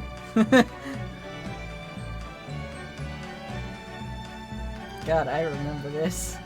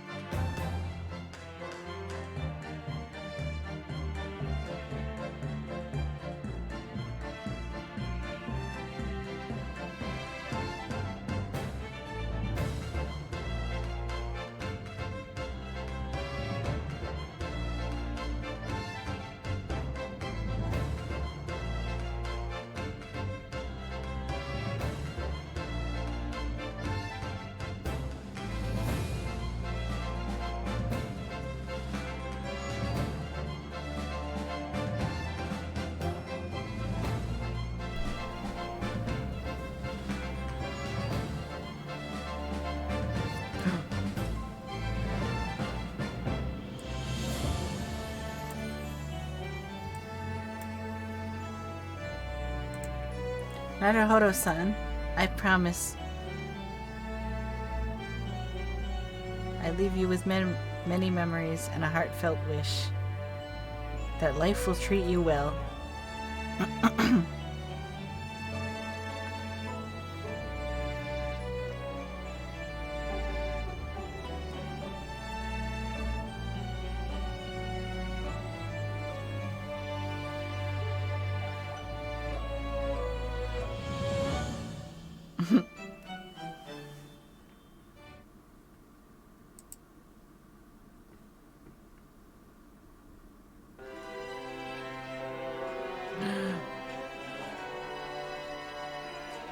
Skip it.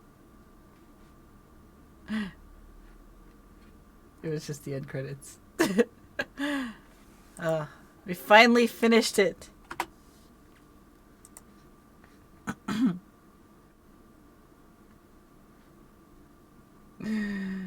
Yay! I'm free from the courtrooms.